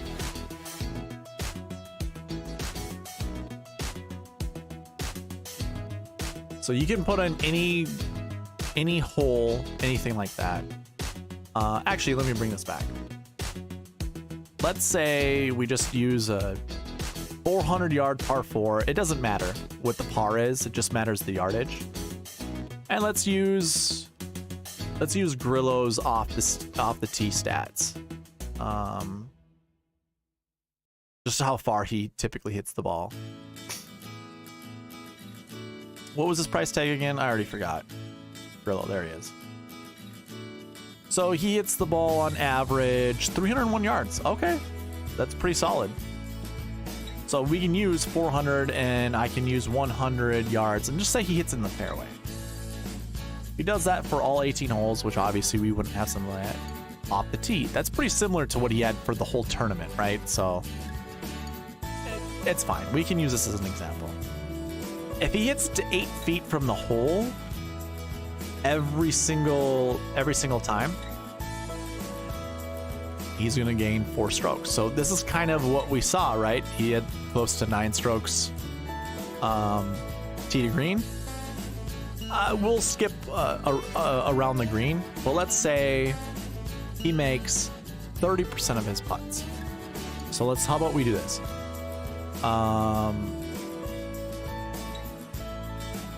30% is roughly 6 holes, so that's fine. We'll do this for 6 holes. So if he one putts 6 holes, he's gaining 3 strokes putting. That's not a lot. And let's say he just misses the rest, but then puts them in, you know, he 2 putts everything, basically. Now he goes from +3 to -3. Now, he parred every one of these holes. He birdied 6 of them. He's still 6 under par. Sometimes when you look at these putting stats, it doesn't really matter. So what I was thinking about getting to is, or what I'm thinking about doing, or a thought process that came to mind, is, you know, this is such a psychological game. Putting is, you could be half a degree off with putting and you're going to miss your putt an inch to the right, an inch to the left. So it's very fickle when it comes to putting. And a lot of people think, okay, we have an 8-foot putt. That's your 50% make rate, by the way, 50%. So if I were to go to my chart and look at from 8 feet away on the green, we expect a golfer to make it in the hole. Let's see, how do I word this? We expect a golfer, to finish the hole in 1.5 strokes. So if you finish it in 2 strokes, you lose half a stroke putting. If you make that putt, you gain a stroke. That's where the 50% comes in. That's your 50% make rate, is from 8 feet away, and that's why I use it as an example. What if a golfer can only make 30% of one putts, and it doesn't matter how far they are from the hole. I guess if we start making this 6 feet, I start thinking, nah, it probably changes. But 8 feet is a 50% mark. There are certainly golfers that are way better at this, but you got to look at every 8-footer. Now, are we looking at every 8-foot birdie putt? Or are we looking at every 8-foot par putt? How many what type of putt is it? Because those change. That's like a psychological thing. Something like this, I'm not ever afraid of. That's why I don't care when people say like, oh, putting stats are terrible, you know, like his putting stats are terrible, or, you know. Also, I think this is what I heard. Why I was thinking, wow, let's finish a sentence first. A reason I've been thinking about this topic is, like, yesterday I was listening to a podcast, and I think it was Scotty Scheffler. The person was talking about Scotty Scheffler on, you know, his putting has been pretty terrible, but his ball striking has been amazing. What if there's a cap at a percentage that a golfer makes a putt? And at 8 feet, I know the tour average is 50% make percentage, but what if in a golf round, a golfer does hit it to 8 feet on every single hole? Is his make rate going to be 50%? I don't think it is. I think the make rate is going to be somewhere between 30 to 40%. And he's going to lose just like Emiliano Grillo did here. Still shoot 6 under, but going to lose 3 strokes putting. This becomes a little, you know, when you start looking at stats for the numbers they are, we're like, oh wow, off the tee approach. But then you see that negative 3 strokes putting. Right away in your mind, you're like, oh my God, that's not good. No, it is good. Like, it's really good. He shot 6 under. That's really good. It's just, we get, you know, it's very shallow analysis, very surface level analysis when we just look at the numbers. It's like, oh yeah, off the tee approach, that's good. Yeah, sure. Tee to green's really good, but his putting sucks. Like, I can't play him at this golf course because it really matters on putting. Well, what if he has an 8-foot putt on every single hole and he never 3 putts? That means he's doing pretty good, you know? So anyways, that's my 2 cents. This will be a video somewhere down the road because this industry is really bad when it comes to analyzing strokes gain stats. Everyone thinks they know the answers, but they just don't analyze it. Not nearly the level that we should be. There's my soapbox for the... Well, that's my second soapbox for the night. Let's see here. Do we have anything else to cover? Oh no, I bet tonight is coming soon. Right as my song is getting really good. Jim, the SweetSpot DFS Open will be whenever I move back to the Twin Cities. I'll have it, and maybe Chad and I can do something during the 3M Open. We'll see. I'm thinking about doing some contests, like DraftKings contests. So I'm thinking about starting a $1 winner take all contest. Make it a 100-person thing, and that way the winner wins $90 every single week. I just got to get enough. I might just make it a public contest, and then in that contest, if someone can hit the optimal lineup, I'll give away like $500 or something like that. I think that'd be pretty fun to do. I probably need to get more followers to do that though, because like I'd hate if I made it a public event. We'll probably get enough people. We'd probably get enough people to fill it, but most of them probably wouldn't even be, you know, followers of SweetSpotDFS or listen to these pods or anything like that, so they wouldn't know that the grand prize for taking down an optimal lineup would be like $500. Yeah, well, I don't know, we'll see. I do think I'm gonna call it a night though. This is over 4 hours long, which is ridiculous. It's almost midnight my time. I do appreciate all you guys staying and watching till now. This is gonna be funny to like this will be funny to read some of the comments like from Chad, just to see like, what the hell are you doing on for 4 hours? It was easy, right? Nothing was forced. I appreciate all you guys making it easy. So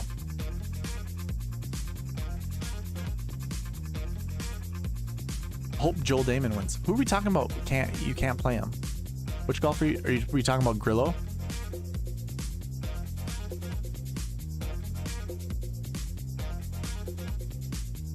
Let's get the almond bread shot like Harden. How about that? Have you had almond bread before? It's fucking delicious. I love almond bread.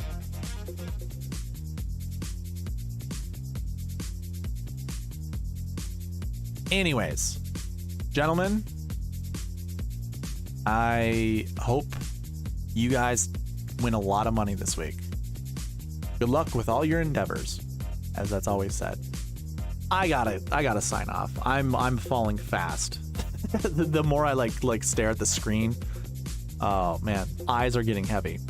So again, appreciate everyone. I'm gonna go through the giveaway reminders really quick. If you didn't already know, doing a prize picks giveaway. It's more like a rebate. We're not gonna show it. There we go. $20. If you sign up using the promo code SweetSpot and put at least $20 in your account, I'm going to give you $20 back. Gives you a way to play for free. There's a link in the description below. Prize Picks will match your deposit up to $100, so that 20 turns into 40, or put in 100, that turns into 200. You're still getting $20 from me. And then also weekly and monthly giveaways. Mr. Jim Lemoyne won both of those this last week.